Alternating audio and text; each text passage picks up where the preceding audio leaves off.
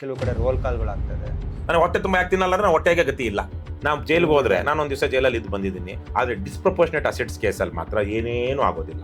ಸಿಂಹಗಳು ತರ ಅಂದ್ರೆ ದಿನ ಬೆಡ್ರೂಮಲ್ಲಿ ಮಲ್ಗೋ ಜನ ಬಂದು ಜಗ್ಲಿಲ್ ಮಲಗಿರ್ತಾರೆ. 224 MLAಗಳು ಗೆದ್ದಿರೋದು ಮೋಸದಿಂದ. ಮದ್ಯ ಬ್ಯಾನ್ ಮಾಡಿ ಅಂತ ಹೇಳಿದ್ದೀರಾ. ನಮಸ್ಕಾರ. ಹೇಗಿದ್ದೀರಾ ಸರ್? ಪರವಾಗಿಲ್ಲ, ಚೆನ್ನಾಗಿ. ನೀವು ಹೇಗಿದ್ದೀರಾ? ಚೆನ್ನಾಗಿದ್ದೀನಿ ಸರ್. ತುಂಬ ಟೈರ್ಡ್ ಆಗಿರೋ ಥರ ಕಾಣಿಸ್ತಿದೆ. ಸ್ವಲ್ಪ ಪ್ರಯಾಸ, ಬೇರೆ ಬೇರೆ ಕೆಲಸಗಳು. ಸರ್, ಇವಾಗ ಕ್ವಶನ್ ಅಂತ ಬಂದರೆ, ನೀವು ಮೊದಲು ಸಾಫ್ಟ್ವೇರ್ ಉದ್ಯಮದಲ್ಲಿದ್ರಿ, ನಂದು ಸಾಫ್ಟ್ವೇರೇ. ಅದನ್ನು ಬಿಟ್ಟು ಇಲ್ಲಿಗೆ ಬರಬೇಕು ಅಂದರೆ ತುಂಬ ಚಾಲೆಂಜಸ್ ಬರುತ್ತೆ ಸರ್. ಜೀವನ ಅವಾಗ ಹೆಂಗಿತ್ತು, ಇವಾಗ ಹೆಂಗಿದೆ ಸರ್? ಸಾಫ್ಟ್ವೇರ್ ಇಂಜಿನಿಯರ್ ಆಗೋದಕ್ಕೆ ಮೊದಲು ನಾನೇನಾಗಿದ್ದೆ? ನಾನು ಮೊದಲು ವಿದ್ಯಾರ್ಥಿ ಆಗಿದ್ದೆ. ಅದಕ್ಕೆ ಮೊದಲು ಒಂದು ಹಳ್ಳಿನಲ್ಲಿ ಹುಟ್ಟು ಬೆಳೆದಂಥ ಹುಡುಗ ಆಗಿದ್ದೆ. ಸೊ ಹಾಗಾಗಿ ನಮ್ಮ ಬೆಳವಣಿಗೆ, ಓದು, ಈ ಥರ ಹವ್ಯಾಸಗಳು, ಅನಿಸಿಕೆಗಳು ಇವೆಲ್ಲವೂ ನಮ್ಮನ್ನು ರೂಪಿಸ್ತಾ ಹೋಗ್ತವೆ. ಸೊ ಹಾಗಾಗಿ ನಾನು ಓದಿದ್ದು ಇಂಜಿನಿಯರಿಂಗು, BE ಮತ್ತು ME ಎರಡನ್ನೂ ಕಂಪ್ಯೂಟರ್ ಸೈನ್ಸಲ್ಲಿ ಮಾಡಿದ್ಮೇಲೆ ಆವಾಗ ಸಹಜವಾಗಿ ಸಾಫ್ಟ್ವೇರ್ ಇಂಜಿನಿಯರು ಅಮೇರಿಕಾಗೆಲ್ಲ ಇತ್ತಲ್ವ. ಒಂದು ರೀತಿಯಲ್ಲಿ ಚೆನ್ನಾಗಿತ್ತು ಆ ಕಾಲ. ಎಲ್ಲ ಕಾಲವೂ ಚೆನ್ನಾಗೇ ಇರುತ್ತೆ, ನಾವು ನೋಡಿದ ಹಾಗಿರುತ್ತೆ. ವೈಯಕ್ತಿಕವಾಗಿ ಅಷ್ಟು ದೊಡ್ಡ ಚಾಲೆಂಜಸ್ ಇರಲಿಲ್ಲ. ಆದರೆ ನನಗೆ ಚಿಕ್ಕಂದಿಂದನೂ ಒಂದು ತುಡಿತಾ ಇತ್ತು, ಈ ಸಮಾಜ ಸರಿಯಾದ ದಾರಿಲಿ ಹೋಗಬೇಕು, ಜನ ಭಾಳ ಗೌರವ ಘನತೆಯಿಂದ ಬದುಕಬೇಕು, ನೆಮ್ಮದಿಯಿಂದ ಬದುಕಬೇಕು, ಒಂದು ಒಳ್ಳೆಯ ಪ್ರಬುದ್ಧ ನ್ಯಾಯವಂತ ಸಮಾಜ ಕಟ್ಕೊಳ್ಬೇಕು, ಇರಬೇಕು ಅಂತ. ಆದರೆ ಬೆಳೀತಾ ಬೆಳೀತಾ ಹೋಗ್ತಿದ್ದಂಗೆ ನೀವು ನೋಡಿದ್ರೆ 70-80 ದಶಕದಿಂದ ಈಚೆಗೆ ನಮ್ಮ ದೇಶದ ಪರಿಸ್ಥಿತಿ ಹಲವು ರೀತಿಯಲ್ಲಿ ಹದಗೆಡ್ತಾ ಬಂತು. ಒಂದು ಕಡೆ ಆರ್ಥಿಕವಾಗಿ ಜನರಿಗೆ ಚೈತನ್ಯ ಸಿಗ್ತಾ ಹೋಯಿತು, ಆದರೆ ಇನ್ನೊಂದು ಕಡೆ ಬಲಾಢ್ಯರು, ಬಲಿಷ್ಠರು ಇವರೆಲ್ಲ ದರ್ಪಿಷ್ಠರಾಗ್ತಾ ಸಂಪತ್ತು ಮತ್ತು ಅಧಿಕಾರ ಕೆಲವೇ ವ್ಯಕ್ತಿ ಅಥವಾ ಗುಂಪುಗಳ ಕಡೆ ಶೇಖರಣೆ ಆಗ್ತಾ ಹೋಯಿತು. ಇದರಿಂದಾಗಿ ಸಮಾಜದಲ್ಲಿ ಅನ್ಯಾಯ, ಅಕ್ರಮ, ಮೋಸ, ಅಸಮಾನತೆ ಇವೆಲ್ಲ ಬೆಳೀತಾ ಹೋಯಿತು.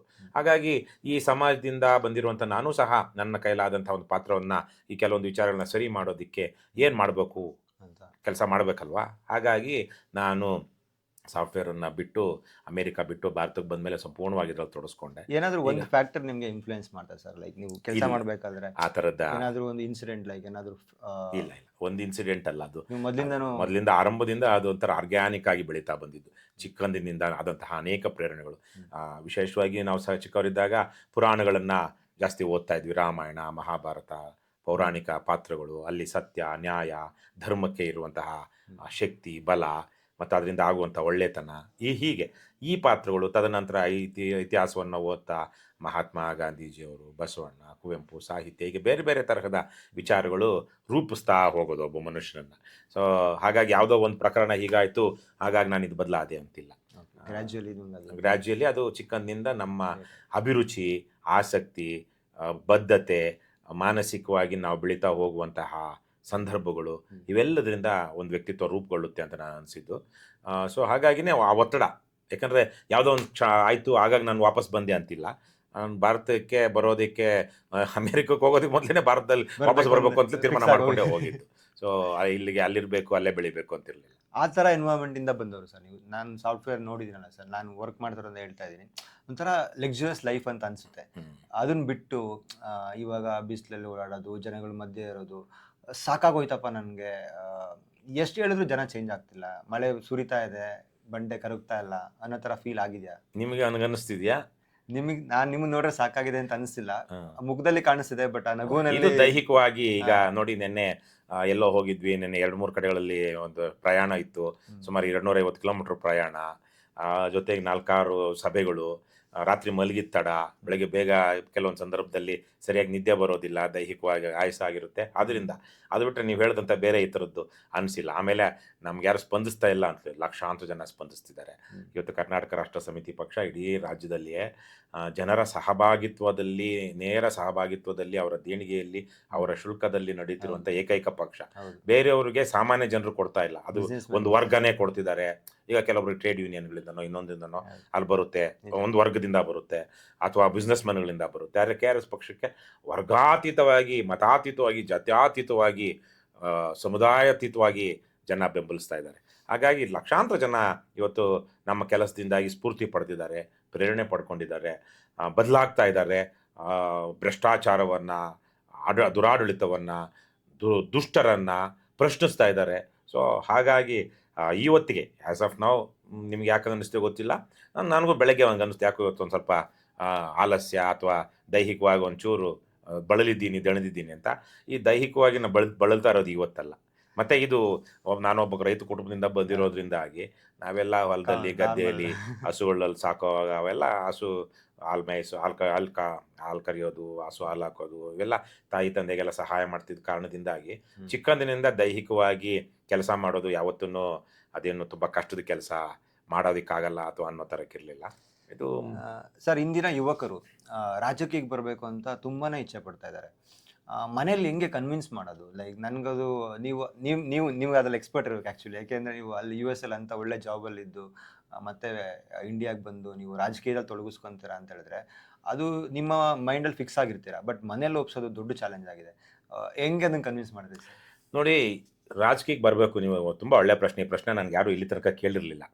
ನನ್ನ ವಿಚಾರಕ್ಕೆ ಬಂದಾಗ ನಾನು ಚಿಕ್ಕಂದಿನಿಂದನೂ ಒಂದು ಸ್ಪಷ್ಟವಾದ ವಿಚಾರಗಳನ್ನ ಭಾಳ ಸ್ಪಷ್ಟವಾಗಿ ಹೇಳೋದಕ್ಕೆ ಆರಂಭಿಸಿದೆ. ನನ್ನ ನಿಲುವುಗಳನ್ನು ಸ್ಪಷ್ಟವಾಗಿ ಹೇಳೋದಕ್ಕೆ ಆರಂಭಿಸಿದೆ. ಆಮೇಲೆ ನಾನು ಕೆಲವೊಂದು ಸಂದರ್ಭಗಳಲ್ಲಿ ಸ್ವಲ್ಪ ಹೆಚ್ಚು ಕಮ್ಮಿ ಆದ್ರೂ ನನ್ನ ಬದುಕನ್ನು ನಾನೇ ಕಟ್ಕೊಳ್ಬಲ್ಲೆ ಅನ್ನುವಂತಹ ಒಂದು ಇದನ್ನು, ಅಂದರೆ ಈ ನಮ್ಮ ಪೋಷಕರ ಮೇಲೆ, ತಂದೆ ತಾಯಿ ಮೇಲೆ ಅವಲಂಬಿತನಾಗದೆ ನನ್ನ ಬದುಕನ್ನು ನಾನೇ ಕಟ್ಕೊಳ್ಬಲ್ಲೆ, ಎಷ್ಟೇ ಸರಳವಾಗಿರಬಹುದು ಅಥವಾ ಎಷ್ಟೇ ಕಷ್ಟದ್ದಾಗಿರಬಹುದು ಅನ್ನುವಂಥ ಒಂದು ಧೀಶಕ್ತಿಯನ್ನು ಮಾನಸಿಕವಾಗಿ ದೈಹಿಕವಾಗಿ ನಾನು ತೋರಿಸ್ತಾ ಬರ್ತಾ ಇದ್ದೆ. ಆಮೇಲೆ ಅದೇ ಕಾರಣದಿಂದ ಮನೆಯವರು ಇವನು ಹೆಂಗೋ ಬದುಕ್ತಾನೆ ಅನ್ನುವಂಥದ್ದು ಒಂದು ಅವ್ರ ನಂಬಿಕೆ ಬರುತ್ತೆ. ಆಮೇಲೆ ಇಲ್ಲ, ಇವನೊಂದು ಒಪಿನಿಯನ್ ಇದೆ, ನಾವು ಅದ್ರ ವಿರುದ್ಧ ಹೋದರೆ ಅವನು ಇನ್ನೂ ಬೇರೆ ಕಡೆಗೆ ಇದು ತಿರುಗಿಬಿಡ್ತಾನೆ, ಹಾಗಾಗಿ ಒಂದು ಸಂಬಂಧನ ಇಟ್ಕೊಂಡು ನಾವು ಮುಂದುವರಿಬೇಕು ಅನ್ನುವಂಥ ರೀತಿಯಲ್ಲಿ ನಾವು ಮನೆಯವರಿಗೆ ನಮ್ಮ ಸ್ಪಷ್ಟ ಅಭಿಪ್ರಾಯವನ್ನು ಹೇಳ್ತಾನೆ ನಾವು ಬದುಕನ್ನು ಕಟ್ಕೊಳ್ಬೇಕು.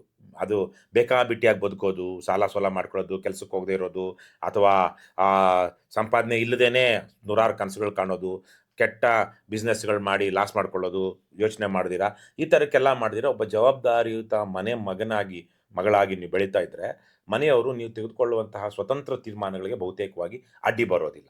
ನೀವು ಎಲ್ಲಿ ತನಕ ಅವ್ರ ಮೇಲೆ ಅವಲಂಬಿತರಾಗಿರ್ತೀರಾ ಅವ್ರಿಗೆ ಭಯ ಇರುತ್ತೆ, ಏನಾಗ್ಬಿಡ್ತಾರೋ, ಇದಾಗಲಿಲ್ಲ ಅದಾಗಲಿಲ್ಲ ಅಂತ. ಹಾಗಾಗಿ ಬದುಕನ್ನು ಕಟ್ಕೊಳ್ಳಿ. ಒಂದು ಸರಳವಾಗಾದರೂ ಸರಿ, ಸ್ವತಃ ನೀವು ಒಂದಷ್ಟು ದಿವಸ ಕೆಲಸ ಇಲ್ಲದೇನೂ ನಾನು ಬದುಕಬಲ್ಲೆ ಅನ್ನುವಂಥ ಒಂದಷ್ಟು ಸೇವಿಂಗ್ಸ್ ಆಗಲಿ ಅಥವಾ ಯಾವುದೇ ಕೆಲಸ ಆಗಲಿ ನಾನು ಮಾಡಬಲ್ಲೆ ಅನ್ನುವಂಥ ರೀತಿಯ ಮನೋಭಾವ ಆಗಲಿ ಬೆಳೆಸ್ಕೊಳ್ತಾ ನಿಮ್ಮ ವಿಚಾರಧಾರೆಯನ್ನು ಸಮಾಜಕ್ಕೂ ಮನೆಯವ್ರಿಗೂ ಒಪ್ಪಿಸ್ತಾ ತಿಳಿಸ್ತಾ ಹೋಗಿ, ಆವಾಗ ಯಾವುದೋ ಒಂದು ಸಂದರ್ಭದಲ್ಲಿ ನೋಡ್ರಪ್ಪ ಅಮ್ಮ ಅಥವಾ ಹೆಂಡತಿ ಮಕ್ಕಳು, ನಮ್ಮದು ಈ ಹೊತ್ತಿನ ಸ್ಥಿತಿಗತಿ ಇದು, ಈಗ ನನಗೆ ಈ ಕೆಲಸ ಮಾಡಬೇಕು ಅಂತ ಅನಿಸಿದೆ, ಈ ಕೆಲಸ ಮಾಡೋದ್ರಿಂದ ನಮ್ಮ ಬದುಕೇನು ಹಾಳಾಗೋದಿಲ್ಲ, ಅಥವಾ ಈಗ ಬದುಕು ಹೇಗೋ ನಡೆಯುತ್ತೆ ನಮಗನ್ನುವಂಥದ್ದು ಬಂದಿದೆ, ಈಗ ನಾನು ಇದು ಮಾಡಲಿಲ್ಲ ಅಂದರೆ ನನ್ನ ವ್ಯಕ್ತಿತ್ವನೇ ಹೋಗ್ಬಿಡುತ್ತೆ, ಅಥವಾ ನಾನು ಎಲ್ಲೋ ಕಳೆದೋಗ್ಬಿಡ್ತೀನಿ, ನನ್ನ ಬದುಕು ನಿಸ್ಸಾರ ಅಥವಾ ಅಸಾರ್ಥಕ ಅಂತ ಅನಿಸ್ಬಿಡುತ್ತೆ, ಹಾಗಾಗಿ ನನ್ನ ಬದುಕಿಗೊಂದು ಅರ್ಥವನ್ನು ಮೀನಿಂಗನ್ನು ಕಂಡುಕೊಳ್ಬೇಕಂದ್ರೆ ನಾನು ಇದು ಮಾಡಲೇಬೇಕು, ಹಾಗಾಗಿ ನೀವು ಸಹಕರಿಸಿ, ನೀವು ನನ್ನ ಜೊತೆಗೆ ಇರ್ತೀರ ಅಂತ ಭಾವಿಸಿದ್ದೀನಿ ಅನ್ನುವಂತಹ ಮಾತುಗಳನ್ನು ಇದೇ ಥರಕ್ಕೆ ಭಾಳಷ್ಟು ಕಡೆಗಳಲ್ಲಿ ಆಡೋಕ್ಕಾಗಲ್ಲ. ಆದರೆ ಈ ಭಾವ ಇರುವಂತಹ ಮಾತುಗಳನ್ನು ಫೈನಾನ್ಷಿಯಲ್ ಸ್ಟೆಬಿಲಿಟಿ ತೋರಿಸ್ಬೇಕು, ಒಂದಷ್ಟು ಸ್ಟೆಬಿಲಿಟಿ ತೋರಿಸ್ಬೇಕು, ಫೈನಾನ್ಷಿಯಲ್ ಸ್ಟೆಬಿಲಿಟಿ ತೋರಿಸ್ಬೇಕು. ಮತ್ತೆ ಯಾವ್ದಾದ್ರು ಒಂದು ನಡೀಲಿಲ್ಲ ಅಂದರೆ ಪ್ಲಾನ್ ಬಿ ಏನು, ನಾನು ಮತ್ತೆ ವಾಪಸ್ ಬಂದು ನಾನು ಇದನ್ನು ಮಾಡಬಲ್ಲೆ, ಭಯ ಪಡಬೇಡಿ ಅನ್ನುವಂಥ ಒಂದು ಧೈರ್ಯವನ್ನು, ಅದು ಯಾರೇ ಇರಲಿ, ಮಕ್ಕಳಿರ್ಬೋದು, ಹೆಂಡತಿ ಇರ್ಬೋದು, ಗಂಡ ಇರ್ಬೋದು, ಅಪ್ಪ ಅಮ್ಮ, ಅತ್ತೆ ಮಾವ, ಯಾರಿಗೇ ಆಗಲಿ, ನಾವು ಎಲ್ಲಿರ್ತೀವೋ ಆ ಪರಿಸರದಲ್ಲಿ ನಾವು ಅವ್ರಿಗೆ ತೋರಿಸ್ಬೇಕಾಗತ್ತೆ. ಕರ್ನಾಟಕದಲ್ಲಿ ಇವಾಗ KRS ಪಕ್ಷ ಒಂದು ಪರ್ಯಾಯ ಪಕ್ಷವಾಗಿ ಕಾಣಿಸ್ತಾ ಇದೆ. 224 ಕ್ಷೇತ್ರಗಳಿದೆ ಸರ್. ಎಲ್ಲದರಲ್ಲೂ ರವಿಕೃಷ್ಣ ರೆಡ್ಡಿ ಅವರೇ ಸ್ಪರ್ಧೆ ಮಾಡೋದಕ್ಕಾಗಲ್ಲ. ಹೆಂಗೆ, ಏನು ಪ್ಲಾನ್ ಮಾಡ್ತಿದ್ದಾರೆ ಸರ್? ಈಗ ನೋಡಿ, ನಾವು 2023 ವಿಧಾನಸಭಾ ಚುನಾವಣೆಯಲ್ಲಿ ಈಗ ನಾವು ಬಿಡಿಯಾಗಿ ಮಾಡಿದ್ರೆ ಸಾಕಾಗೋದಿಲ್ಲ ಅಂತೇಳಿ ಒಂದಷ್ಟು ಥರ್ಡ್ ಫ್ರಂಟ್ ಮಾಡೋದಕ್ಕೆ 2022ರಿಂದಲೇ ನಮ್ಮ ಪ್ರಯತ್ನಗಳು ನಡೀತು. ಆ ಪ್ರಯತ್ನಗಳ ಭಾಗವಾಗಿ ನಾವು ಅನೇಕ ಪಕ್ಷಗಳನ್ನು JCBA ಥರ JDS, ಕಾಂಗ್ರೆಸ್, BJP ಬಿಟ್ಟು ಒಂದು 7-8 ಪಕ್ಷಗಳ ಜೊತೆ ಮಾತುಕತೆ ಒಂದು 2-3 ಸಲ ಮಾಡಿದ್ವಿ. ಆದರೆ ಕೊನೆಗೆ ಅದು ಏನು ಫಲಿತಾಂಶ ಕೊಡಲಿಲ್ಲ. ಆಗ ಕೊನೆಗೆ ನಾವು 224 ಕ್ಷೇತ್ರಗಳಲ್ಲಿ ಬೇರೆ ಯಾರೂ ನಮ್ಮ ಈ ಥರದ ಹೊಂದಾಣಿಕೆಗೆ ರೆಡಿ ಇಲ್ಲ. ಅವರು ಹೊಂದಾಣಿಕೆಗಳು ಅವ್ರವರು ಮಾಡ್ಕೊಳ್ತಾ ಇಲ್ಲ, ನಮ್ಮ ಜೊತೆಗೂ ಬರೋದಕ್ಕೆ ರೆಡಿ ಇಲ್ಲ. ಹಾಗಾಗಿ ನಾವು ಎಲ್ಲರಂತೆ ಸ್ವತಂತ್ರವಾಗಿ ಸ್ಪರ್ಧೆ ಮಾಡೋಣ ಅಂತೇಳಿ ತೀರ್ಮಾನ ಮಾಡಿದ್ವಿ. 200 ವಿಧಾನಸಭಾ ಕ್ಷೇತ್ರಗಳಲ್ಲಿ ನಾವು ಆವತ್ತಿಗೆ ಅಭ್ಯರ್ಥಿಗಳನ್ನು ಹಾಕಿದ್ವಿ. ಅದರಲ್ಲಿ 4 ವಿಧಾನಸಭಾ ಕ್ಷೇತ್ರಗಳಲ್ಲಿ ಟೆಕ್ನಿಕಲ್ ಗ್ರೌಂಡ್ಸ್ ಮೇಲೆ ನಾಮಿನೇಷನ್ ರಿಜೆಕ್ಟ್ ಆಗಿತ್ತು. 196 ಕ್ಷೇತ್ರಗಳಲ್ಲಿ 2023ರಲ್ಲಿ KRS ಪಕ್ಷದ ಅಭ್ಯರ್ಥಿಗಳು ಸ್ಪರ್ಧೆ ಮಾಡಿದರು. 196ರಲ್ಲೂ ಸೇರಿ ಸುಮಾರು 65-60 ಸಾವಿರ ವೋಟ್ ಬಂದಿತ್ತು. ನೀವು ಹೇಳಿದಾಗೆ ನಾವೇ ಸಿದ್ಧ ಮಾಡಬೇಕು, ನಾವು ಒಬ್ಬನೇ ನಿಲ್ಲಕ್ಕಾಗೋದಿಲ್ಲ, ಅಥವಾ ನಾವೊಂದು 10 ಜನ 224ರಲ್ಲಿ ನಿಲ್ಲೋದಕ್ಕಾಗೋದಿಲ್ಲ. ಹಾಗಾಗಿ ಅಲ್ಲಿ ಸ್ಥಳೀಯವಾಗಿ ಕೆಲಸ ಮಾಡ್ತಿದ್ದಂಥ ನಮ್ಮ ಪಕ್ಷದ ಕಾರ್ಯಕರ್ತರನ್ನೇ ನಾವು ಸಂದರ್ಶನ ಮಾಡಿ ಅವರಿಗೆ ಯಾವೆಲ್ಲ ರೀತಿಯಲ್ಲಿ ಚುನಾವಣೆಯನ್ನು ಅಕ್ರಮಗಳನ್ನು ಮಾಡದೆ, ಕಾನೂನು ಬಾಹಿರ ಕೃತ್ಯಗಳನ್ನು ಮಾಡದೆ, ನೀವು ಜನರ ಹತ್ರ ಹೋಗಿ ಹೇಗೆ ಪ್ರಚಾರ ಮಾಡಿ ನಮ್ಮ ಪಕ್ಷಕ್ಕೆ ಮತ ಕೇಳಬೇಕು ಅಂತೆಲ್ಲ ಅವ್ರಿಗೆ ತರಬೇತಿಗಳನ್ನ ಕೊಟ್ಟು ಅವ್ರ ಕೈಯಲ್ಲಿ ಇದು ಮಾಡಿಸಿದ್ವಿ, ಪ್ರಮಾಣವನ್ನು ಮಾಡಿಸಿದ್ವಿ. ಸೊ ಈ ಹೊಂದಾಣಿಕೆ ಅಂತ ನೀವು ಅಲ್ಲ, ಅದು ಮುಗಿಸ್ಬಿಡ್ತೀನಿ. ಮಾಡಿ ಆ ಕ್ಷೇತ್ರಗಳಲ್ಲಿ ನಾವು ಅಭ್ಯರ್ಥಿಗಳನ್ನ ಮಾಡಿದ್ವಿ. ಸೊ ಈಗಲೂ 224 ಕ್ಷೇತ್ರಗಳು 2028ಕ್ಕೆ ಈಗಲಿದ್ದಾನೆ ಸಿದ್ಧತೆಗಳು ನಡೀತಾ ಇದೆ. ಬಹುಶಃ ಈ ವರ್ಷಾಂತ್ಯಕ್ಕೆ ನಾವು ಮತ್ತೆ ಸಂದರ್ಶನಗಳನ್ನ, ಸಂಭಾವ್ಯ ಅಭ್ಯರ್ಥಿಗಳನ್ನ ಘೋಷಣೆ ಮಾಡೋದು ಶುರು ಮಾಡ್ತೀವಿ. ಮತ್ತೆ ಎಲ್ಲೆಲ್ಲಿ 1,000ಕ್ಕಿಂತ ಹೆಚ್ಚು KRS ಪಕ್ಷದ ಸದಸ್ಯರಿದ್ದಾರೋ ಅಲ್ಲಿ ಪ್ರೈಮರಿ ಎಲೆಕ್ಷನ್ಸ್ ಮಾಡ್ತೀವಿ. ಅಂದ್ರೆ ಪಕ್ಷದಿಂದ ಅಭ್ಯರ್ಥಿಗಳು 2, 3, 4 ಜನ ಆಸಕ್ತಿ ಇದ್ರೆ ಆ 2, 3 ಜನ 4ರಲ್ಲಿ ನಮ್ಮ ಪಕ್ಷದ ಸದಸ್ಯರೇ ಒಬ್ಬರನ್ನ ಆಯ್ಕೆ ಮಾಡಬೇಕು. ಅಂದ್ರೆ ಅವರು ನಮ್ಮ ಪಕ್ಷದಿಂದ ಅಭ್ಯರ್ಥಿಗಳು ಒಬ್ರಿಗಂತ ಆಗಲ್ಲ, 2, 3 ಜನ ಯಾರು ಆಸಕ್ತಿ ಇರ್ತಾರೋ ಅವ್ರಿಗೆಲ್ಲ ಇಂಟರ್ವ್ಯೂ ಮಾಡಿ ಅವ್ರದ್ದು ನಾವು ಒಂದ್ ಸ್ವಲ್ಪ ನೋಡ್ಬೇಕಾಗುತ್ತೆ. ಪ್ರೈಮರಿ ವೆರಿಫಿಕೇಶನ್ ಮಾಡಬೇಕಾಗುತ್ತೆ. ಯಾಕಂದ್ರೆ ಯಾರಂದ್ರೆ ಬಂದ್ಬಿಟ್ರು ನೀವೇ ತೀರ್ಮಾನ ಅಂತ ಮಾಡಿದ್ರೆ ಅದು ತಪ್ಪಾಗುತ್ತೆ. ಹಾಗಾಗಿ ಪ್ರೈಮರಿ ವೆರಿಫಿಕೇಶನ್ ಮಾಡಿ ಅವ್ರಿಗೆ ಅನುಮತಿ ಕೊಟ್ಟು ಅವರಲ್ಲಿ ನೀವು ಅಮೆರಿಕದಲ್ಲಿ ಈಗ ಪ್ರೈಮರಿ ಎಲೆಕ್ಷನ್ಸ್ ಈಗ ನಡೆಯೋದು, ಡೆಮಾಕ್ರಾಟ್ಸ್ ಇರ್ಬೋದು, ರಿಪಬ್ಲಿಕನ್ಸ್ ಇರ್ಬೋದು, ಆ ತರಹಕ್ಕೆ ನಾವು ಸದಸ್ಯರಿಗೆ ನಮ್ಮ ಪಕ್ಷದ ಸೈನಿಕರಿಗೇನೆ ಶಕ್ತಿ ಕೊಡುವಂಥದ್ದು. ಸೊ ಈ ಪ್ರಕ್ರಿಯೆ ಶುರುವಾಗುತ್ತೆ. ಈಗಾಗಲೇ KRS ಪಕ್ಷದ ಬಗ್ಗೆ ನಾವು 5 ವರ್ಷದಿಂದ ಇದ್ದಷ್ಟು ಕಷ್ಟ ಇವತ್ತಿಲ್ಲ. ರಾಜ್ಯಾದ್ಯಂತ ಒಂದು ಬ್ರ್ಯಾಂಡ್ ಆಗಿದ್ದೀವಿ. ಲಕ್ಷಾಂತರ ಜನ ಅವರು ಯಾವುದ್ಯಾವುದೋ ಕಾರಣಕ್ಕಾಗಿ ಈಗ ಕಾಂಗ್ರೆಸ್ನ ಮೇಲೆ ಕೋಪಕ್ಕೆ ಬಿಜೆಪಿಗೆ ಸಪೋರ್ಟ್ ಮಾಡ್ತಾ ಇದ್ದಾರೆ, ಬಿಜೆಪಿ ಮೇಲೆ ಕೋಪಕ್ಕೆ ಕಾಂಗ್ರೆಸ್ ಸಪೋರ್ಟ್ ಮಾಡ್ತಾ ಇದ್ದಾರೆ, ಅಥವಾ ಹಿಂದೂ ಮುಸ್ಲಿಮು ಜಾತಿ ಹೀಗೆಲ್ಲ ವಿಂಗಡಣೆ ಆಗ್ಬಿಟ್ಟು ಅವ್ರಿಗೆ ನಾನು ಇವ್ರು ಸಪೋರ್ಟ್ ಮಾಡಬೇಕು ಅನ್ನೋದಕ್ಕಿಂತ ಅವನನ್ನು ವಿರೋಧಿಸೋ ಕಾರಣಕ್ಕಾಗಿ ಇವ್ರು ಸಪೋರ್ಟ್ ಮಾಡಬೇಕು, ನಕಾರಾತ್ಮಕ ಭಾವನೆಯಲ್ಲಿ ಇವತ್ತು ಜನ ಬೆಂಬಲಿಸ್ತಿರೋದು. ಯಾವುದೋ ಒಂದು ಯಾರ ಮೇಲೇನೋ ಯಾವುದೋ ಸಮುದಾಯದ ಮೇಲೆ ದ್ವೇಷಕ್ಕೆ ಇವ್ರಿಗೆ ಪಾಠ ಕಲಿಸೋದಕ್ಕೆ ಈ ನನ್ನ ಮಕ್ಕಳೇ ಸರಿ ಅಂತ ನಾನು ಹೇಳ್ತಿರೋದು. ಈ ಥರ ತೀರ್ಮಾನ ಮಾಡ್ತಕೊಂಡು ಅವ್ರು ಬೆಂಬಲಿಸ್ತಾ ಇದ್ದಾರೆ. ಸೊ ಹಾಗಾಗಿ ಇದನ್ನೆಲ್ಲ ನಾವು ಸರಿ ಮಾಡಬೇಕು ಅಂದರೆ ಸಮಾಜದಲ್ಲಿ ಒಂದೊಂದು ಸಕಾರಾತ್ಮಕವಾಗಿ ನಾವು ಚುನಾವಣೆಗಳನ್ನು ತಗೊಳ್ಬೇಕು. ನಮ್ಮ ತರಹದವರು ತಗೊಂಡು ಆ ಥರದ ಪರ್ಯಾಯಗಳನ್ನು ಕೊಡಬೇಕು. ಹಾಗಾಗಿ ಅದಕ್ಕೆ ಬೇಕಾದಂತಹ ರೀತಿಯಲ್ಲಿ ನಾವು ತರಬೇತಿಗಳನ್ನು ಈಗ ನಮ್ಮ ಪಕ್ಷದ ಪದಾಧಿಕಾರಿಗಳಿಗೆ, ಸದಸ್ಯರಿಗೆ ನಾವು, ಯಾಕಂದರೆ ಸಾಮಾನ್ಯ ಹಿನ್ನೆಲೆಯಿಂದ ಬಂದಿರುವಂಥವ್ರು, ತುಂಬ ಓದ್ಕೊಂಡಿರೋರಲ್ಲ, ತುಂಬ ಜೀವನಾನುಭವ ಇರೋರಲ್ಲ, ತುಂಬ ಶ್ರೀಮಂತರು ಅಲ್ಲ. ಅಂದರೆ ಅವ್ರು ಶ್ರೀಮಂತರಾಗಿದ್ದರೆ ಬೇರೆ ಬೇರೆ ತರಹದ ತರಬೇತಿಗಳನ್ನು, ಕ್ಲಾಸ್ಗಳನ್ನು ತೆಗೆದುಕೊಂಡು ಅವರ ಪರ್ಸನಾಲಿಟಿ ಡೆವಲಪ್ ಮಾಡ್ಕೊಂಡಿರ್ತಾರೆ. ಹಾಗಾಗಿ ನಮ್ಮ ಪಕ್ಷದಲ್ಲೇ ಈ ಸಾಮಾನ್ಯರನ್ನು ಅಸಾಮಾನ್ಯರನ್ನಾಗಿ ಮಾಡೋದಕ್ಕೆ ಏನೆಲ್ಲ ಮಾಡಬೇಕು ಆ ತರಬೇತಿಗಳನ್ನು ಕೊಡ್ತಾ ಇದ್ದೀವಿ. ಈ ರೀತಿಯೇ ನಾವು ಸಿದ್ಧವಾಗ್ತಾ ಇದ್ದೀವಿ. ಅಂದರೆ ಆಗಾಗಲೇ ಹೇಳ್ದಂಗೆ 224 ಕ್ಷೇತ್ರಗಳಲ್ಲಿ ಸ್ಪರ್ಧೆ ನಾವೇ ಮಾಡಬೇಕು ಅನ್ನೋದು ನಮ್ಮ ಅಂತಿಮ ಗುರಿ ಅಲ್ಲ. ಇದು ಇನ್ನು ಒಂದು ತೃತೀಯ ರಂಗವನ್ನು ರಚನೆ ಮಾಡಿಕೊಂಡು, ಹೊಂದಾಣಿಕೆ ಮಾಡಿಕೊಂಡು, ಸಾಧ್ಯ ಆದರೆ ಸಮಾನ ಮನಸ್ಕ ಪಕ್ಷಗಳ ಜೊತೆ ಸೀಟ್ ಶೇರಿಂಗ್ ಮಾಡ್ಕೊಳ್ಬೇಕು ಅಂತಿದೆ. ಅದು ಆಗುತ್ತೆ ಅನ್ನುವಂಥ ನಂಬಿಕೆ ಇದೆ. ಆಗಲಿಲ್ಲ ಅಂದರೆ ನಾವು ಮಾಡ್ದಂಗೆ 2023ರಲ್ಲಿ ಮಾಡ್ದಂಗೆ 28ರಲ್ಲೂ 224 ಕ್ಷೇತ್ರಗಳಲ್ಲಿ ನಾವು ಅಭ್ಯರ್ಥಿಗಳನ್ನ ಹಾಕ್ತೀವಿ. ಅದು ನನ್ನ ನೆಕ್ಸ್ಟ್ ಕ್ವಶನ್ ಸರ್. ಇವಾಗ ಹೊಂದಾಣಿಕೆ ಅಂತ ಮಾತಾಡಿದ್ರಿ. ಇವಾಗ ನೋಡಿ, ನೀವು ಹೇಳ್ತಾರೋ ಯಾವುದೇ ಹೊಂದಾಣಿಕೆ ಅಂತ ಪಕ್ಷಗಳನ್ನು ನೋಡಿದ್ರು, ಸಣ್ಣ ಪುಟ್ಟ ಹರಿದಂಚು ಹೋಗಿರೋ ಅಭ್ಯರ್ಥಿಗಳಾಗಿರ್ಬೋದು, ಕೆಪಾಸಿಟರ್ ಅಂತ ನಾಯಕರಾಗಿರ್ಬೋದು, ಅವರೆಲ್ಲರದು ಸೇಮೇ ಸರ್. ನಿಮಗೆ JCB ಬಿಟ್ಟರೆ ಅವ್ರದ್ದು ಸೇಮೇ ಇದೆ, ಅವ್ರು ಗೆದ್ದು ಬಂದಿರೋಂಥ ರೂಟು ಸೇಮೇ ಇದೆ. ಬಟ್ KRS ಪಕ್ಷ ಒಂದು ಮಾದರಿ ಕ್ರಿಯೇಟ್ ಮಾಡಕ್ಕೆ ಹೊರಟಿದೆ. ಹಣ ಎಂಡ ಹಂಚಿದೆ, ಲೀಡರ್ಶಿಪ್ ಏನೋ ಒಂದು ಕೆಳಗಡೆ ನನ್ನ ಕೆಳಗಡೆ ಇನ್ನೊಬ್ಬ ಕಾರ್ಯಕರ್ತನ ಅಂದ್ರೆ ಅದೊಂಥರ ಹೆಂಗೆ ಅಂದ್ರೆ ಸರಪಳಿ ಕ್ರಿಯೇಟ್ ಆಗುತ್ತೆ. ಅದನ್ನ ನಾವು ಮಾಡ್ದಂಗೆ ನೀವು ಮಾಡಬೇಕು ಅಂತ ಹೊರಟಿದ್ದೀರ. ನೀವು ಮತ್ತೆ ಹೊಂದಾಣಿಕೆ ಅಂತ ಹೋದ್ರೆ ಮತ್ತೆ ಅದೇ ದಾರಿಗೆ ಹೋದಂಗೆ ಆಗಲ್ವಾ? ಇಲ್ಲ ನೋಡಿ, ಕರ್ನಾಟಕದಲ್ಲಿ JCB ಅಂತ JDS, ಕಾಂಗ್ರೆಸ್, BJP ಬಿಟ್ಟು ಮಿಕ್ಕ ಬಹುತೇಕ ಪಕ್ಷಗಳು, ಈಗ ಯಾವುದು ಆಮ್ ಆದ್ಮಿ ಪಕ್ಷ ಇದೆ, ಪ್ರಜಾಕೀಯ ಇದೆ, JDU ಇದೆ, ಸರ್ವೋದಯ ಪಕ್ಷ ಇದೆ, ಕಮ್ಯುನಿಸ್ಟ್ ಪಾರ್ಟಿಗಳಿದೆ, BSP, SDP ಹೀಗೆಲ್ಲ ಇದ್ದಾರೆ. ಅದರಲ್ಲಿ ಸಮಾನ ಮನಸ್ಕರು ಅನ್ನುವಂಥವ್ರು ನಮಗೊಂದು 7-8 ಜನ ಸಿಗ್ತಾರೆ. ಅವ್ರು ಯಾರನ್ನು ಚುನಾವಣಾ ರಾಜಕಾರಣದಲ್ಲಿ ಭ್ರಷ್ಟಾಚಾರ ಮಾಡಬೇಕು ಅಂದ್ಕೊಂಡಿಲ್ಲ. ಸಿದ್ಧಾಂತ ಸೇಮ್ ಸಿದ್ಧಾಂತ ಇಲ್ಲ ಅವ್ರದ್ದೇ. ಕೆಲವೊಂದು ಆದರೆ ಸಮಾನ ಅಂಶಗಳು, ಕೆಲವೊಂದು 10 ಪಾಯಿಂಟ್ ಅಜೆಂಡಾ ಅವ್ರದ್ದಿದ್ರೆ ನಮ್ದು 10 ಅಜೆಂಡಾ ಇದ್ರೆ ಅದ್ರಲ್ಲಿ 5 ಅಜೆಂಡಾ ಓವರ್ಲ್ಯಾಪ್ ಆಗುತ್ತೆ. ಈಗ ಮೂಲ ಸಿದ್ಧಾಂತ ನಿಮ್ದು ಹಣ ಎಂಡ ಹಂಚಿದೆ ಅಷ್ಟೇ ಅಲ್ಲ, ಭ್ರಷ್ಟಾಚಾರ ರಹಿತವಾದ ಸದಾ ಒಂದು ಒಳ್ಳೆಯ ಆಡಳಿತ ಕೊಡಬೇಕು. ಅದರ ಜೊತೆಗೆ ಇಲ್ಲಿ ತಾರತಮ್ಯ ಮಾಡಬಾರ್ದು, ಜಾತಿ ಕುಲ ಮತ ಭೇದ ಇಲ್ಲ ತಾರತಮ್ಯ ಮಾಡಬಾರ್ದು, ಆರ್ಥಿಕ ಅಸಮಾನತೆಗಳನ್ನ ತೊಲಗಿಸ್ಬೇಕು, ಸಮಾಜದಲ್ಲಿ ಗೌರವ ಘನತೆಯಿಂದ ಬದುಕುವಂಥ ವಾತಾವರಣ ಇರಬೇಕು, ತಪ್ಪಿತಸ್ಥರಿಗೆ ಭ್ರಷ್ಟರಿಗೆ ಶಿಕ್ಷೆ ಆಗಬೇಕು, ಜಾಗತಿಕ ತಾಪಮಾನ ಏರಿಕೆಯ ಸಂದರ್ಭದಲ್ಲಿ ನಾವು ಅದಕ್ಕೆ ಬೇಕಾದಂತಹ ಒಂದು ಪಾಲಿಸಿಗಳನ್ನ ತರಬೇಕು, ಉಚಿತ ಮತ್ತು ಗುಣಮಟ್ಟದ ಶಿಕ್ಷಣ ಕೊಡಬೇಕು, ಉಚಿತ ಮತ್ತು ಗುಣಮಟ್ಟದ ಆರೋಗ್ಯವನ್ನ ಬಡವರಿಗೆ ಕೊಡಬೇಕು, ಎಲ್ರಿಗೂ ಅಲ್ಲ, ಬಡವರಿಗೆ ಸರ್ಕಾರ ಅದರ ಜವಾಬ್ದಾರಿ ವಹಿಸ್ಕೊಳ್ಬೇಕು. ಇವಾಗ ನದಿ ಮೂಲದ ಕುಡಿಯುವ ನೀರನ್ನ ರಾಜ್ಯದ ಜನರಿಗೆ ನಾವು ಸಪ್ಲೈ ಮಾಡಬೇಕು. ಬೋರ್ವೆಲ್ ಅಲ್ಲಿ ಕಲ್ಲಿಂದ ತೆಗೆದಿರುವಂತ ಲವಣಾಂಶ ಖನಿಜಾಂಶ ಯುಕ್ತ ನೀರನ್ನಲ್ಲ. ಸೊ ಹೀಗೆ ನಮ್ಮ ಹಲವಾರು ಪಾಯಿಂಟ್ಗಳಿದೆ ಅಲ್ವಾ. ಇವು ಜನಕ್ಕೆ ಕಾಣಿಸೋದು ಕೇವಲ ಭ್ರಷ್ಟಾಚಾರ ವಿರುದ್ಧ ಅಂತ. ನೀವು ಪ್ರಣಾಳಿಕೆಗಳಲ್ಲಿ ಒಂದುಗೂಡಿಸ್ಕೋಬಹುದು ಅವ್ರನ್ನ, ಆದ್ರೆ ಚುನಾವಣಾ ರೀತಿಯಲ್ಲಿ ಈಗ ನಾನು ಹೇಳಿದಾಗೆ ಆ JCB ತರ ಪಕ್ಷಗಳು ಬಿಟ್ರೆ ಬಹುತೇಕ ಎಲ್ರೂ ಆ ತರಹದ ಹಣ ಪ್ರಭಾವವನ್ನ ಬಳಸಿ ಚುನಾವಣೆ ಮಾಡೋ ಸ್ಥಿತಿಲಿ ಇಲ್ಲ. ಯಾಕಂದ್ರೆ ಅಲ್ಲಿ ಅವ್ರ ಆ ಥರಕ್ಕೆ ಇದ್ದಿದ್ರೆ ಅವ್ರ ಆ ಪಕ್ಷಗಳಲ್ಲಿ ಇರ್ತಾ ಇರಲಿಲ್ಲ. ಆಲ್ರೆಡಿ ಅವ್ರಿಗೆ JCB ಪಕ್ಷಗಳಲ್ಲೇ ಮೋಕ್ಷ ಸಿಗ್ತಾ ಇತ್ತು. ಹಾಗಾಗಿ ಇವ್ರು ಯಾರನ್ನು ನಾನು ಹೇಳಿದಂತ ಈಗ ಅವರು ಎಲೆಕ್ಷನ್ ಅಲ್ಲಿ ಹಣ ಹೆಂಡ ಹಂಚಿ ಚುನಾವಣೆಗಳನ್ನ ಗೆಲ್ಲೋದಿಕ್ಕೆ ಹೋಗುವಂಥವರಲ್ಲ. ಎರಡು ಕಾರಣಗಳು ಅದರಲ್ಲಿ. ಇಲ್ಲ ಅವರು ನಮ್ಮ ಹಾಗೇನೆ ಒಂದಷ್ಟು ಜನ ಇಲ್ಲ ನಾವು ಚುನಾವಣಾ ಕ್ರಮಗಳನ್ನ ಮಾಡಬಾರ್ದು ಅನ್ನುವಂತಹ ಒಂದು ಸಿದ್ಧಾಂತ ಇಟ್ಕೊಂಡಿರೋರು ಇರಬಹುದು. ಅಥವಾ ಅವ್ರಿಗೆ ಮಾಡೋದಕ್ಕೆ ಇದೇನೋ ಒಂದು ಅಭಾವ ವೈರಾಗ್ಯ ಅಂತಾರೆ. ನನಗೆ ಯಾಕೆ ವೈರಾಗ್ಯ ಅಂದ್ರೆ ನನಗಿಲ್ಲ ಗತಿ ಇಲ್ಲ. ನಾನು ಯಾಕೆ ಚಿನ್ನ ಮೈ ಮೇಲೆ ಹಾಕೊಳ್ಳಲ್ಲ, ನನ್ ಗತಿ ಇಲ್ಲ. ನನಗೆ ಹೊಟ್ಟೆ ತುಂಬ ಯಾಕೆ ತಿನ್ನಲ್ಲ, ನಾನು ಹೊಟ್ಟೆಗೆ ಗತಿ ಇಲ್ಲ.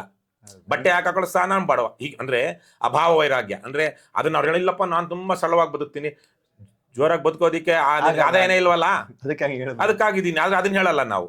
ಸೊ ಹಾಗಾಗಿ ಅಭಾವ ವೈರಾಗ್ಯ ಇರುವಂತಹ ತರದಲ್ಲಿ ಆ ಪಕ್ಷದಲ್ಲಿರೋರು ಸಿಕ್ಕಾಗ ಅವರು ಭ್ರಷ್ಟರಾಗಬಹುದು, ಆದ್ರೆ ಇವಾಗ ಅವ್ರಿಗಿಲ್ವಲ್ಲ. ಹಾಗಾಗಿ ನಾವು ಅವರ ಸಮಾನ ಮನಸ್ಕತೆ ಏನಿದೆ ಅಂತ ಗಮನಿಸ್ಕೊಂಡು ನಮ್ಮ ತತ್ವ ಸಿದ್ಧಾಂತದಲ್ಲಿ ರಾಜ್ಯ ಆಗಿದೆ. ಯಾಕಂದ್ರೆ ಆ ತರಕ್ಕೆ ಅವ್ರು ಮಾಡಿದ್ದು ಗೊತ್ತಾದ್ರೆ ನಾವು ಅದಕ್ಕೆ ಎಲ್ಲಿ ಮಾತಾಡಬೇಕು, ಏನ್ ಮಾತಾಡಬೇಕು, ಹೇಗೆ ವಿರೋಧ ವ್ಯಕ್ತಪಡಿಸ್ಬೇಕು ಆ ಸ್ವಾತಂತ್ರ್ಯವನ್ನ ಇಟ್ಕೊಂಡೇ ನಾವು ಏನು ಈ ಸೀಟ್ ಶೇರಿಂಗು ಅಥವಾ ಅಲಯನ್ಸ್ ಮಾಡೋದಕ್ಕೆ ಹೋಗುವಂಥದ್ದು. ಇಲ್ಲ ನಿಮಗೆ 25 ಸೀಟಲ್ಲಿ ನಿಮ್ಗೆ ಕೊಟ್ಬಿಟ್ಟಿದೀವಿ, 25 ಸೀಟಲ್ಲಿ ನೀವು ಹೆಂಗಾದ್ರೂ ಪ್ರಚಾರ ಮಾಡಿ, ಹಣನಾದ್ರೂ ಹಂಚಿ, ಎಂಡನಾದ್ರೂ ಕುಡಿಸಿ, ಇನ್ನೊಂದಾದ್ರೂ ಮಾಡಿ. ಇಲ್ಲ, ನಾವೆಲ್ಲ ಇದರಲ್ಲಿರುವಂಥವ್ರು ಯಾವುದೇ ಚುನಾವಣಾ ಅಕ್ರಮಗಳನ್ನ ಮಾಡಬಾರ್ದು, ಇನ್ನೊಬ್ಬರು ಚುನಾವಣಾ ಕ್ರಮಗಳನ್ನ ಮಾಡ್ತಾ ಇರೋದನ್ನ ನಿಲ್ಲಿಸಬೇಕು. ಮತ್ತು ನಾವೆಲ್ಲ ಒಂದು ಇನ್ನು ನಮ್ಮ ತತ್ವ ಸಿದ್ಧಾಂತಗಳು ಒಂದಷ್ಟು ಸಮಾನವಾಗಿದೆ. ಆ ಸಮಾನ ತತ್ವ ಸಿದ್ಧಾಂತಗಳಾಗಿ ನಾವೆಲ್ಲ ಜೊತೆಗಿದ್ದೀವಿ. ಅದರಿಂದ ಆಚೆಗೂ ನಮಗೂ ಹೆಚ್ಚು ಶಕ್ತಿ ಬರ್ತಿದ್ದಂಗೆ ನಮ್ಮ ಆ ಸಮಾನವಲ್ಲದ ಸಮಾನಾಂಶಗಳಿಲ್ಲದಂತಹ ಕೆಲವು ಸಿದ್ಧಾಂತಗಳೇನಿದೆ ಅದ್ರ ಪರವಾಗಿನೂ ನಾವು ಫೈಟ್ ಮಾಡ್ತೀವಿ. ಅದು ಬೇಕಾದ್ರೆ ಅದೆಲ್ಲರೂ ಸ್ವತಂತ್ರ ಹೇಳ್ಕೊಳ್ಳೋದಕ್ಕೆ. ಆದರೆ ಈಗ ಈ ಸಂದರ್ಭಕ್ಕೆ ನಾವು ಇಷ್ಟು ಸಮಾನ ಸಿದ್ಧಾಂತಗಳಿಗೆ ಒಗ್ಗಟ್ಟಾಗಿ ನಾವು ಕೆಲಸ ಮಾಡ್ತಿದೀವಿ ಅನ್ನೋ ಭಾವನೆಯನ್ನ ಅವ್ರು ತೋರಿಸ್ಬೇಕು. ಅವ್ರು ಅದು ತೋರಿಸ್ತಿಲ್ಲ ಅಂದ್ರೆ ಅಂಥವ್ರ ಜೊತೆಗೆ ನಾವು ಹೊಂದಾಣಿಕೆ ಮಾಡ್ಕೊಳ್ಳೋದಿಲ್ಲ. 8-10 ವರ್ಷಗಳಿಂದ ತುಂಬಾನೇ ಪ್ರಯತ್ನ ಪಟ್ಟಿದ್ದಾರೆ KRS ಕಟ್ಟಿದಾದ್ಮೇಲೆ. ನಿಮ್ಗೆ ಅನ್ಸುತ್ತಾ ನಮ್ ಜೊತೆ ಅವ್ರು ಬಂದ್ರೆ ನಿಮ್ಮನ್ನು ಅವರು ಬೇರೆ ಕಡೆ ಎಳ್ಕೊಂಡು ಹೋಗ್ಬೋದು ಅನ್ನೋ ಒಂದು? ನೋಡಿ, ಈಗ ರವಿ ಕೃಷ್ಣಾರೆಡ್ಡಿನಾಗ್ಲಿ KRS ಪಕ್ಷನಾಗ್ಲಿ ಹಾಗೆ ಹೇಳಿಯೋದು ಅಥವಾ ಏನಂತಾರೆ ಇಷ್ಟೊಂದು ಮಾಡಿದಿರಾ ಭ್ರಷ್ಟನ್ನಾಗಿ ಮಾಡೋದು ಅವೆಲ್ಲ ಸಾಧ್ಯ ಇಲ್ಲ. ನಿಮ್ಗೆ ಹಂಗ ಅನ್ಸುತ್ತಾ?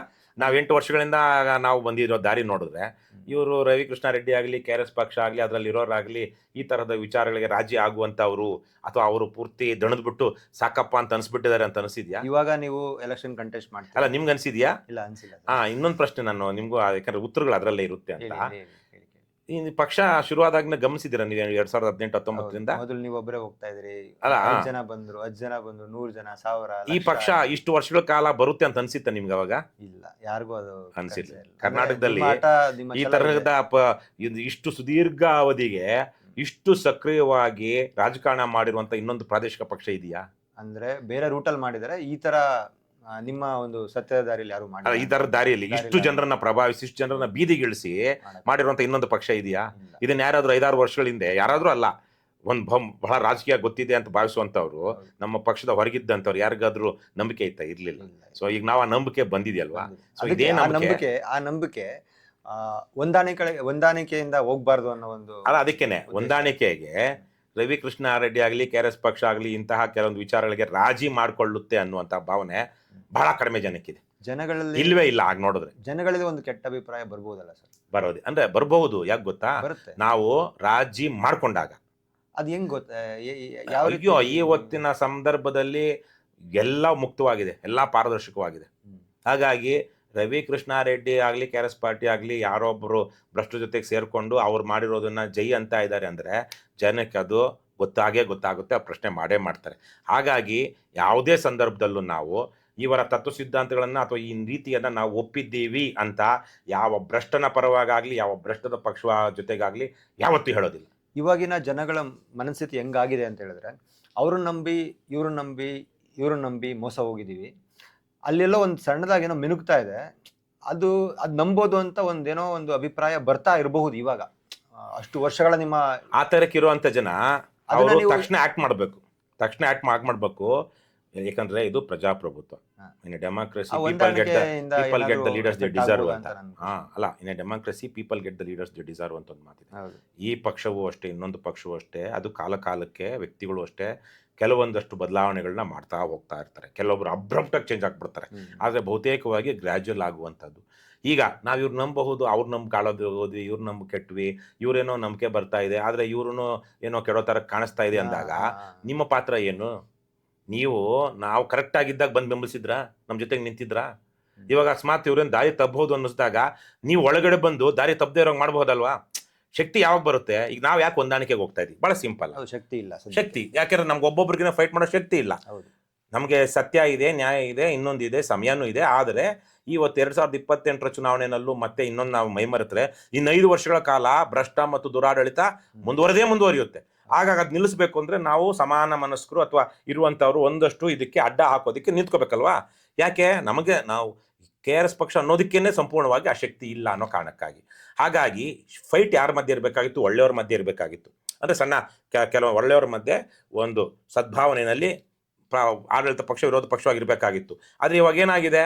ಕೆಟ್ಟವ್ರ ಮಧ್ಯೆ ಆಡಳಿತಕ್ಕಾಗಿ ಅವ್ರ ಮಧ್ಯೆ ಫೈಟ್ ಇಲ್ಲ, ಅವ್ರು ಹೊಂದಾಣಿಕೆ ಮಾಡ್ಕೊಂಡ್ಬಿಟ್ಟಿದ್ದಾರೆ. ಒಳ್ಳೆಯವರು ಅಂತಿರುವಂತವ್ರ ಮಧ್ಯೆ ಫೈಟ್ ಬೇರೆ ತರಕ್ಕೆ ನಡೀತಾ ಇದೆ. ಅಂದ್ರೆ ಒಬ್ರಿಗೊಬ್ರು ನಮ್ದೆ ಈಗ ಒಟ್ಟಾಗದೆ. ಹಾಗಾಗಿ ನಾವು ಆ ತರ ಯಾರ ಜೊತೆ ಹೊಂದಾಣಿಕೆ ಆಗ್ಬಾರ್ದು ಅನ್ನೋಂಗಿದ್ರೆ ನಮಗೆ ಜನ ಶಕ್ತಿ ಕೊಡ್ಬೇಕಲ್ವಾ? ಜನ ಶಕ್ತಿ ಕೊಡದೇ ಇದ್ದಾಗ ಇವರು ಆಮೇಲೆ ಇಲ್ಲಿ ಕೆಡ್ಲಿ ಆಮೇಲೆ ನೋಡೋಣ ಅಂದ್ರೆ ಕೆಡೋದು ಯಾರು? ಜನನ ಕೆಡೋದು. ಒಳ್ಳೆಯದ್ರ ಜೊತೆ ಇವತ್ತಿನ ಸಂದರ್ಭಕ್ಕೆ ನೀವು ಒಳ್ಳೆಯವ್ರ ಜೊತೆ ನಿಂತ್ರೆ ನಾಳೆ ಆ ಒಳ್ಳೆಯವರು ಕೆಟ್ಟಾಗ ಅವ್ರನ್ನ ಪ್ರಶ್ನಿಸುವ ಹಕ್ಕು ನಿಮಗ್ ಸಿಗುತ್ತೆ. ವೋಟ್ ವೇಸ್ಟ್ ಆಗುತ್ತೆ ಅಂತ ಇಷ್ಟು ದಿನ ಹುಚ್ಚಾಟ. ಈಗ ವೋಟ್ ವೇಸ್ಟ್ ಆಗುತ್ತೆ ಅನ್ನೋದ. ಒಳ್ಳೆಯದನ್ನ ಬೆಂಬಲಿಸೋದಿಕ್ಕೆ ಧೈರ್ಯ ಇಲ್ಲದೆ, ಮನಸ್ಸಿಲ್ಲದೆ ಇನ್ಯಾವುದೋ ಭ್ರಷ್ಟನಿಗೆ ವೋಟ್ ಹಾಕಿರೋದು ವೋಟ್ ವೇಸ್ಟ್ ಅಲ್ಲ, ಅದು ಪಾಪಕ್ಕೆ ಕೊಟ್ಟ ಬೆಂಬಲ. ವೇಸ್ಟ್ ಆಗಿರೋ ಪಾಪಕ್ಕೆ ಕೊಟ್ಟ ಬೆಂಬಲ, ಅದು ಅಧರ್ಮಕ್ಕೆ ಕೊಟ್ಟ ಬೆಂಬಲ. ವೇಸ್ಟಾ ಅಥವಾ ಅದು ಪಾಪನ? ಜನ ಯೋಚನೆ ಮಾಡ್ಬೇಕು. ಈ ತರಕ್ಕೆ ಇವ್ ಬಹಳ ಅತಿ ಬುದ್ಧಿವಂತರು ಕೆಲವೊಂದು ಜನ ನಾನು ನೋಡಿದೀನಿ, ಇವ್ರು ಗೆಲ್ಲಲ್ಲ, ಹಾಗಾಗಿ ನಾನು ಅವ್ರು ಕೊಟ್ಬಿಡ್ತೀನಿ. ಏನ್ ಲಾಭ ಬಂತು ನಿಮ್ಗೆ? ಏನ್ ಲಾಭ? ನೀವು ಅಧರ್ಮಕ್ಕೆ, ಪಾಪಕ್ಕೆ, ಅನ್ಯಾಯಕ್ಕೆ, ವಂಚನೆಗೆ ಬೆಂಬಲಿಸಿದ್ರೆ ಹೊರತು ನಾನು ಒಂದೇ ಓಟ್ ಆಗ್ಲಿ, ನಾನು ಇವ್ರ ಜೊತೆಗೆ ನಿಲ್ತೀನಿ ಅಂತ ಹೇಳಿದ್ರ? ಯಾವತ್ತಿಗೂ ಅಷ್ಟೇ ಜನ ಪಾಲುದಾರರಾದಾಗ ಪ್ರಶ್ನೆ ಮಾಡುವ ಹಕ್ಕು ಬರುತ್ತೆ. ಪಾಲುದಾರರಾಗದೇ ಇದ್ದಾಗ ನಿನ್ಗೂ ಇದಕ್ಕೆ ಸಂಬಂಧ ಎಲ್ಲ ಬಿಡಯಾ, ನೀನೇನ್ ಮಾತಾಡ್ತೀಯ ಅಂತಾರೋ ಇಲ್ವೋ ಜನ? ನಾವೇ ನೀವು ಕಿತ್ತಾಡ್ತಿರ್ತೀವಿ. ನಮ್ಮ ಮನೆಯವರು ಇನ್ನೊಬ್ರು ಬಂದು ನಮ್ಮ ಜೊತೆಗೆ ಸೇರಬಹುದು. ಥರ್ಡ್ ಪಾರ್ಟಿ ಬಂದ್ರೆ ನಮ್ಮಿಬ್ರಲ್ಲಿ ಅಥವಾ ಯಾರಿಗೊಬ್ರು ನನ್ನ ಪರವಾಗಿ ಬೆಂಬಲಿಸ್ತಾರೆ, ನೀವೇನು ನಿನಗೆ ಇದು ಸಂಬಂಧ ಇಲ್ಲ, ಗೆಟ್ ಔಟ್ ಅನ್ಬಹುದಲ್ವಾ? ನಾವಿಬ್ರು ಸೇರಿ ಅನ್ಬಹುದು. ಹಾಗಾಗಿ ಜನ ಇವತ್ತಿನ ಸಂದರ್ಭದಲ್ಲಿ KRS ಪಕ್ಷ ಚೆನ್ನಾಗಿ ಕೆಲಸ ಮಾಡ್ತಾ ಇದೆ ಅಂದ್ರೆ ನಾಳೆ ತನಕ ಕಾಯ್ಬೇಡಿ, ಇವತ್ತೇ ಈ ಕ್ಷಣನೇ ಸದಸ್ಯತ್ವ ತಗೊಂಡು ಬೆಂಬಲಿಸೋದಕ್ಕೆ ಶುರು ಮಾಡಿ. ಆವಾಗ ಅಕಸ್ಮಾತ್ ಇವ್ರು ದಾರಿ ತಪ್ಪಿದ್ರ ನಿಮ್ಗೊಂದು ನೈತಿಕತೆ ಇರುತ್ತೆ. ನಾನು ಬೆಂಬಲಿಸಿದ್ದೀನಿ ಇದನ್ನ ಅಂತ ಕೇಳುವಂಥದ್ದು. ಅದಿಲ್ಲದೆ ನೀವು BJPಗೋ ಕಾಂಗ್ರೆಸ್ಗೋ JDSಗೋ ಓಟ್ ಹಾಕೊಂಡು KRS ಪಕ್ಷದವರು ಏನಪ್ಪ ಮೊದಲು ಹಂಗೆಲ್ಲ ಇದ್ರು, ಹಂಗೆ ಅನ್ಸ್ಬಿಟ್ಟಿತ್ತು, ಇವಾಗ ಹಿಂಗೆಲ್ಲ ಹೋಗ್ಬಿಟ್ರು, ಹೊಂದಾಣಿಕೆ ಮಾಡ್ಕೊಳ್ತಿದ್ದಾರೆ. ನೀವು ಯಾವತ್ತೂ ಬೆಂಬಲಿಸಿಲ್ವಲ್ಲ. ನೀವು ನಮ್ಮ ವಿಚಾರಗಳನ್ನ ಯಾವತ್ತೂ ಬೆಂಬಲಿಸಿಲ್ಲ, ಮತ್ತೆ ನಮ್ಮ ವಿರುದ್ಧವಾಗಿನೇ ಓಟ್ ಹಾಕಿದ್ದೀರಾ. ಹೋಗ್ಲಿ, JCB ವಿರುದ್ಧವಾಗಿ ಇನ್ಯಾರಿಗಾದ್ರು ಓಟ್ ಹಾಕಿದ್ರೆ ಇಲ್ಲ, ಯಾಕೋ ಅವ್ರಿಗೆ ನಮ್ಮ ವಿಶ್ವಾಸ ಬಂದಿಲ್ಲ, ನಮ್ಮ ತರ ನಮಗಿಂತ ಹೆಚ್ಚಿನ ವಿಶ್ವಾಸವನ್ನ ಇನ್ನೊಂದು ಯಾವುದೋ ಪಕ್ಷ ಪಡ್ಕೊಂಡಿದೆ, ಅವ್ರಿಗೆ ಓಟ್ ಹಾಕಿದ್ದಾರೆ ಅನ್ಬೋದು. ನೀವು ಅವ್ರಿಗೂ ಹಾಕಿಲ್ವಲ್ಲ, ಹಾಕಿರೋದು ಯಾರಿಗೆ? JCBಗೆ. ಹಾಗಾಗಿ ಈ ತರಹದ ಆತ್ಮಹತ್ಯಾತ್ಮಕ ಮನೋಭಾವವನ್ನು ಬಿಟ್ಟು ಏನೋ ಒಂಥರ ನಿಜಕ್ಕೂ ಅದೇನೆ ಅದು. ಇದು ಆ ಅರ್ಥ ಇಲ್ಲದ ಮತಿಹೀನ ಜನರು ಮಾಡೋ ಕೆಲಸ. ನಾನು ಓಟಿಗೆ ಬಲ ಇಲ್ಲ ಅಂದ್ಕೊಂಡು ಭ್ರಷ್ಟರಿಗೆ ಓಟ್ ಹಾಕುವಂಥದ್ದು ಮತಿಹೀನರು ಮಾಡೋ ಕೆಲಸ. ಇವಾಗ ಕರ್ನಾಟಕದ ರಾಜಕೀಯ ನಿಮ್ಗೆ ಗೊತ್ತು, ದೇಶದ ರಾಜಕೀಯ ಮ್ಯಾಕ್ಸಿಮಮ್ ನಡೀತಾ ಇರೋದೇ ಧರ್ಮದ ಆಧಾರದ ನಡೀತಾ ಇದೆ. ಧರ್ಮ ಅಲ್ಲ, ಅದು ಮತ. ಓಕೆ, ಧರ್ಮ ಅದು ಯೂನಿವರ್ಸಲ್ ಆದಂತಹದ್ದು.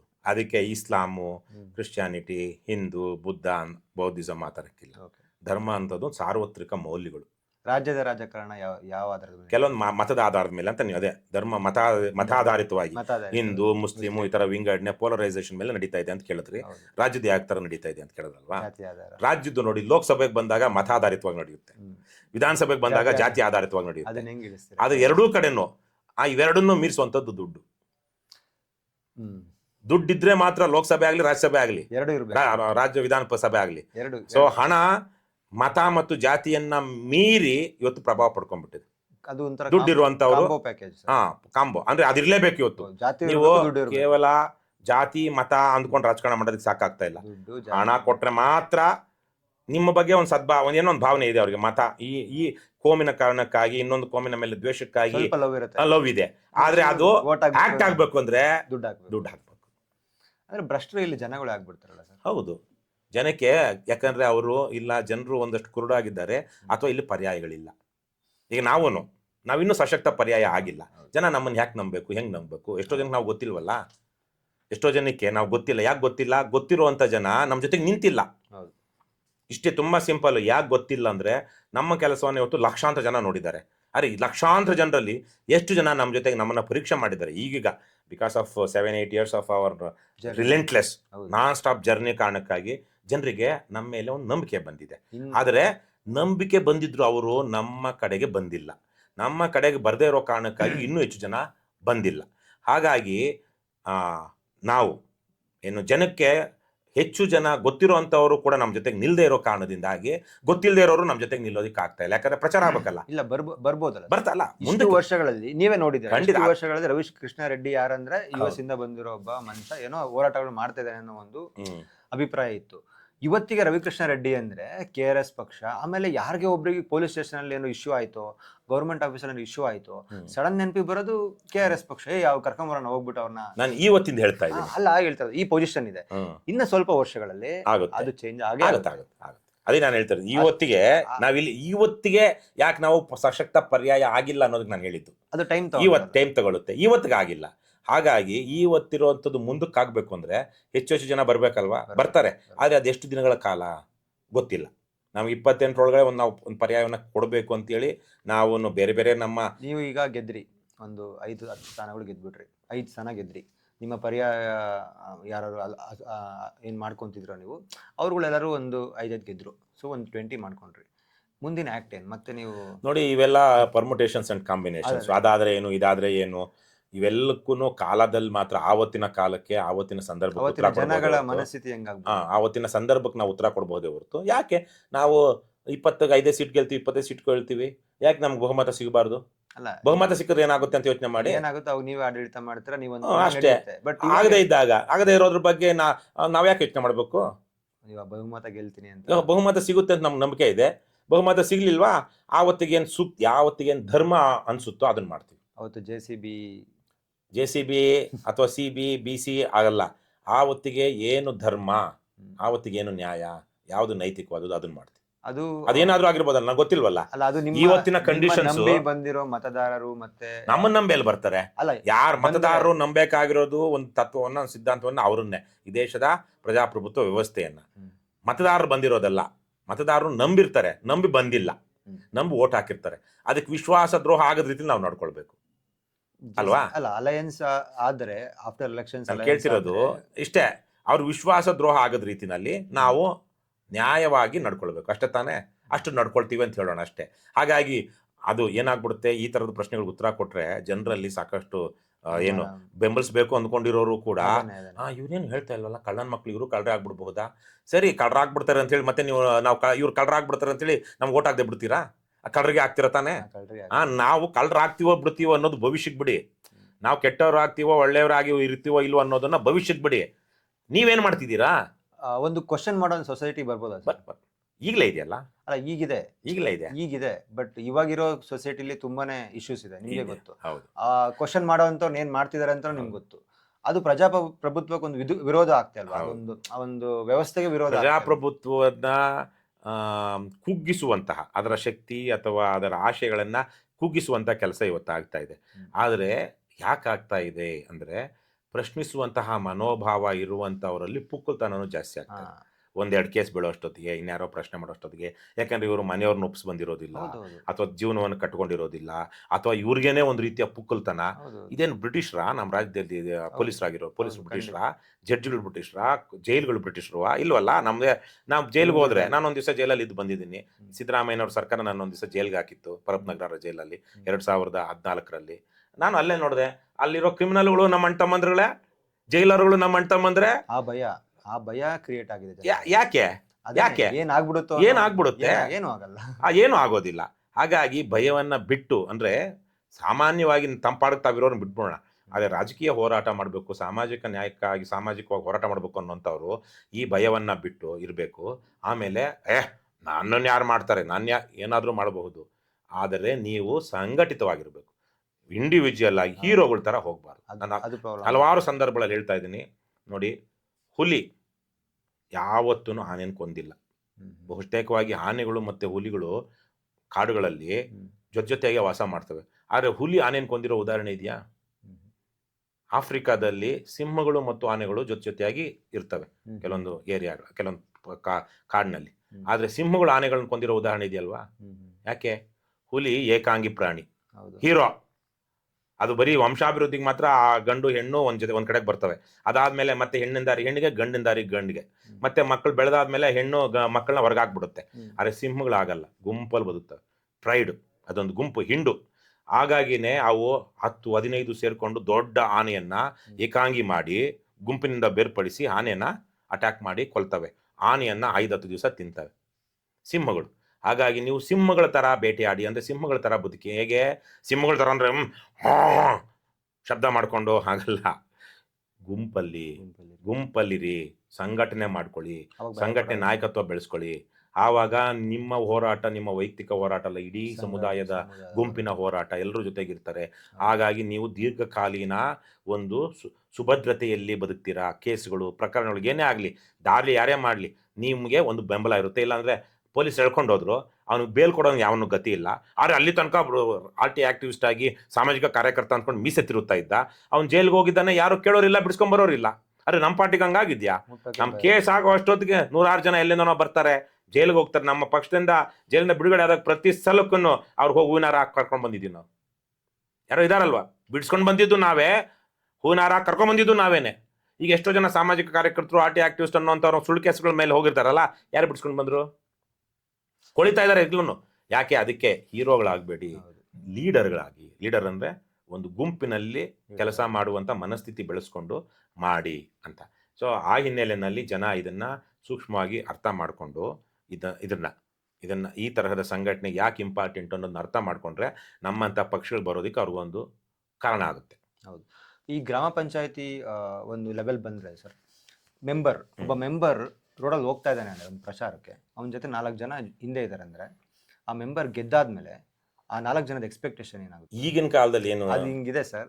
ನೆಕ್ಸ್ಟ್ ಇನ್ ತಾಲೂಕ್ ಪಂಚಾಯತಿ, ಜಿಲ್ಲಾ ಪಂಚಾಯತಿ ಎಷ್ಟು ಸೈಕಲ್ ಆಗುತ್ತೆ, ಎಷ್ಟು ಜನ ಸರಪಳಿಗಳು ಕ್ರಿಯೇಟ್ ಆಗುತ್ತೆ, MLA MP ಎಷ್ಟು ಕ್ರಿಯೇಟ್ ಆಗುತ್ತೆ, ಅದನ್ನ ಹೆಂಗ್ ಬ್ರೇಕ್ ಮಾಡ್ತೀರಾ ಸರ್? ನೋಡಿ, ಆಗ್ಲೇ ಹೇಳ್ದಂಗೆ ನಮಗೆ ಹೀರೋಗಳು ಬೇಡ, ಲೀಡರ್ಗಳು ಬೇಕು. ಆದರೆ ಆ ಲೀಡರ್ಸ್ ಅಂದಾಗ ಎಲ್ಲರೂ ಲೀಡರ್ಗಳಾಗೋದಕ್ಕೆ ಆಗೋದಿಲ್ಲ. ಒಂದು ತತ್ವ ಸಿದ್ಧಾಂತದ ಮೇಲೆ ನಾವು ಓಟ್ ಹಾಕಬೇಕು. ಒಂದು ಕ್ಯಾಂಡಿಡೇಟ್ನ ಹಾಕಿದಾಗ ಆ ವ್ಯಕ್ತಿಗೆ ಆವತ್ತು ಇರೋರೆಲ್ಲರೂ, ಆ ಗುಂಪಲ್ಲಿರುವಂಥವ್ರು ಈ ವ್ಯಕ್ತಿ ಸೂಕ್ತ ಅಂತೇಳಿ ಆಯ್ಕೆ ಮಾಡ್ಕೊಳ್ಳುವಂಥದ್ದು. ಹಾಗಾಗಿ ಅಲ್ಲಿ ಎಕ್ಸ್ಪೆಕ್ಟೇಷನ್ಸ್ ನಮ್ಮ ತತ್ವ ಸಿದ್ಧಾಂತ ವಿಚಾರದ ಮೇಲೆ ಇರುತ್ತೆ ಹೊರತು ಆ ವ್ಯಕ್ತಿಯ ಮೇಲೆ ಅಲ್ಲ. ಯಾಕಂದ್ರೆ ಆ ವ್ಯಕ್ತಿ ಗೆದ್ದಾದ ಮೇಲೆ ಅದನ್ನೇ ಮುಂದುವರಿಸ್ತಾನೆ, ಏನೋ ನಮ್ಮ ವಿಚಾರಗಳೇನಿದೆಯೋ ಹಾಗೆ ಮುಂದುವರಿತಾನೆ. ಹಾಗಾಗಿ ನಮ್ಮ ಎಕ್ಸ್ಪೆಕ್ಟೇಷನ್ ಏನಿದೆ ಅದು ಈಡೇರ್ತಾ ಹೋಗಬೇಕು. ನಾವೇನೇನು ಬಯಸಿದ್ವೋ ಅದು.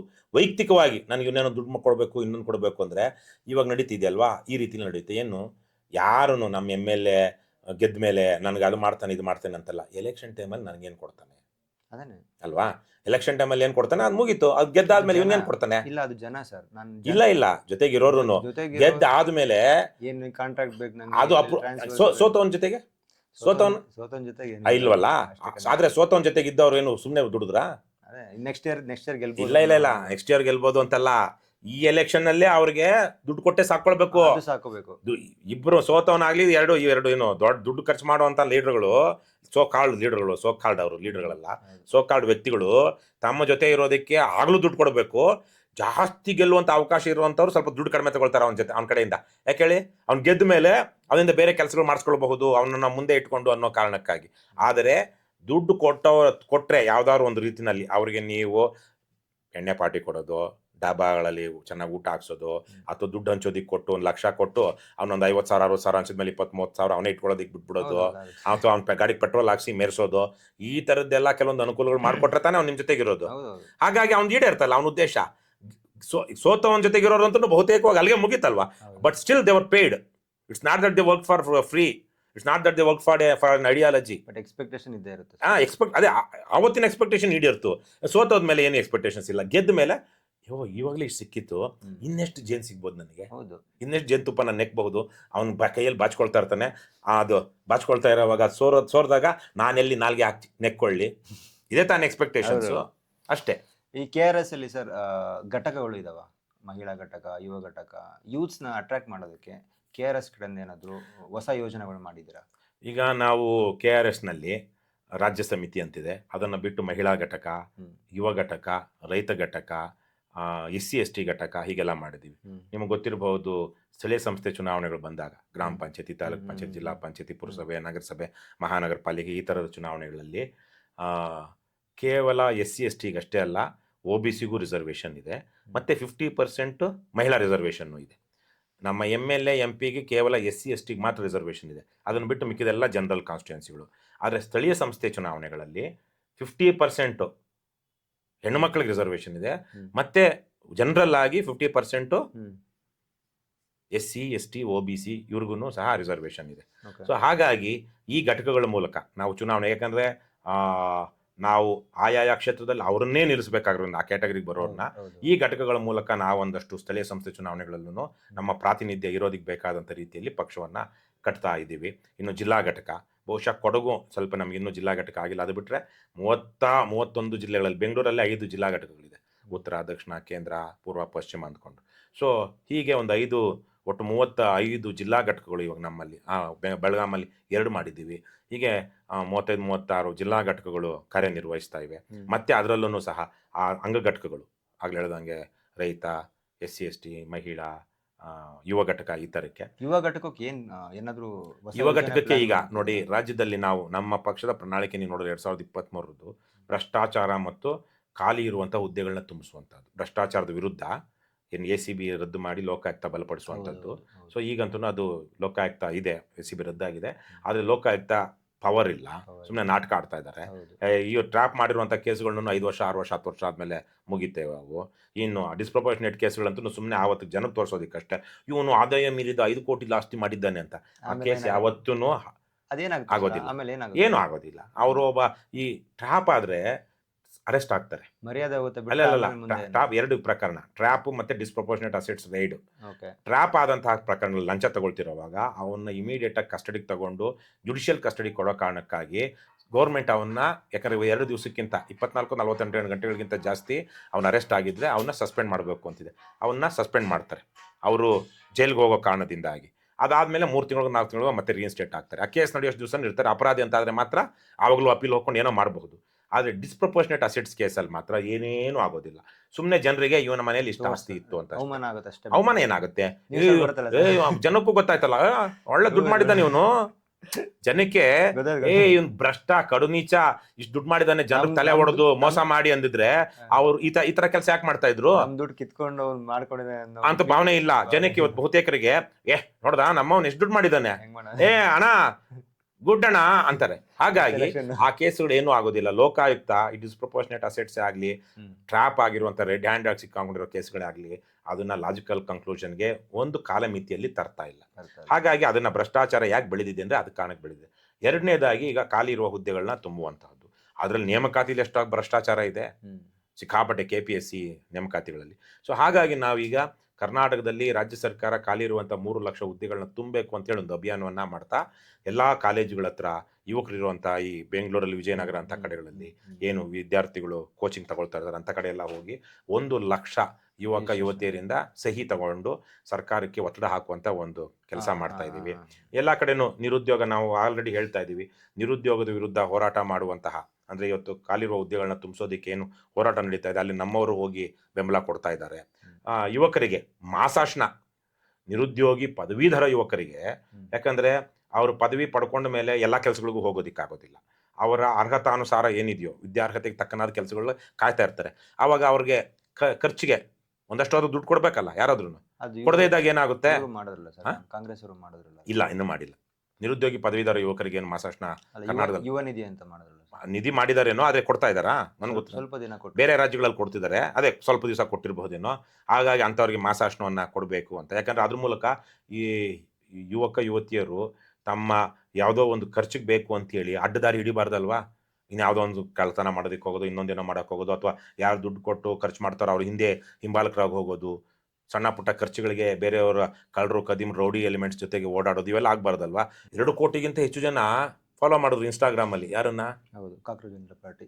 ಆದರೆ ನೀಟು ಸುಮಾರು 23 ಲಕ್ಷ ಕುಟುಂಬಗಳು, ಅಂದರೆ ಒಬ್ಬ ಮಗ ಮಗಳು ಅವ್ರ ಅಪ್ಪ ಅಮ್ಮ 3 ಜನ ಅಂದ್ಕೊಂಡ್ರು ನೇರ ಬಾಧಿತರು ಸುಮಾರು ಎಷ್ಟು 75 ಲಕ್ಷ ಜನ, 2 ಕೋಟಿ ಜನ ಅದನ್ನ ಲೈಕ್ ಮಾಡಿದ್ರು. ಮೊನ್ನೆ ಡೆಲ್ಲಿಯಲ್ಲಿ ಈ ಇಡೀ ಇದಕ್ಕೆ ಕಾರಣ ಆಗಿರುವಂತಹ ಪ್ರಧಾನ ರಾಜೀನಾಮೆ ಕೊಡಬೇಕು ಅಂತ, ಧರ್ಮೇಂದ್ರ ಪ್ರಧಾನ್ ರಾಜೀನಾಮೆ ಕೊಡಬೇಕು ಅಂತ ಅವರೊಂದು ಧರಣಿ ಕೂತ್ರೆ ಎಷ್ಟು ಜನ ಬಂದ್ರು, 1,000 ಜನ ಬಂದಿರ್ಬೋದು. 2,000 3,000 ಅಷ್ಟು ಜಾಸ್ತಿ ಏನಿದ್ದಂಗಿಲ್ಲ. ಒಂದು 1000ಕ್ಕಿಂತ ಜಾಸ್ತಿ ಇದ್ರು ಅಥವಾ ಥೌಸಂಡ್ಸ್ ಅಂತಾರೆ. ಅಂದ್ರೆ ಆದ್ರೆ ಪಾರ್ಟಿಸಿಪೆಂಟ್ ಕಡಿಮೆ ಆಗ್ತಾ ಇದು ಇದೆ. ಹೌದು. ಈಗ ಮನೇಲಿ ಕುತ್ಕೊಂಡು ಯಾರು ಬೇಕೋ ಫಾಲೋ ಮಾಡೋ ಲೈಕ್ ಮಾಡಿದ್ರೆ ಮಾಡ್ತಾರೆ. ಜನ ಆಚೆ ಬಂದು ಮಾಡ್ತಾ ಇಲ್ವಲ್ಲ. ರೆಸ್ಪಾನ್ಸಿಬಿಲಿಟಿ ಯಾಕೆ ಅವ್ರಿಗೆ ಏನೋ ಹಲವಾರು ಕಾರಣಗಳಿದೆ ಯಾಕೆ ಅನ್ನೋದು ಗೊತ್ತು. ಅದು ನಮ್ಮದು ಹೋರಾಟ ಅಂತ ಅನ್ನಿಸ್ತಾ ಇಲ್ಲ. ಆಮೇಲೆ ದೊಡ್ಡವ್ರಿಗೆ ಅಂದ್ರೂ ಅನ್ಸ್ಬೇಕಲ್ವಾ. ದೊಡ್ಡವರು ಅಷ್ಟೇ ತಮ್ಮ ಮಕ್ಕಳು ಚೆನ್ನಾಗಿ ಓದಿ ಕೆಲಸ ತಗೊಂಡು ಏನಾದರೂ ಮಾಡಿ ಸರಿ ಒಳ್ಳೆ ದುಡ್ಡು ಮಾಡಬೇಕು, ಚೆನ್ನಾಗಿರ್ಬೇಕು. ಅವ್ರ ಮನೇಲಿ ಭಗತ್ ಸಿಂಗ್ ಹುಟ್ಟಬಾರ್ದು. ಹೌದು, ಯಾರಿಗೂ ಇಷ್ಟ ಇಲ್ಲ ಪಕ್ಕದ ಮನೇಲಿ ಹುಟ್ಟಬೇಕು. ಭಗತ್ ಸಿಂಗು, ಮಹಾತ್ಮ ಗಾಂಧೀಜಿ, ವಲ್ಲಭಾಯ್ ಪಟೇಲು, ನೆಹರು ಅಥವಾ ಇನ್ಯಾವ ಸ್ವಾತಂತ್ರ್ಯ ಹೋರಾಟಗಾರರ ತರಕ್ಕಿದ್ದಂಥವ್ರು ಅವ್ರ ಮಕ್ಕಳು ಆಗ್ಬಾರ್ದು. ಅವ್ರ ಮಕ್ಕಳು ಸೇಫ್ ಆಗಿರ್ಬೇಕು. ಇನ್ನು ನ್ಯಾಯ ಎಲ್ಲಿ ಸಿಗುತ್ತೆ ನಿಮಗೆ? ಪಕ್ಕದ ಮನೆಯವ್ನು ಹಂಗೆ ತಾನು ಯೋಚನೆ ಮಾಡ್ತಾ ಇರೋದು. ನಮ್ಮನೇಲಿ ಚೆನ್ನಾಗಿರ್ಬೇಕು. ಇಡೀ ಊರಿಗೆ ಹಂಗೆ ಯೋಚನೆ ಮಾಡ್ತಿರೋವಾಗ ಹೊರಗಿಂದ ಬರುವಂತ ದುಷ್ಟರನ್ನ ಎದುರಿಸೋನ್ ಯಾವನು? ನಮ್ಮ ದೇಶದ ಮೇಲೆ ಆಕ್ರಮಣ ಆಗಿದ್ದು ಹೆಚ್ಚು ಕಮ್ಮಿ ಹಂಗೆ ತಾನೆ. ಪರ ಯಾವ್ಯಾವ್ದೋ ಬೇರೆ ಬೇರೆ ಖಂಡಗಳಿಂದ, ಗ್ರೀಸ್ನಿಂದ ಬರ್ತಾನೆ. ಯಾರು? ಅಲೆಕ್ಸಾಂಡರ್. ಒಂದು ರೆಸ್ಪಾನ್ಸಿಬಿಲಿಟಿ ತಗೊಳ್ಳಿಲ್ದ್ರು ರೆಸ್ಪಾನ್ಸಿಬಿಲಿಟಿ ತಗೊಂಡವ್ರಿಗೆ ಸಪೋರ್ಟ್ ಮಾಡ್ಬೇಕು. ಅದಕ್ಕೆ ಆಗಿನೇ ಸೊ ಈ ದೊಡ್ಡವರು ಯೋಚನೆ ಮಾಡ್ತಾ ಇಲ್ಲ, ಚಿಕ್ಕವರು ಯೋಚನೆ ಮಾಡ್ತಾ ಇಲ್ಲ. ಆದ್ರೆ ಯಾವುದೋ ಒಂದು ಟ್ರಿಗರ್ ಪಾಯಿಂಟ್ ಬರುತ್ತೆ. ಆವಾಗ ಮಾತ್ರ ಇವ್ರು ಬೀದಿಗಿಳಿತಾರೆ. ಆವಾಗ ಅನೇಕ ತಪ್ಪುಗಳು ಸರಿ ಹೋಗುತ್ತೆ, ಹೊಸ ತಪ್ಪುಗಳು ಆಗುತ್ತೆ. ಹೊಸ ತಪ್ಪುಗಳು ಆಗಬಾರ್ದು ಅಂದ್ರೆ ಇವತ್ತಿಗೆ ಅದನ್ನ ಬಹಳ ಮೆಚೂರ್ ಆಗಿ ಅದನ್ನ ಹ್ಯಾಂಡಲ್ ಮಾಡುವಂತ ಒಂದು ವರ್ಗ ಅಲ್ಲಿ ರೆಡಿ ಇರಬೇಕು. ಅದಕ್ಕೆ ನಾವು ಕರ್ನಾಟಕ ರಾಷ್ಟ್ರ ಸಮಿತಿ ಪಕ್ಷ ಅದನ್ನ ಯೋಚನೆ ಮಾಡ್ತಾ ಇದೀವಿ. ಇಲ್ಲ ಅಂದ್ರೆ ಅರಾಜಕತೆ ಆಗ್ಬಿಡುತ್ತೆ. ಅರಾಜಕತೆ ಆಗಿ ಪಾಪ ಆವಾಗಲೂ ಅರಾಜಕತೆ ಆದಾಗಲೂ ಮೊದಲ ಸಾಲಿನ ವಿಕ್ಟಿಮ್ಸ್ ಯಾರು ಅಂದ್ರೆ ಬಡವರೇ, ಯಾವಾಗ್ಲೂ ಅದೇ. ಆಮೇಲೆ ಅದು ಮಿತಿ ಮೀರಿದಾಗ ಯಾವ ಶ್ರೀಮಂತನೂ ಉಳಿಯಲ್ಲ. ಎಲ್ಲರಿಗೂ ಬರುತ್ತೆ. ಈಗ ನೇಪಾಳದಲ್ಲಿ ಮಾಜಿ ಪ್ರಧಾನಿ ಹೆಂಡತಿಯನ್ನ ಅಟ್ಟಾಡಿಸ್ಕೊಂಡು ಹೋಗಿ ಬೆಂಕಿ ಹಚ್ಕೊಂಡ್ಬಿಟ್ರು. ಹಾಲಿ ಅರ್ಥ ಸಚಿವನನ್ನ ರಸ್ತೆಯಲ್ಲಿ ಓಡಿಸ್ಕೊಂಡು ಹೋದ್ರು. ಅಂದ್ರೆ ಒಂದು ಹಂತ ಮೀರಿದಾಗ, ಮಿಕ್ಕಾಗಿ ಅರಾಜಕತೆ ಬಂದಾಗ ಮೊದಲ ಸಾಲಿನಲ್ಲಿ ಬಾಂಗ್ಲಾದಲ್ಲಿ ಆದಂಗೆ ಎಷ್ಟು 100-200 ಜನ ಗೋಲಿಬಾರಲ್ಲಿ ಸತ್ರು. ಯಾರ ಮನೆ ಮಕ್ಕಳು? ಹಾಗಾಗಿ ನಮ್ಮ ದೇಶದಲ್ಲಿ ಒಂದು ಸ್ವಲ್ಪ ವಿಚಿತ್ರವಾದ ಸನ್ನಿವೇಶದಲ್ಲಿ ಇದ್ದೀವಿ. ಆದರೆ ಅರಾಜಕತೆ ಬರದೇನೆ ನಮ್ಮ ವ್ಯವಸ್ಥೆಯನ್ನು ಸರಿ ಮಾಡ್ಕೊಳ್ಬೇಕು. ಅಶಾಂತಿ, ಹಿಂಸೆಗೆ ಅವಕಾಶ ಇಲ್ಲದೆ ಅಹಿಂಸೆ ಮತ್ತು ಶಾಂತಿಯುತವಾಗಿಯೇ ನಾವು ಹೋರಾಟ ಮಾಡಬೇಕು. ಬದಲಾವಣೆಯನ್ನು ತರಬೇಕು. ಮತ್ತು ಅದು ಹಿಂಸೆ ಇರಬಾರ್ದಲ್ಲಿ, ಮತ್ತೆ ಅದೊಂದು ರೀತಿಯಲ್ಲಿ ದೀರ್ಘಕಾಲೀನವಾದಂತಹ ಪರಿಣಾಮವನ್ನು ಬೀರಬೇಕು. ಸರ್, ಇವಾಗ ನಿಮ್ಮದು ಎಲ್ಲ ಸರ್ಕಾರಿ ಕಚೇರಿಗಳಲ್ಲಿ ಮತ್ತು ಪೊಲೀಸ್ ಸ್ಟೇಷನ್ಗಳಲ್ಲಿ ಒಂದು ಭ್ರಷ್ಟಾಚಾರದ ವಿರುದ್ಧ ಹೋರಾಟ ಮಾಡ್ತಿದ್ದೀರಾ. ಮೊದಲು ಭ್ರಷ್ಟಾಚಾರ ಶುರುವಾಗದೆ ವೋಟಿಂಗ್ ಟೈಮಲ್ಲಿ ಸರ್, ಈ ರಾತ್ರಿ ಕಲ್ಚರ್ ಇದೆಯಲ್ಲ, ಅದ್ರ ವಿರುದ್ಧ ಏನಾದ್ರು ಅದರಲ್ಲೆಲ್ಲ ನಿಮ್ಗೆ ಗೊತ್ತಿದೆ ಆ್ಯಕ್ಚುಲಿ, ಅದ್ರ ವಿರುದ್ಧವಾಗಿ ಏನಾದರೂ KRS ಪಕ್ಷ ಏನಾದ್ರು ಮಾಡುತ್ತಾ ಮುಂದೆ? ಈಗ ಎಲೆಕ್ಷನ್ ಕಮಿಷನ್ ಏನ್ ಮಾಡ್ತಿದೆ ಅಂತ ನಿಮ್ಗೆ ಗೊತ್ತಿದೆ? ಎಲೆಕ್ಷನ್ ಕಮಿಷನ್ ಅಷ್ಟು ನಿಖಮ್ಮ ಅಧಿಕಾರಿಗಳು ಯಾರು ಇಲ್ಲ. ಬರೀ ನಾಟಕ. ಚುನಾವಣೆಯಲ್ಲಿ ನಡೆಯುವಂತಹ ಭ್ರಷ್ಟಾಚಾರವನ್ನ ನಿಲ್ಲಿಸುವಂತಹ ಅಕ್ರಮ ಏನು ಹಣ ಹೆಂಡ ಆಮಿಷಗಳನ್ನ ಓಟ್ ತಗೊಳ್ತಾರಲ್ವಾ, ಅದನ್ನ ಇವತ್ತಿನ ತನಕ ಎಲೆಕ್ಷನ್ ಕಮಿಷನ್ ನಿಲ್ಲಿಸೋದಕ್ಕೆ ಯಾವ ಪ್ರಯತ್ನವನ್ನು ಮಾಡಿಲ್ಲ. ಬಹಳ ದೊಡ್ಡ ದೇಶದ್ರೋಹ. Election commission is only interested in conducting peaceful elections. You can do whatever you want. Any kind of illegality is committed, they are not bothered. They are not at all interested in conducting free and fair election. That is the that's the bottom line of conducting an election. Adu free and fair election. That's the bedrock of upholding democracy. Adre election commission is not at all interested in conducting free and fair election. It is interested in peaceful election. ಅದಕ್ಕೆ ನಾವೀಗ ಆ ಕೆಲಸವನ್ನ ಯಾರು ಅಧಿಕಾರಿಗಳು ಸರ್ಕಾರ ಮಾಡಿದಾಗ ಯಾರು ಮಾಡಬೇಕು? ಜನನೇ ಮಾಡಬೇಕು. ಅದಕ್ಕೆ ನಾವೇನು ಮಾಡ್ತಾ ಇದೀವಿ? ಬಾಯಲ್ಲಿ ಸೀಟಿ, ಕೈಯಲ್ಲಿ ಲಾಠಿ. ನಮ್ಮ ಶಕ್ತಿ ಹೆಚ್ಚಾಗ್ತಾ ಹೋಗ್ತಿದ್ದಂಗೆ ಮುಂದಿನ ದಿನಗಳಲ್ಲಿ ಕರ್ನಾಟಕ ರಾಷ್ಟ್ರ ಸಮಿತಿ ಪಕ್ಷದ ಸದಸ್ಯರುಗಳು, ಸೈನಿಕರು ಅಂತ ಹೇಳ್ತೀವಿ, ಅವರೇನೆ ಎಲ್ಲೆಲ್ಲಿ ಯಾವನು ಹಣ ಹೆಂಡ ತರ್ತಾನೆ ಹಂಚೋದಿಕ್ಕೆ, ಕುಕ್ಕರು ನಿಕ್ಕರು ತರ್ತಾನೆ ಹಂಚೋದಿಕ್ಕೆ, ಅಂತಹ ಗಾಡಿಗಳನ್ನ ಹಿಡ್ಕೊಂಡು ಅವಕ್ಕೆ ನಾವು ಚಕ್ರದ ಟೈರ್ಗಳು ಟ್ಯೂಬ್ ಗಾಳಿ ತೆಗೆದು ಗಾಡಿಗೆ ಡ್ಯಾಮೇಜ್ ಮಾಡಿ ಆ ವಸ್ತುಗಳನ್ನು ಚೆಲ್ಲಾಪಿಲ್ಲಿ ಮಾಡಿ ಸಮಾಜಕ್ಕೆ ತೋರಿಸ್ತೀವಿ, ಯಾರು ತಂದಿದ್ದಾರೆ ಅಂತ ಹೇಳ್ತೀವಿ. ಕೈಯಲ್ಲಿ ಲಾಠಿ ಹಿಡ್ಕೊಳ್ತೀವಿ ನಮ್ಮ ಆತ್ಮರಕ್ಷಣೆಗೆ ಮತ್ತು ಅಕ್ರಮಗಳನ್ನ ನಿಲ್ಲಿಸೋದಕ್ಕೆ. ಅಂತಹ ಒಂದು ಸ್ಥಿತಿಗೆ ಹೋಗ್ಲಿಲ್ಲ ಅಂದರೆ ಖಂಡಿತ ಅವ್ರ ಅಪ್ರಾಣ ಇವರು ಬದಲಾಗಲ್ಲ. ಯಾವಂತಾನೆ ಎಲೆಕ್ಷನ್ಗೆ ದುಡ್ಡು ಕೊಡೋದು ನಿಲ್ಲಿಸ್ತಾನೆ? ಈ ಥರಕ್ಕಾಗಲಿಲ್ಲ ಅಂದರೆ ತನ್ನ ಕೆಲಸನ ತಾನು ಗೆದ್ರೂ ತಾನು ಸೋಲ್ತೀನಿ ಮತ್ತೆ ನನಗೆ ಶಿಕ್ಷೆ ಆಗುತ್ತೆ ಅಂತ ಭಯ ಬರದೇ ಇದ್ರೆ ಇವ್ರು ಯಾಕೆ ನಿಲ್ಲಿಸ್ತಾರೆ? ದುಡ್ಡಿರೋನು ಮಾಡೇ ಮಾಡ್ತಾನೆ. ಹಾಗಾಗಿ ಇದನ್ನು ನಿಲ್ಲಿಸಿ ಅವಮಾನ ಮಾಡಿ ಅವ್ರನ್ನ ಕೇಸ್ ಹಾಕ್ಬೇಕು ಅಂದ್ರೆ, ಈಗ ನಾವೇ ದುಡ್ಡು ಹಿಡಿದು ಕೊಟ್ಟಿದ್ದೀವಿ, ಕೇಸೇ ಹಾಕೋದಿಲ್ಲ ಬದ್ಮಾಷ್ಗಳು. ಯಾಕಂದ್ರೆ ಅವ್ರ ಮೇಲಿಂದ ಫೋನ್ ಬಂದಿರುತ್ತೆ, ಸಾಕ್ಷಿ ಸಂಗ್ರಹ ಮಾಡೋದಿಲ್ಲ, ಕೋರ್ಟಲ್ಲಿ ಕೇಸ್ ನಡೆಸೋದಿಲ್ಲ. ಹಾಗಾಗಿ ಇವತ್ತು ಗೆಲ್ತಿರುವಂಥ ಹಲ್ಕಾಗಳು ಗೆದ್ದು ಬರ್ತಾನೆ ಇದ್ದಾರೆ. ಹೌದು, ಏನ್ ಮಾಡ್ತೀರಿ ಸರ್? ಸೊ ಅದಕ್ಕೆ ಕೈಯಲ್ಲಿ ಲಾಠಿ ಬಾಯಲ್ಲಿ ಸೀಟಿ, ಲಾಠಿ ಹಿಡ್ಕೊಂಡು ಆ ಕತಲ್ಕರಾತುಗಳೇನಿದೆ ಅಂಥ ದಿವಸಗಳಲ್ಲಿ ನಾವು ಪಹರೆ ಕಾದು ಯಾವ್ಯಾವ ಊರಲ್ಲಿ ಹಂಚೋದಕ್ಕೆ ನಮ್ಮ ಶಕ್ತಿ ಎಲ್ಲ ಕಡೆನೂ ಆಗೋದಿಲ್ಲ. ನಮ್ಮ ಆತ್ಮರಕ್ಷಣೆ ಮಾಡಿಕೊಂಡು ಆ ಅಕ್ರಮಗಳನ್ನು ನಿಲ್ಲಿಸೋದಕ್ಕೆ ನಾವೇನು ಬೇಕೋ ಅದನ್ನೆಲ್ಲ ಮಾಡ್ತೀವಿ. ಫೇಸ್ಬುಕ್ ಲೈವ್, ಗೂಗಲ್ ಲೈವ್ ಇವೆಲ್ಲ ಮಾಡಿಕೊಂಡು ಸಮಾಜಕ್ಕೆ ಯಾರು ಮಾಡ್ತಾ ಇದ್ದಾರೆ ಅಂತ ತೋರಿಸಿ ಕೇಸ್ ಹಾಕಿ ಅವರು ಪನಿಷ್ಮೆಂಟ್ ಕೊಡೋ ತನಕ ಕೆಲಸ ಮಾಡಬೇಕು, ಅಲ್ಲಿ ತನಕ ಹೋರಾಟ ಮಾಡ್ತೀವಿ. ಸರ್, ಮೊದಲಿಗೆ ಈ ಗ್ರಾಮ ಪಂಚಾಯತಿ ಎಲೆಕ್ಷನ್ ಯಾವುದಾದ್ರು ನೋಡಿದ್ರೆ ಸರ್ ನೀವು? ಅಂದರೆ ಗ್ರಾಮ ಪಂಚಾಯತಿ ಎಲೆಕ್ಷನ್ ಕಂಟೆಸ್ಟ್ ಮಾಡೋದು ಅಥವಾ ನೀವು ಅವ್ರ ಜೊತೆ ಓಡಾಡೋದು ಆ ಥರ ಏನೋ ಮಾಡಿ ಎಲ್ಲ ನಾವು ಹುಟ್ಟಿ ಬೆಳೆದ ಹಳ್ಳಿನಲ್ಲೇ ಹೋಗಿದ್ದೀರಾ? ಗ್ರಾಮ ಪಂಚಾಯತಿ ಎಲೆಕ್ಷನ್ ವೋಟು ಹಾಕಿದ್ವಿ, ಪ್ರಚಾರವನ್ನು ಮಾಡಿದ್ವಿ. ಹೋಗಿದ್ದೀರಲ್ಲ, ಆ ರಾತ್ರಿ ಕಲ್ಚರ್ ಗ್ರಾಮ ಪಂಚಾಯತಿ ಎಲೆಕ್ಷನ್ ಅಲ್ಲಿ ಯಾವ ರೀತಿ ಇರುತ್ತೆ ನೋಡಿದಿರಲ್ಲ? ಅದು ಗ್ರಾಮ ಪಂಚಾಯತಿ ಇಲ್ಲಲ್ಲ ಈಗಂತೂ ಜನ ಅದು ತುಂಬಾ ಚೆನ್ನಾಗಿರುತ್ತೆ. ಆಕ್ಚುಲಿ ತುಂಬಾ ಸ್ಪೆಸಿಫಿಕಲಿ ಒಂಥರ ಚೆನ್ನಾಗಿರುತ್ತೆ. ನೀವು ನನ್ನ ಎಕ್ಸ್ಪೀರಿಯನ್ಸ್ ಹೇಳ್ತೀನಿ. ನೀವು ಜಸ್ಟ್ ಸುಮ್ಮನೆ ಒಂದು ರೋಡಲ್ಲಿ ಹೋಗ್ತಾ ಇರಿ, ಪ್ರತಿ ರೋಡಲ್ಲೂ ಪ್ರತಿ ಮನೆಯಲ್ಲೂ ಲೈಟ್ ಆನ್ ಆಗಿರುತ್ತೆ. ಆಮೇಲೆ ಬಾಗಿಲು ತೆಗೆದಿರುತ್ತೆ, ದಿನ ಬೆಡ್ರೂಮ್ ಅಲ್ಲಿ ಮಲ್ಗೋ ಜನ ಬಂದ್ ಜಗ್ಲಿಲ್ ಮಲಗಿರ್ತಾರೆ. ಕರೆಕ್ಟ್. ಈ ಕಲ್ಚರ್ ಹೆಂಗ್ ಸರ್ ಚೇಂಜ್? ಅದ್ಭುತ. ಜನ ಎಚ್ಚೆತ್ಕೊಂಡಿರ್ತಾರೆ, ಮಲಗಿರೋದಿಲ್ಲ, ಜಗ್ಲಿ ಮೇಲೆ ಕೂತಿರ್ತಾರೆ, ಬಾಗಿಲು ತೆಗೆದಿರ್ತಾರೆ. ಯಾಕಂದ್ರೆ ಬಂದ ಲಕ್ಷ್ಮಿ ಬಾಗಿಲು ಮುಚ್ಚಿದ್ರೆ ಹಂಗೆ ಮುಂದಕ್ಕೆ ಹೋಗ್ಬಿಡ್ತಾಳೆ. ಖಂಡಿತ. ಆ ಕಲ್ಚರ್ ಹೆಂಗ್ KRS ಇಂದ ಚೇಂಜ್ ಮಾಡಕ್ಕಾಗುತ್ತೆ ಸರ್? ಜನ ಚೇಂಜ್ ಆಗ್ಬೇಕಲ್ವಾ? ನಾನು ಹೇಳ್ದಂಗೆ ನಿಮ್ಗೆ ಮಳೆ ಸುರಿತಾ ಇದೆ, ಬಂಡೆ ಕರಗ್ತಾ ಇಲ್ಲ. ನೋಡಿ, ಆಗ್ಲೇ ಹೇಳ್ದಂಗೆ ಜನ ಒಂದು ವರ್ಗ ಅಥವಾ ಒಂದು ಕೆಲವೊಂದಷ್ಟೇ ಜನ ಆ ಥರಕ್ಕಿರುವಂಥದ್ದು. ಅವರು ಯಾಕೆ ಕೊಡ್ತಾರಲ್ವಾ ತಗೊಳ್ಳೋಣ ಅಂತ, ಯಾಕೆ ವೇಸ್ಟ್ ಆಗ. ಆಮೇಲೆ ಇನ್ನೊಂದು, ತಗೊಳ್ಳದೇ ಇದ್ರೆ ಕೆಲವೊಂದು ಸಂದರ್ಭಕ್ಕೆ ಇವ್ನು ನಮ್ಮ ಜೊತೆ ಇಲ್ಲ ಅಂದ್ಕೊಂಡು ಅವರು ದಬ್ಬಾಳಿಕೆ ಮಾಡೋ ಸಾಧ್ಯತೆ ಇರುತ್ತೆ. ಯಾಕಂದ್ರೆ ಕೊಡೋಂಥವ್ರು ಯಾರು ಬಲಿಷ್ಠರು. ಬೇಡ ಹೋಗು ಅಂತ ಹೇಳಿದ್ರೆ ನೀನು ಬೇರೆಯವ್ರಿಗೆ ಆಗ್ತೀಯಾ, ನೋಡ್ಕೊಳ್ತೀನಿ ನಿನ್ನ ಅನ್ನುವಂಥವ್ರು ಇರ್ತಾರೆ. ಹಾಗಾಗಿ ಇದೆಲ್ಲ ಯಾಕೆ ಬೇಕು? ಆಮೇಲೆ ಜನಕ್ಕೂ ಒಂಥರ ಜಾತ್ರೆ ಆಗ್ಬಿಟ್ಟಿದೆ. ಅದೇನೋ ಜಾರದೋ ಜಾತ್ರೆಯಲ್ಲಿ ಉಂಡವನೇ ಜಾಣ ಅಂತ ಯಾಕೆ ಬಿಡಬೇಕು? ಜನ ನೋಡಿ, ಬೆಂಗಳೂರಲ್ಲಿ ಕೊರೋನಾ ಬಂದಾಗ ಕೇವಲ ಅರ್ಧ ಲೀಟ್ರ್ ಹಾಲು ಕೊಡ್ತಾ ಇದ್ದಿದ್ದು ಉಚಿತವಾಗಿ. ಇಲ್ಲೆಲ್ಲೋ ರಾಜರಾಜೇಶ್ವರ ನಗರದಲ್ಲಿ ನೂರಾರು ಮೀಟ್ರುಗಳು, ಏನು middle class, upper middle class ಜನ ಅರ್ಧ ಲೀಟ್ರ್ ಹಾಲಿಗೆ ಕ್ಯೂ ನಿಂತಿದ್ರು. ಬಿಟ್ಟಿ ಅದೇನೋ ಬಿಟ್ಟಿ ಊಟ ಅಂದ್ರೆ ಮೈಯೆಲ್ಲ ಹಸುವು ಅಂತ ಒಂದು ಗಾದೆ ಇದೆಯಲ್ವಾ? ವಿಚಿತ್ರವಾದ ಮಾನಸಿಕ ಅಸ್ವಸ್ಥತೆಗೆ ಜನ ಒಳಗಾಗಿದ್ದಾರೆ. ಹಾಗಾಗಿನೇ ಇವು ನಡೀತಾ ಇರೋದು. ಆದ್ರೆ ಅದನ್ನ ನಿಲ್ಸೋದಿಕ್ಕಾಗಲ್ಲ. ರಾತ್ರೋರಾತ್ರಿ ಹೆಂಗೆ ನಿಲ್ಲಿಸಬಹುದು ಅಂದ್ರೆ, ಯಾವನ್ ಕೊಡೋದಿಕ್ ಬರ್ತಾನಲ್ಲ, ತಗೊಳ್ಳೋರು 1000 ಜನ, ನೀವು ಅವ್ರನ್ನ ಫೈಟ್ ಮಾಡಕ್ಕಾಗಲ್ಲ. ಕೊಡೋರು 10 ಜನ, ಅವ್ರನ್ನ ಫೈಟ್ ಮಾಡ್ಬೋದು ಅಲ್ವಾ? ಹಾಗಾಗಿನೇ ಎಲೆಕ್ಷನ್ ಕಮಿಷನ್ ಇವತ್ತಿಗೂ ಈ ಅಕ್ರಮಗಳು ನಿಲ್ಸೋದು ಕಷ್ಟ ಅಲ್ಲ. ನೋಡ್ತಾ ಇರಿ ಎಲ್ಲಾ ಕಡೆ ಈ ಭ್ರಷ್ಟ ನೀಚ ಎಲೆಕ್ಷನ್ ಕಮಿಷನ್ ಅಧಿಕಾರಿಗಳು ಹೆಂಗ್ ಕೆಲಸ ಮಾಡ್ತಾರೆ ಅಂದ್ರೆ, 2 ದಿವಸ ಎಲೆಕ್ಷನ್ ಇರೋ ತನಕ ಎಲ್ಲ ಕಡೆ ನಾಕಾಬಂದಿ ಮಾಡ್ತಾರೆ. 2 ದಿವಸ ಎಲೆಕ್ಷನ್ ಇದೆ ಅನ್ನೋವಾಗ ಬೂತ್ಗೆ ಸೆಕ್ಯೂರಿಟಿ ಬೇಕು ಅಂತೇಳಿ ಎಲ್ಲ ತಗೊಂಬಂದು ಅಲ್ಲಿ ಹಾಕ್ಬಿಡ್ತಾರೆ. ಊರುಗಳು ಮುಕ್ತ ಫ್ರೀ ಬಿಟ್ಬಿಡ್ತಾರೆ, ವಾರ್ಡ್ಗಳನ್ನೆಲ್ಲ ತೆಗೆದುಬಿಡ್ತಾರೆ. ಎಲ್ಲಾ ಕಡೆ ಪೊಲೀಸರು ಅದೇನೇನೋ ಹೈವೇಗಳಲ್ಲಿರೋರ್ನೆಲ್ಲ ತಗೊಂಡು ಬಂದು ಬೂತ್ ಕೆಲಸ ಕಟ್ಸ್ಬಿಡ್ತಾರೆ. ಅಂದ್ರೆ ಈ ಎಲೆಕ್ಷನ್ 2 ದಿವಸದ ಹಿಂದಿನ ತನಕ ನೀವು ಯಾವುದೇ ಅಕ್ರಮ ಮಾಡಬಾರ್ದು. ಆ 2 ದಿವಸದಲ್ಲಿ ನೀವೇನ್ ಬೇಕಾದ್ರೂ ಮಾಡಿ. ಇವ್ರದ್ದು ಇದು ಈ ಎಲೆಕ್ಷನ್ ಕಮಿಷನ್ ಅನ್ನುವಂಥದ್ದನ್ನೇ ಇವತ್ತು ಭಾರತದ ಪ್ರಜಾಪ್ರಭುತ್ವಕ್ಕೆ ಇರುವಂಥ ಅತಿ ದೊಡ್ಡ ಅಪಾಯ. ಆ ಎಲೆಕ್ಷನ್ ಕಮಿಷನ್ ನೇಮಕಾತಿಯಲ್ಲಿ ಬಹಳ ದೊಡ್ಡ ಮೋಸವನ್ನ, ದೇಶಕ್ಕೆ ಬಹಳ ದೊಡ್ಡ ಅನ್ಯಾಯ ಆಗುವಂಥ ಮೋಸವನ್ನ ನರೇಂದ್ರ ಮೋದಿ ಮಾಡಿದ್ದಾರೆ. ಇಲ್ಲಿ ತನಕ ಎಲೆಕ್ಷನ್ ಕಮಿಷನ್ಗೆ ಪ್ರಧಾನಮಂತ್ರಿ, ಚೀಫ್ ಜಸ್ಟಿಸ್ ಆಫ್ ಇಂಡಿಯಾ, ವಿರೋಧ ಪಕ್ಷದ ನಾಯಕರು ಮೂವರು ಸೇರಿ ಆಯ್ಕೆ ಮಾಡಬೇಕಾಗಿತ್ತು. ಇವತ್ತು ಪ್ರಧಾನಮಂತ್ರಿ ತನ್ನ ಗುಲಾಮನನ್ನ ನೇಮಕ ಮಾಡೋದಕ್ಕೆ ಅವಕಾಶ ಆಗಿದೆ. ಹೇಗೆ? ಚೀಫ್ ಜಸ್ಟಿಸ್ ಆಫ್ ಇಂಡಿಯಾನ ತೆಗೆದು ಪ್ರಧಾನಮಂತ್ರಿ ನೇಮಿಸಿದ ಕ್ಯಾಬಿನೆಟ್ ಸಚಿವ ಯಾವನಾದ್ರೂ ಇರಬಹುದು, ಅವನೇನು ರಬ್ಬರ್ ಸ್ಟ್ಯಾಂಪೆ, ಮತ್ತೆ ವಿರೋಧ ಪಕ್ಷ, ಮೂವರಲ್ಲಿ ಇವರಿಬ್ರು ಪ್ರಧಾನಮಂತ್ರಿ ಹೇಳಿದ್ದನ್ನೇ ಆತನ ಸಚಿವನ ಮಾಡ್ತಾನೆ. ವಿರೋಧ ಪಕ್ಷದ ನಾಯಕನಿಗೇನು ಸುಮ್ಮನೆ ನಾಮಕಾವಸ್ಥೆಗೆ ಹೋಗ್ಬರ್ಬೇಕು. ಆಕ್ಚುಲಿ ರಾಹುಲ್ ಗಾಂಧಿ ಹೋಗದೆ ಇರೋದು ಕೆಲವೊಂದ್ಸಲ ಕದೇನೆ, ಏನು ಉಪಯೋಗ ಇಲ್ಲ. 2-1 ಹಾಗೆ ಆಗುತ್ತೆ. ಇವ್ರನ್ನ ಆತ ಸ್ವತಂತ್ರ ವ್ಯಕ್ತಿತ್ವ ಇರೋನ್ನೇನು ಅವ್ರು ಹಾಕೋದಿಲ್ಲ. ಹಾಗಾಗಿ ಎಲೆಕ್ಷನ್ ಕಮಿಷನ್ ಇವತ್ತು ವಿಶೇಷವಾಗಿ ಬಿಜೆಪಿಗೆ ಸಹಾಯ ಮಾಡುವಂತಹ ಒಂದು ಅತಿ ಹೆಚ್ಚಿನ ಮಟ್ಟದಲ್ಲಿ ಸಹಾಯ ಮಾಡುವಂಥ ಒಂದು ಸಂಸ್ಥೆ ಆಗಿದೆ. ಹಾಗಂತೇಳಿ ಎಲ್ಲಾ ಕಡೆನೂ ಆಗ್ತಾ ಇದೆಯೇ? ಇಲ್ಲ. ಈಗ ಕೇರಳದಲ್ಲಿ ಅವ್ರಿಗೆ ಹೆಲ್ಪ್ ಆಯ್ತಾ, ತಮಿಳ್ನಾಡಲ್ಲಿ ಹೆಲ್ಪ್ ಆಯ್ತಾ? ಅಲ್ಲಿ ಬೇರೆ ಬೇರೆ ಕಾರಣಗಳಿಂದಾಗ ಆಗಿಲ್ಲ. ಆದ್ರೆ ಕೆಲವೊಂದು ಸಂದರ್ಭದಲ್ಲಿ ವಿಶೇಷವಾಗಿ ಬಿಜೆಪಿಗೆ ಹೆಲ್ಪ್ ಆಗುವ ರೀತಿಯಲ್ಲೇನೆ ನಡ್ಕೊಂಡಿದ್ದಾರೆ.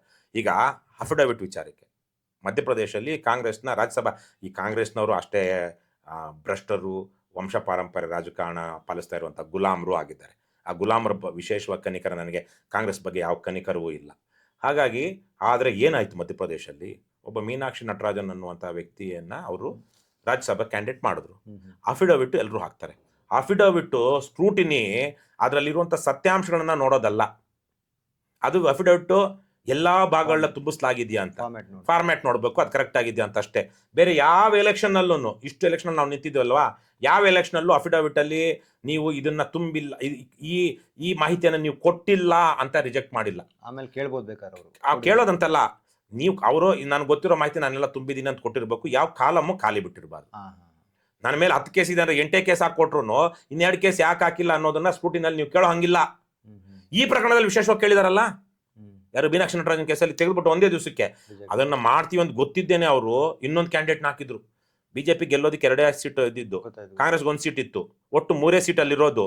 3 ಸೀಟ್ನ ಇವ್ರು ಏನು ಉದ್ದೇಶದ ಮೇಲೆ 3ನೇ ಸೀಟ್ ಹಾಕಿದ್ರು ಬಿಜೆಪಿ ಅವರು? ಇಲ್ಲ ಆಪರೇಷನ್ ಮಲ, ಕಮಲಾನು ಅಲ್ಲ ಅದು, ಆಪರೇಷನ್ ಮಲ ಮಾಡ್ತೀವಿ ಅಂತ, ಇಲ್ಲ ಈ ತರಕ್ಕೆ ಇವ್ರನ್ನ ಟೆಕ್ನಿಕಲ್ ಗ್ರೌಂಡ್ಸ್ ಇಟ್ಬಿಟ್ಟು ಇದು ಸುಪ್ರೀಂ ಕೋರ್ಟಲ್ಲಿ ಒಂದು ಕೇಸ್ ನಡೀತಾ ಇದೆ. ಸೊ ಈ ತರಹದ ಎಲೆಕ್ಷನ್ ಕಮಿಷನ್ ನಡೀತಿರುವಂಥದ್ದು ಇವತ್ತು ಇದು ನಿಜಕ್ಕೂ ದೇಶದ ಪ್ರಜಾಪ್ರಭುತ್ವಕ್ಕೆ ಅಪಾಯಕಾರಿಯಾದಂಥ ವಿಚಾರ. ಹಾಗಾಗಿನೇ ಇವತ್ತು ಜನ, ನೀವು ಕೇಳಿದ್ದೇನು ವಾಪಸ್ ಬರೋದಾದ್ರೆ, ಈ 1000 ಜನರನ್ನ ತಗೋಬೇಡಿ ಅಂತೇಳಿ ನಾವು ನಿಲ್ಸೋದಿಕ್ಕಾಗೋದಿಲ್ಲ. 10 ಜನ ಹಂಚೋದಿಕ್ ಬರ್ತಾರಲ್ಲ, ಕಾನೂನಿನ ಪ್ರಕಾರ ಅದು ಅಪರಾಧ, ಸಂಜ್ಞೇಯ ಅಪರಾಧ, cognisable offence, non bailable offence. ಹಾಗಾಗಿ ಅದನ್ನ ತಡೆಯೋದಿಕ್ಕೆ ಪೊಲೀಸರೇ ಬರಬೇಕು ಅಂತಿಲ್ಲ, ಚುನಾವಣಾಧಿಕಾರಿಗಳೇ ಬರಬೇಕು ಅಂತಿಲ್ಲ, ಸಾರ್ವಜನಿಕರು ಮಾಡಬಹುದು. ಸಿಟಿಸನ್ ಅರೆಸ್ಟ್ ಅಂತ ಒಂದು ಕಲ್ಪನೆ ಇದೆ, ಪರಿಕಲ್ಪನೆ ಇದೆ. ಅದರಲ್ಲಿ ಸಿಟಿಸನ್ ಅರೆಸ್ಟ್ ಅಲ್ಲಿ ಯಾವುದೇ ಒಂದು ಅಪರಾಧಿ ಕೃತ್ಯ ನಡೀತಾ ಇದೆ ಅಂದಾಗ ಪೊಲೀಸರಿಗೆ ತಿಳಿಸಿ ಪೊಲೀಸರೇ ಬರೋ ತನಕ ನಾವು ಕಾಯ್ಬೇಕು. ಯಾರೋ ಒಬ್ಬ ರಾಕ್ಷಸ ಒಬ್ಬ ಹೆಣ್ಣುಮಗಳ ಮೇಲೆ ಅತ್ಯಾಚಾರ ಮಾಡ್ತಾ ಇದ್ದಾನೆ ಅಂದ್ರೆ ಅಲ್ಲಿ ನಾವು ನೋಡ್ಕೊಂಡು ಪೊಲೀಸರು ಬರಲಿ ಅಲ್ಲಿ ತಗೊಂಡು ಮಾಡಪ್ಪ ಅನ್ನೋದಕ್ಕಾಗುತ್ತಾ? ಯಾವನೋ ಒಬ್ಬ ಹೋಗಿ ಕತ್ತಿ ತಗೊಂಡು ಚಾಕು ತೆಗೆದುಕೊಂಡು ತಿವಿತಾ ಇದ್ದಾನೆ ಅಂದ್ರೆ ನಾವು ಹೋಗಿ ತಡಿಬಹುದು ಅಂದ್ರೆ ತಿವಿಯೋದಿಕ್ ಬಿಡ್ತೀವ, ತಡಿತೀವ? ತುಂಬಾ ಇಂಟ್ರೆಸ್ಟಿಂಗ್ ಸರ್. ಹಾಗಾಗಿ ಸಿಟಿಸನ್ ಅರೆಸ್ಟ್ ನಮಗೆ ಬಂಧಿಸುವ ಅಂದ್ರೆ ಪೊಲೀಸು ಕೇಸ್ ಹಾಕುವಂತಹ ಮತ್ತು ವಿಚಾರಣೆ ಮಾಡುವಂತಹ ಹಕ್ಕು ನಮಗಿಲ್ಲ. ಆದರೆ ನಡೀತಿರುವಂತಹ ಅಪರಾಧ ಕೃತ್ಯವನ್ನ ತಡೆದು ಅವರನ್ನ ರಿಸ್ಟ್ರೈನ್ ಮಾಡಿ, ಕೈ ಕಟ್ಟೋ ಕಾಲ್ ಕಟ್ಟೋ ಮಾಡಿ ಅವರನ್ನ ಪೊಲೀಸರಿಗೆ ಒಪ್ಪಿಸುವಂತಹ ಹಕ್ಕು ನಮಗಿದೆ, ಪ್ರತಿಯೊಬ್ಬ ನಾಗರಿಕರಿಗೂ ಇದೆ. ಹಾಗಾಗಿ ಯಾವುದೇ ಅಪರಾಧ ಕೃತ್ಯ ನಡೀತಿರುವಾಗ, ಅದು ಅಪರಾಧ ಕೃತ್ಯ ನಡೀತಿದೆ ಖಾತ್ರಿ ಆದಾಗ ಭಯ ಪಡದೆ ನೀವು ಅವನ್ನ ನಿಲ್ಲಿಸಿ ರಿಸ್ಟ್ರೈನ್ ಮಾಡಿ, ಅವ್ನು ತಪ್ಪಿಸ್ಕೊಂಡು ಓಡೋಗದೆ ಇರೋ ಹಾಗೆ ಇಟ್ಕೊಂಡು ಪೊಲೀಸರು ಕರೆಸಿ ಮ್ಯಾನ್ ಹ್ಯಾಂಡ್ಲಿಂಗ್ ಮಾಡೋದು ತಪ್ಪಾಗುತ್ತೆ. ಮ್ಯಾನ್ ಹ್ಯಾಂಡ್ಲಿಂಗ್ ಅಂದ್ರೆ ಆ ಟೈಮಲ್ಲಿ ಹಿಡಿಯೋವಾಗ ಮ್ಯಾನ್ ಹ್ಯಾಂಡ್ಲಿಂಗ್ ಮಾಡ್ಬೇಕಾದ್ರೂ ಪರವಾಗಿಲ್ಲ. ಆದ್ರೆ ನೀವು ಅವನ್ನ ಕೊಲ್ಲೋದಿಕ್ಕೆ ನೀವು ಕಾನೂನು ಕೈ ತಗೋಬಾರ್ದು. ಅವ್ನು ಹೊಡಿಯೋದು ಬಡಿಯೋದು ಮಾಡೋದಕ್ಕೆ ಅವ್ನು ನಿಮ್ ನೋಡಿದಾಗ ಅವ್ನಿಗೊಂದು ಹೊಡೆದು ನೀವು ಕೈ ಕಟ್ಟ ಹಾಕೋದ್ರಲ್ಲಿ ತಪ್ಪೇನಿಲ್ಲ, ಯಾಕಂದ್ರೆ ಅದು ಆತ್ಮರಕ್ಷಣೆ ಆಗುತ್ತೆ, ನಿಲ್ಸೋವಾಗ ಆತ್ಮರಕ್ಷಣೆ ಆಗುತ್ತೆ. ಅಂದ್ರೆ ಅವ್ನ ಪಾಪ ಕೈ ಎಲ್ಲ ಚೆಲ್ಬಿಟ್ಟು ಅಪ್ಪ ನಾನು ಅರೆಸ್ಟ್ ಮಾಡ್ರಯ್ಯ ಅಂದಾಗ ನೀವು ಹೊಡೆಯೋದು ತಪ್ಪಾಗುತ್ತೆ. ಆದ್ರೆ ಅದನ್ನ ಅವ್ನು ಮಾಡ್ತಾ ಇರೋ ಕುಕೃತ್ಯವನ್ನ ನಿಲ್ಸೋದಿಕ್ಕೆ ನೀವೇನ್ ಮಾಡ್ಬೇಕು ಅದನ್ನೆಲ್ಲ ಮಾಡಿ ಅವನನ್ನ ಪೊಲೀಸರಿಗೆ ಒಪ್ಸೋದಿಕ್ಕೆ ನಿಮಗೆ ಯಾವ ತಪ್ಪಿಲ್ಲ, ಅದರಲ್ಲಿ ಯಾವ ಅಪರಾಧವೂ ಇಲ್ಲ. ಅಪರಾಧ ಆಕ್ಚುಲಿ ನಡೀತಿರೋದನ್ನ ನೋಡ್ಕೊಂಡು ಸುಮ್ಮನೆ ಇರುವಂಥದ್ದು. ಹಾಗಾಗಿ ಇದನ್ನ ಮುಂದಿನ ದಿನಗಳಲ್ಲಿ ಕರ್ನಾಟಕ ರಾಷ್ಟ್ರ ಸಮಿತಿ ಪಕ್ಷ ಜನಕ್ಕೆ ಕೇಳುತ್ತೆ. ಎಲ್ಲೆಲ್ಲಿ ನಮ್ಮ ಶಕ್ತಿ ಇರುತ್ತೋ ಅಲ್ಲೆಲ್ಲ ನಾವು ಆಗ್ಲಿಡ್ದಂಗೆ ಬಾಯಲ್ಲಿ ಸೀಟಿ ಬುದ್ಕೊಂಡು ನಮ್ಮ ಚಿಹ್ನೆ ಅದು ಕೈಯಲ್ಲಿ ಲಾಠಿ ಹಿಡ್ಕೊಂಡು ನೋಡ್ತಾ ಆಗುತ್ತೆ, ಮಾಡ್ತೀವಿ. ಈಗಲೇ ಕೆಲವೊಂದ್ ಕಡೆ ಮಾಡಿದೀವಿ ಅದನ್ನ.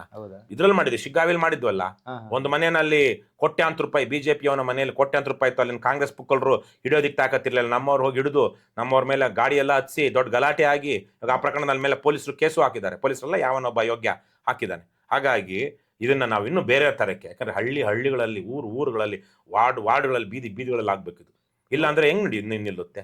ಯಾವ್ದೋ ಒಂದು ಹಳ್ಳಿಲಿ ನಿಂತು 250 ಹಳ್ಳಿಗಳಿರುವಂತ ಒಂದು ಕ್ಷೇತ್ರದಲ್ಲಿ ಒಂದು ಹಳ್ಳಿಲಿ 249 ಹಳ್ಳಿಗಳಲ್ಲಿ ನಡೆದ್ರೆ ಚುನಾವಣಾ ಫಲಿತಾಂಶದ ಮೇಲೆ ಏನ್ ಪರಿಣಾಮನೇ ಆಗಲ್ವಲ್ಲ.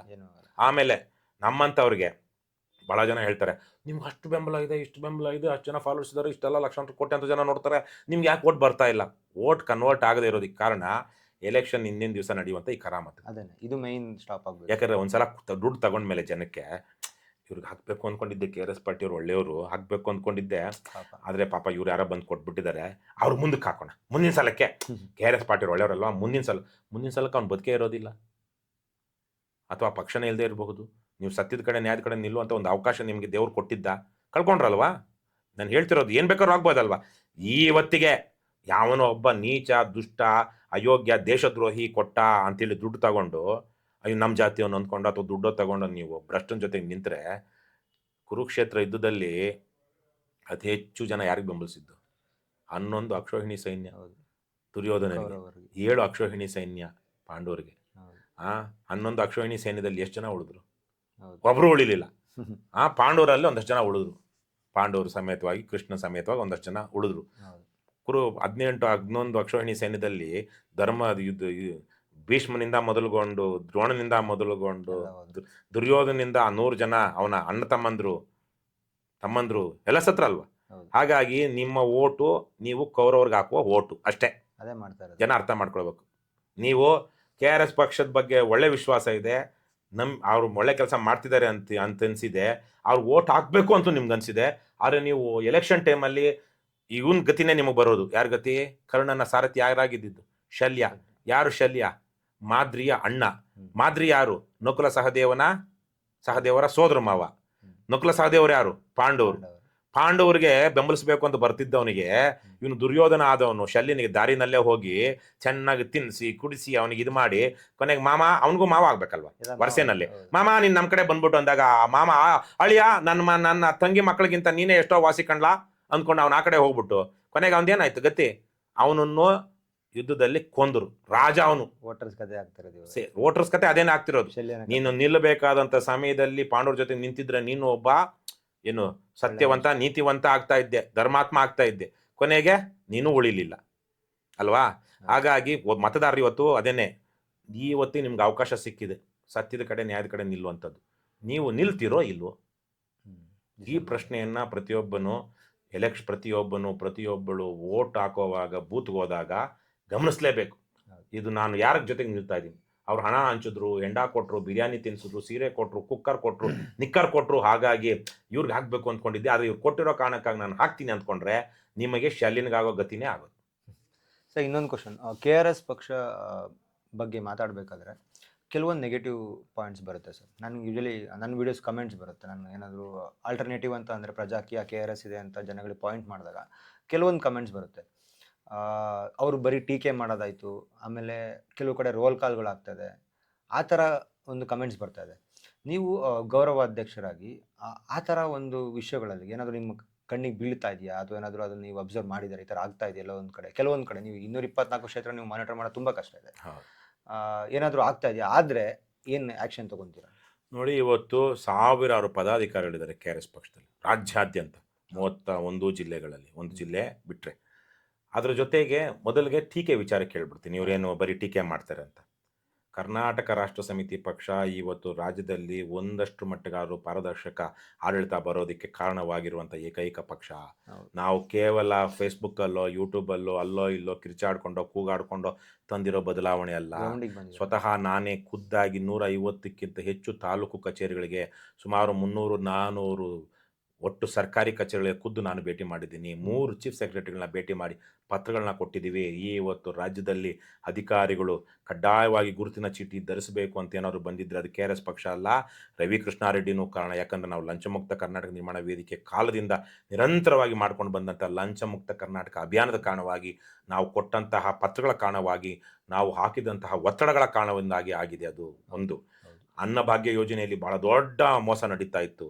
ಅನ್ನಭಾಗ್ಯ ಯೋಜನೆ ವಿಚಾರವಾಗಿ ಜಾಗೃತಿಯನ್ನು ಮೂಡಿಸಿ ತೂಕದಲ್ಲಾಗ್ತಿದ್ದಂತಹ ಮೋಸ, ಬೇರೆ ಬೇರೆ ರೀತಿಯಲ್ಲಿ ದುಡ್ಡು ತಗೊಳ್ತಿದ್ದಂಥ ಮೋಸ, ಇವತ್ತೇನಾದ್ರು ಅದು ಹತೋಟಿಗೆ ಬಂದಿದ್ರೆ ಕರ್ನಾಟಕ ರಾಷ್ಟ್ರ ಸಮಿತಿ ಪಕ್ಷ ಕಾರಣ. ಅದೇ ರೀತಿಯಲ್ಲಿ ಸರ್ಕಾರಿ ಅಧಿಕಾರಿಗಳು ವಾಹನಗಳನ್ನ ದುರ್ಬಳಕೆ ಮಾಡ್ಕೊಳ್ತಾ ಇದ್ರು, ಅದು ಇವತ್ತೇನಾದ್ರು ನಿಂತಿದ್ರೆ ಕರ್ನಾಟಕ ರಾಷ್ಟ್ರ ಸಮಿತಿ ಪಕ್ಷ ಕಾರಣ. ಇವತ್ತು ಪೊಲೀಸರು ರಾಜ್ಯದಲ್ಲಿ ಎಷ್ಟೆಲ್ಲ ದಬ್ಬಾಳಿಕೆ ಮಾಡ್ತಾ ಇದ್ರು, ದೌರ್ಜನ್ಯ ಎಸಗ್ತಾ ಇದ್ರು. ಇವತ್ತು ಯಾಕೆ ಆ ಪೊಲೀಸರು ಒಂದು ವಿಡಿಯೋ ನೋಡಿದ ತಕ್ಷಣ, ಯಾವನಾದ್ರು ಒಂದು ಫೋನ್ ಇಟ್ಕೊಂಡು ನೋಡಿದ ತಕ್ಷಣ ಹುಸೇನ್ ಬೋಲ್ಟ್ ತರಕ್ಕೆ ಏನು ಓಡ್ತಾರೆ, ಕಾಲ್ ಕೀಳ್ತಾರೆ ಅಂತಾರಲ್ವ, ಆ ಥರಕ್ಕೆ ಯಾಕೆ? ಅದಕ್ಕೆ ಕರ್ನಾಟಕ ರಾಷ್ಟ್ರ ಸಮಿತಿ ಪಕ್ಷ ಕಾರಣ. ಎಲ್ಲಿ ಟೀಕೆ ಮಾಡ್ಕೊಂಡಿದ್ದೀವಿ ನಾವು? ರಸ್ತೆಗಿಳಿದು ಜನರಿಗೆ ಶಕ್ತಿ ಕೊಟ್ಟು ಅನ್ಯಾಯ ಅಕ್ರಮಗಳ ವಿರುದ್ಧ ಹೋರಾಟ ಮಾಡ್ತಾ ಇದ್ವಿ. ನನ್ನ ಮೇಲೆ 15-16 ಕೇಸ್ ಇದೆ. ಟೀಕೆ ಮಾಡಿದವ್ರ ಮೇಲೆ ಎಷ್ಟು ಕೇಸ್ ಇದೆ? ಯಾರು ಟೀಕೆ ಮಾಡ್ತಿರೋರು? ನಾವು ಅಲ್ಲಿ ಅನ್ಯಾಯದ ವಿರುದ್ಧ ಪ್ರತಿಭಟಿಸಿದ ಕಾರಣಕ್ಕಾಗಿ ಇವತ್ತು ನಮ್ಮ ಮೇಲೆ ಎಷ್ಟು ಕೇಸುಗಳಾಗಿದೆ. ನಮ್ಮ ಪಕ್ಷದವ್ರ ಮೇಲೆ 100ಕ್ಕಿಂತ ಹೆಚ್ಚು ಕೇಸುಗಳಿದೆ. ಇವತ್ತು ನನ್ನೊಬ್ಬನ ಮೇಲೆ ಎಷ್ಟಿದೆ ಅಂದರೆ ರಾಜ್ಯಾದ್ಯಂತ ಇನ್ನೆಷ್ಟು ಕೇಸುಗಳಿರ್ಬೋದು, 100 ಕೇಸುಗಳಾಗಿವೆ. ಇವತ್ತು ಟೀಕೆ ಮಾಡ್ತಾ ಇಲ್ಲ, ನಾವು ಕೆಲಸ ಮಾಡ್ತಾ ಇದ್ದೀವಿ. ಯಾವುದೋ ಕಾರಣಕ್ಕಾಗಿ ರವಿ ಕೃಷ್ಣಾರೆಡ್ಡಿ ನಾನು ಇದಾಗಬೇಕು ಅಂದ್ಕೊಳ್ತೀನಿ, ಇದು ರವಿ ಕೃಷ್ಣಾರೆಡ್ಡಿ ಮಾಡ್ತಾ ಇಲ್ಲ. ಇವರು ಮುಸ್ಲಿಮರು ದ್ವೇಷಿಸಬೇಕು, ರವಿ ಕೃಷ್ಣಾರೆಡ್ಡಿ ದ್ವೇಷಿಸಲ್ಲ. ಇವನು ಹಿಂದೂಗಳನ್ನ ದ್ವೇಷಿಸಬೇಕು, ರವಿ ಕೃಷ್ಣಾರೆಡ್ಡಿ ದ್ವೇಷಿಸಲ್ಲ. ಇವನು ಈ ಜಾತಿಯನ್ನು ದ್ವೇಷಿಸಬೇಕು, ರವಿ ಕೃಷ್ಣಾರೆಡ್ಡಿ ದ್ವೇಷಿಸಲ್ಲ. ಇವನು ನನಗೆ ಈ ರಾಜಕಾರಣಿ ನೋಡಿದ್ರೆ ಆಗಲ್ಲ, ಅವನ ಮೇಲೆ ಆರೋಪ ಮಾಡ್ಕೊಂಡು ರವಿ ಕೃಷ್ಣಾರೆಡ್ಡಿ ಅವನ ಕಿರಿತಾ ಇರಬೇಕು, ಅದನ್ನು ರವಿ ಕೃಷ್ಣಾರೆಡ್ಡಿ ಮಾಡಲ್ಲ. ಈ ತರಹದ ಮನೋಭಾವ ಇರುವಂಥವ್ರು ಇದನ್ನು ಗಮನಿಸಲಾರದೆ ಇವರು ಬರೀ ಟೀಕೆ ಮಾಡ್ತಾರಪ್ಪ ಅಂದ್ಕೊಂಡಿದ್ದಾರೆ. ಗಮನಿಸಿದ್ರೆ ಕಣ್ಣು ಪಂಚೇಂದ್ರಿಯಗಳನ್ನು ಚೆನ್ನಾಗಿ ಇಟ್ಕೊಂಡು ಗಮನಿಸಿದ್ರೆ ಕರ್ನಾಟಕ ರಾಷ್ಟ್ರ ಸಮಿತಿ ಪಕ್ಷ ಕಳೆದ 7-8 ವರ್ಷಗಳಲ್ಲಿ ಮಾಡಿರುವಂಥ ಕೆಲಸಗಳು ಏನಿದೆ, ಅದರ ಪರಿಣಾಮಗಳೇನಿದೆ ಅಂತ ದೃಗ್ಗೋಚರವಾಗುತ್ತೆ ನಿಮಗೆ. ಟೀಕೆ ಭ್ರಷ್ಟ ವ್ಯವಸ್ಥೆ ಮೇಲೆ ಬರ್ತಾ ಇದೆ. ಹಾಗಾಗಿ ಅಲ್ಲ, ಒಟ್ಟು ಇವರು ಈ ಜನ ಇತರಕ್ಕೆ ಬರೀ ಇವರು ಫೇಸ್ಬುಕ್ಕಲ್ಲಿ ಮಾಡ್ತಾರೆ ಅನ್ನೋಂಥವ್ರಿಗೆ ನಾವು ಎಲ್ಲೆಲ್ಲಿ ಏನು ಮಾಡ್ತೀವಿ. ಸುಮ್ಮನೆ ಇವತ್ತು 65,000 ಜನ, ನಾನೊಬ್ಬ ಸಿನಿಮಾ ಆ್ಯಕ್ಟ್ರು ಅಲ್ಲ, ಏನೋ ದುಡ್ಡು ಇಟ್ಕೊಂಡು ನೀವೆಲ್ಲ ನನ್ನ ಹಿಂದೆ ಬಂದ್ರಪ್ಪ ನಿಮಗೆ ಏನು ಬಿಸ್ಕತ್ ಹಾಕ್ತೀನಿ ಅಂತ ಹೇಳುವಂಥ ವ್ಯಕ್ತಿನೂ ಅಲ್ಲ.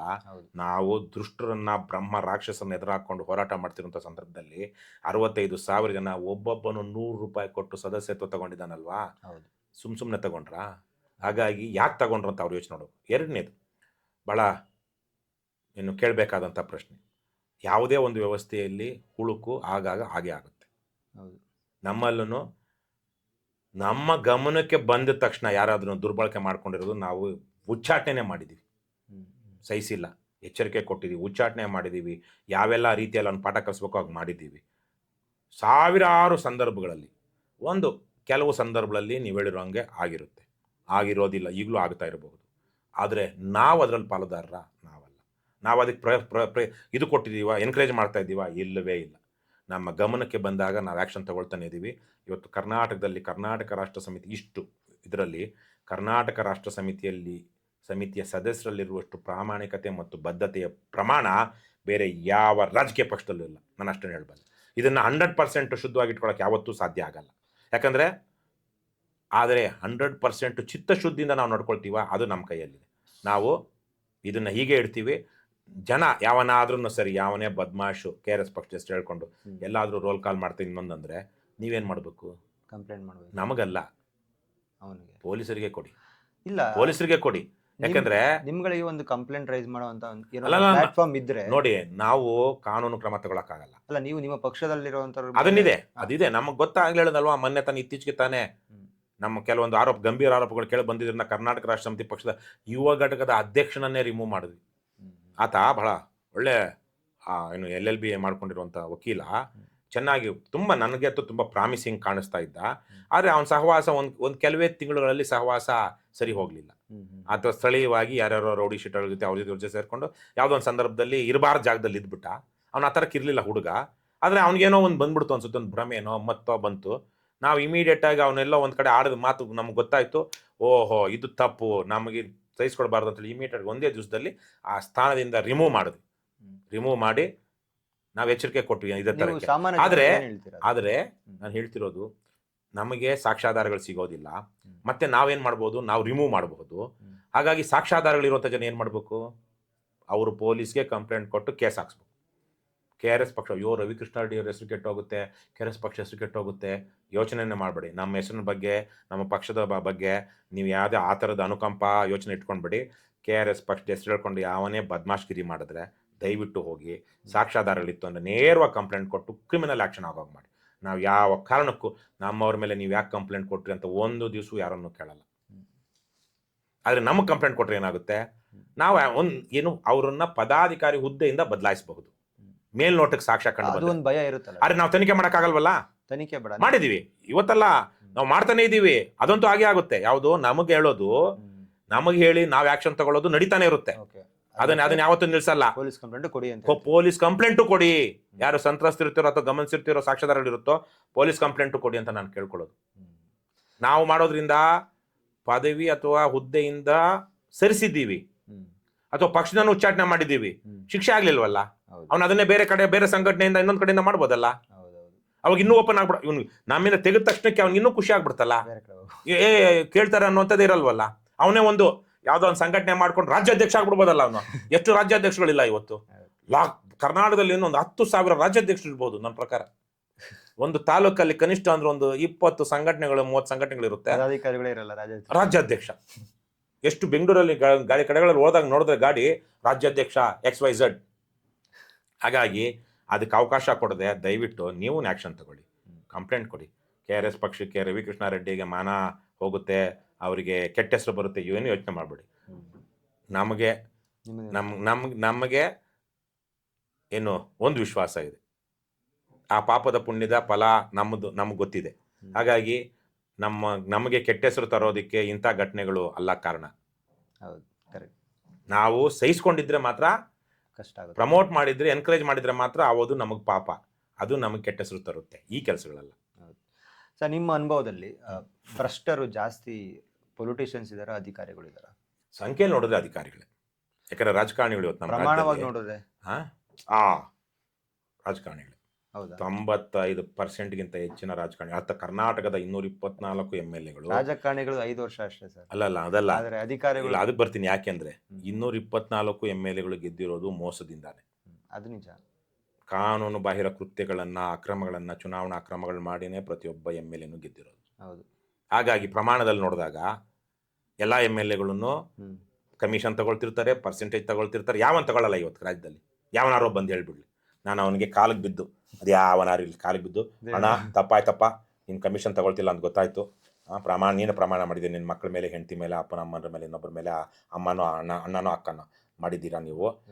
ನಾನು 224 ಜನ ಅಂದ್ಬಿಟ್ಟೆ 223 ಇಳಿಸ್ಕೊಳ್ತೀನಿ, ಒಂದು ಕಡಿಮೆ ಮಾಡ್ಕೊಳ್ತೀನಿ, ನಿಮ್ಮನ್ನು ಕೇಳಿದ ಕ್ಷಮೆ ಇರಲಿ, ಬೇಕಾದ್ರೆ ನಾನು 10 ಬಸ್ಕಿ ಹೊಡಿತೀನಿ. ಯಾವ MLAನಾದರೂ ಒಬ್ಬನು ಹೇಳಿದ್ರೆ 224. ಹಾಗಾಗಿ ಆದರೆ ನೀವು ಹೇಳ್ದಂಗೆ ಅಧಿಕಾರಿಗಳದು ಅದು ಇನ್ನೊಂದು ತರಹದ್ದು. ಅದು ತುಂಬಾ ಆದರೆ ಅಧಿಕಾರದ್ದು ಒಂದು ಸೀಮಿತ ಆಗ್ಬಿಡುತ್ತೆ. ಅವರು ದೀರ್ಘಾವಧಿ ಇರುತ್ತೆ, ವಂಶ ಪಾರಂಪರ್ಯ ಇಲ್ಲ. ವಂಶ ಪರಂಪರೆ ಇಲ್ಲ. ಇವತ್ತು ನಮ್ಮ ನ್ಯಾಯಾಂಗ, ಕಾರ್ಯಾಂಗ, ಶಾಸಕಾಂಗ 3 ನಮ್ಮ ಸಂವಿಧಾನದ 3 ಪಿಲ್ಲರ್ಗಳು, 3 ಪಿಲ್ಲರ್ಗಳು. ಈ ಮಾಧ್ಯಮ ಅನ್ನೋದು ಸುಮ್ಮನೆ ನಾವು ಕಟ್ಕೊಂಡಿರೋದಷ್ಟೇ. ಇವತ್ತು ಯಾವ ಮಾಧ್ಯಮ ಅದು ಇನ್ನೂ ಆಕ್ಚುಲಿ ಆ 3 ಜನಕ್ಕೂ ಚಾಕ್ರಿ ಮಾಡುವಂತಹ ಅಥವಾ ಅವರಿಂದ ಕಿತ್ತು ತಿನ್ನುವಂತಹ ಒಂದು ಅಂಗ ಆಗ್ಬಿಟ್ಟಿದೆ ಬಹುತೇಕವಾಗಿ ಮಾಧ್ಯಮ. ಹಾಗಾಗಿ ಮಾಧ್ಯಮನ ಹೊರಗಿಡೋಣ. ಈ 3 ಅಂಗಗಳೇನಿದೆ, ಕಾರ್ಯಾಂಗ, ಶಾಸಕಾಂಗ, ಮಾಧ್ಯಮ. ಕಾರ್ಯಾಂಗ ಮತ್ತು ಶಾಸಕಾಂಗ ಬಹುತೇಕವಾಗಿ ವಂಶ ಪಾರಂಪರ್ಯ. ನ್ಯಾಯಾಂಗದಲ್ಲೂ ವಂಶ ಪಾರಂಪರ್ಯ ಇದೆಯಂತೆ. ಯಾಕಂದ್ರೆ ದೊಡ್ಡ ಮಟ್ಟದಲ್ಲಿ ಇಲ್ಲದೆ ಇರಬಹುದು, ಆದ್ರೂ ಕೆಲವೊಂದು ಎಕ್ಸಾಮ್ಗಳನ್ನ ಪಾಸ್ ಮಾಡಿಕೊಂಡು ಅವರಿಗೆ ನೆಪೋಟಿಸಮ್ ಜಡ್ಜ್ಗಳಲ್ಲೆಲ್ಲ ನೇಮಕಾತಿಗಳಲ್ಲೆಲ್ಲ ಇದೆಯಂತೆ. ಕಾರ್ಯಾಂಗದಲ್ಲಿ ಸದ್ಯಕ್ಕೆ ಅಷ್ಟಿಲ್ಲ, ಯಾಕಂದ್ರೆ ಅದು ಆ ಥರಕ್ಕೆ ಬರೋದಿಕ್ಕೂ ಆಗೋದಿಲ್ಲ. ಬರಬೇಕು, ಬೇರೆ ಬೇರೆ ಇದರಲ್ಲಿರುತ್ತೆ. ಹಾಗಂತೇಳಿ ಅವ್ರದ್ದು ವಂಶ ಪಾರಂಪರ್ಯ ಇಲ್ಲದೆ ಇದ್ರೂ 20-30 ವರ್ಷಗಳ ಸುದೀರ್ಘ ಅಧಿಕಾರ ಅವ್ರಿಗೆ ಇರುತ್ತೆ. ಹಾಗಾಗಿ ಅವ್ರದ್ದು ಆಗ್ತಾ ಇದೆ.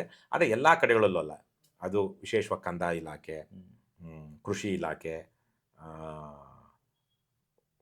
ಗೃಹ ಇಲಾಖೆ, ಈ ಥರದ ಕೆಲವೊಂದು ಇಲಾಖೆಗಳಲ್ಲಿ PWD ವಿಶೇಷವಾಗಿ ನೀರಾವರಿ, ಎಲ್ಲಿ ಸಿಮೆಂಟು, ಜಲ್ಲಿ, ಮರಳು, ಕಂಬಿ ಇವೆಲ್ಲ ಮಿಕ್ಸ್ ಮಾಡಿ ಕಾಂಕ್ರೀಟ್ ಹಾಕ್ತಾರಲ್ಲ, ಎಲ್ಲೆಲ್ಲಿ ಕಾಂಕ್ರೀಟ್ ಯೋಜನೆಗಳಿದೆಯೋ, ಕಾಂಕ್ರೀಟ್ ಅಂದ್ರೆ ಇಂಗ್ಲಿಷ್ 2 ಅರ್ಥ ಇದೆ.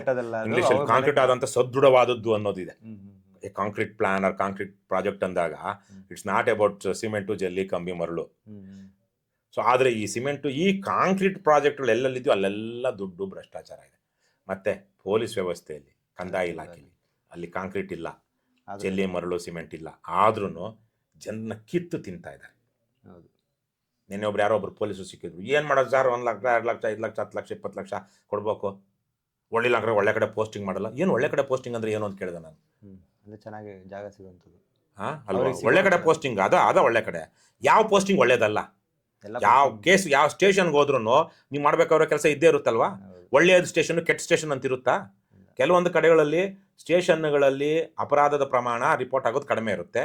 ಅದು ಬಿಟ್ರೆ ಕೆಲವೊಂದು ಸ್ಟೇಷನ್ಗಳಲ್ಲಿ ಜಾಸ್ತಿ ಇರುತ್ತೆ, ಕೆಲಸ ಜಾಸ್ತಿ ಇರುತ್ತೆ. ಅದು ಬಿಟ್ರೆ ಮಾಡ್ಬೇಕಾದ್ರೆ ಅದೇ ಕೆಲಸ ತಾನೇ, ಒಳ್ಳೆ ಕೆಲಸನೇ ಮಾಡಬೇಕು, ಅದೇ ಕೆಲಸ ಮಾಡಬೇಕು. ಮತ್ತೆ ಒಳ್ಳೆ ಸ್ಟೇಷನ್ ಅಂದ್ರೆ ಏನು? ಅಮೇಧ್ಯ. ಕನ್ನಡದಲ್ಲಿ ಅಮೇಧ್ಯಕ್ಕೆ ಅಮೇಧ್ಯ ಅನ್ನುವಂತಹದ್ದು ಮೇಧಿಸಲಾಗದು, ಜೀರ್ಣವಾಗಲಾಗದು ಅಂತ. ಏನದನ್ನು ಕನ್ನಡದಲ್ಲಿ ಹೇಲು ಅಂತಾರೆ. ಹೇಲ್ ತಿನ್ನೋ, ಜೀರ್ಣ ಆಗದೆ ಹೊರಗೆ ಬರುತ್ತಲ್ಲ, ಹೇಲ್ ತಿನ್ನೋ ಕೆಲಸಕ್ಕೆಲ್ಲ ಅವಕಾಶ ಇದೆಯೋ ಅದು ಒಳ್ಳೆ ಸ್ಟೇಷನ್ ಅಂತ ಇವತ್ತು ಭಾವನೆ. ಏಕೆ ಅದಕ್ಕೆ ದುಡ್ಡು ಕೊಟ್ಟು ಹೋಗ್ಬೇಕಾ ಅಮೇಧ್ಯ ತಿನ್ನೋದಕ್ಕೆ? ಅದು ಒಳ್ಳೆ ಸ್ಟೇಷನ್. ಹಾಗಾಗಿ ಅವರು ಪಾಪ ನಾನೇನೋ ಬೇರೆ ಉತ್ತರ ಕೊಡ್ತೀನಿ ಅಂದ್ಕೊಂಡಿದ್ರು. ಹೌದಪ್ಪ ನಿಮಗೂ ಕಷ್ಟ ಅಂತ. ಇಲ್ಲ, ನೀನು ಒಳ್ಳೆ ಸ್ಟೇಷನ್, ಕೆಟ್ಟ ಸ್ಟೇಷನ್ ಅಂತ ಯೋಚನೆ ಮಾಡ್ತಾ ಇದೀಯ ಅಂದ್ರೆ ನೀನು ಅಮೇಧ್ಯ ತಿನ್ನೋದಕ್ಕೆ ಸಿದ್ಧವಾಗಿದೆಯಾ ಅಥವಾ ಅಮೇಧ್ಯ ತಿಂತಾ ಇದೀಯಾ, ಅದನ್ನ ಸಮರ್ಥನೆ ಮಾಡ್ಕೊಳ್ಳೋದಿಕ್ಕೆ ಉತ್ತರ ಕೊಡ್ತಾ ಇದೆಯಾ?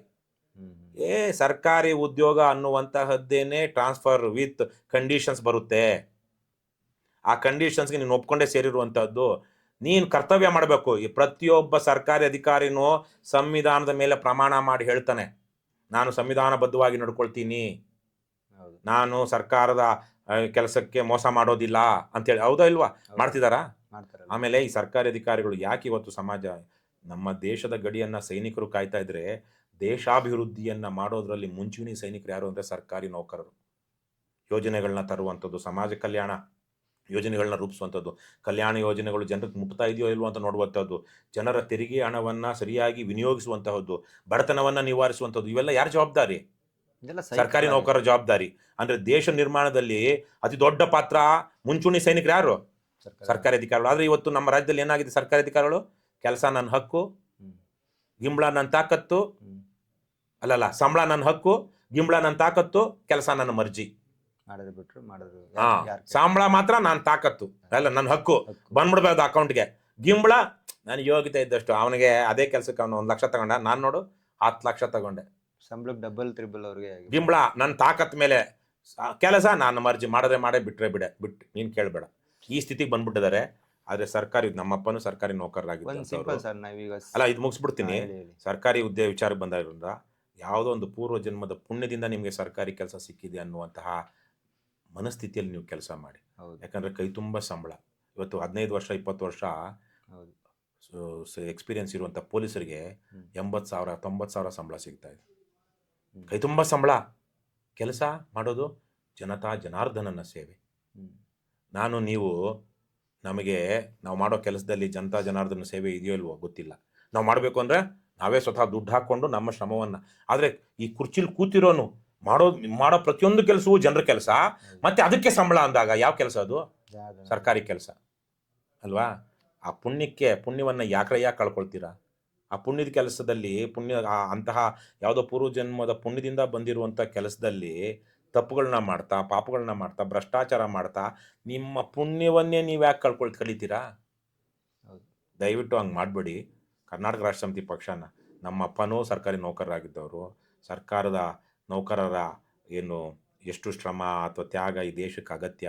ಅವ್ರ ತ್ಯಾಗ ಶ್ರಮನೇ ಬೇಕಾಗಿಲ್ಲ, ಅವ್ರಿಗೆ ಮಾಡೋ ಕೆಲಸಕ್ಕೆ ಒಳ್ಳೆ ಸಂಬಳ ಸಿಗ್ತಾ ಇದೆ. ಪ್ರಾಮಾಣಿಕವಾಗಿ ದೇಶ ಸೇವೆ ಮಾಡಿ, ಕೆಲಸ ಮಾಡಿ, ಅದೇ ದೇಶ ಸೇವೆ, ಈಶ ಸೇವೆ. ಇಷ್ಟನ್ನು ನಾನು ಅವ್ರಿಗೆ ಹೇಳಿ ಬಯಸ್ತೀನಿ. ಓಕೆ ಸರ್, ಇವಾಗ ಒಂದು ನನಗೆ ಯೂಶಲಿ ಬಂದಿದ್ದ ಕಮೆಂಟ್ ಮೂಲಕ ಇನ್ನೊಂದು ಕ್ವಶನ್ ಕೇಳ್ತಾ ಇದ್ದೀನಿ.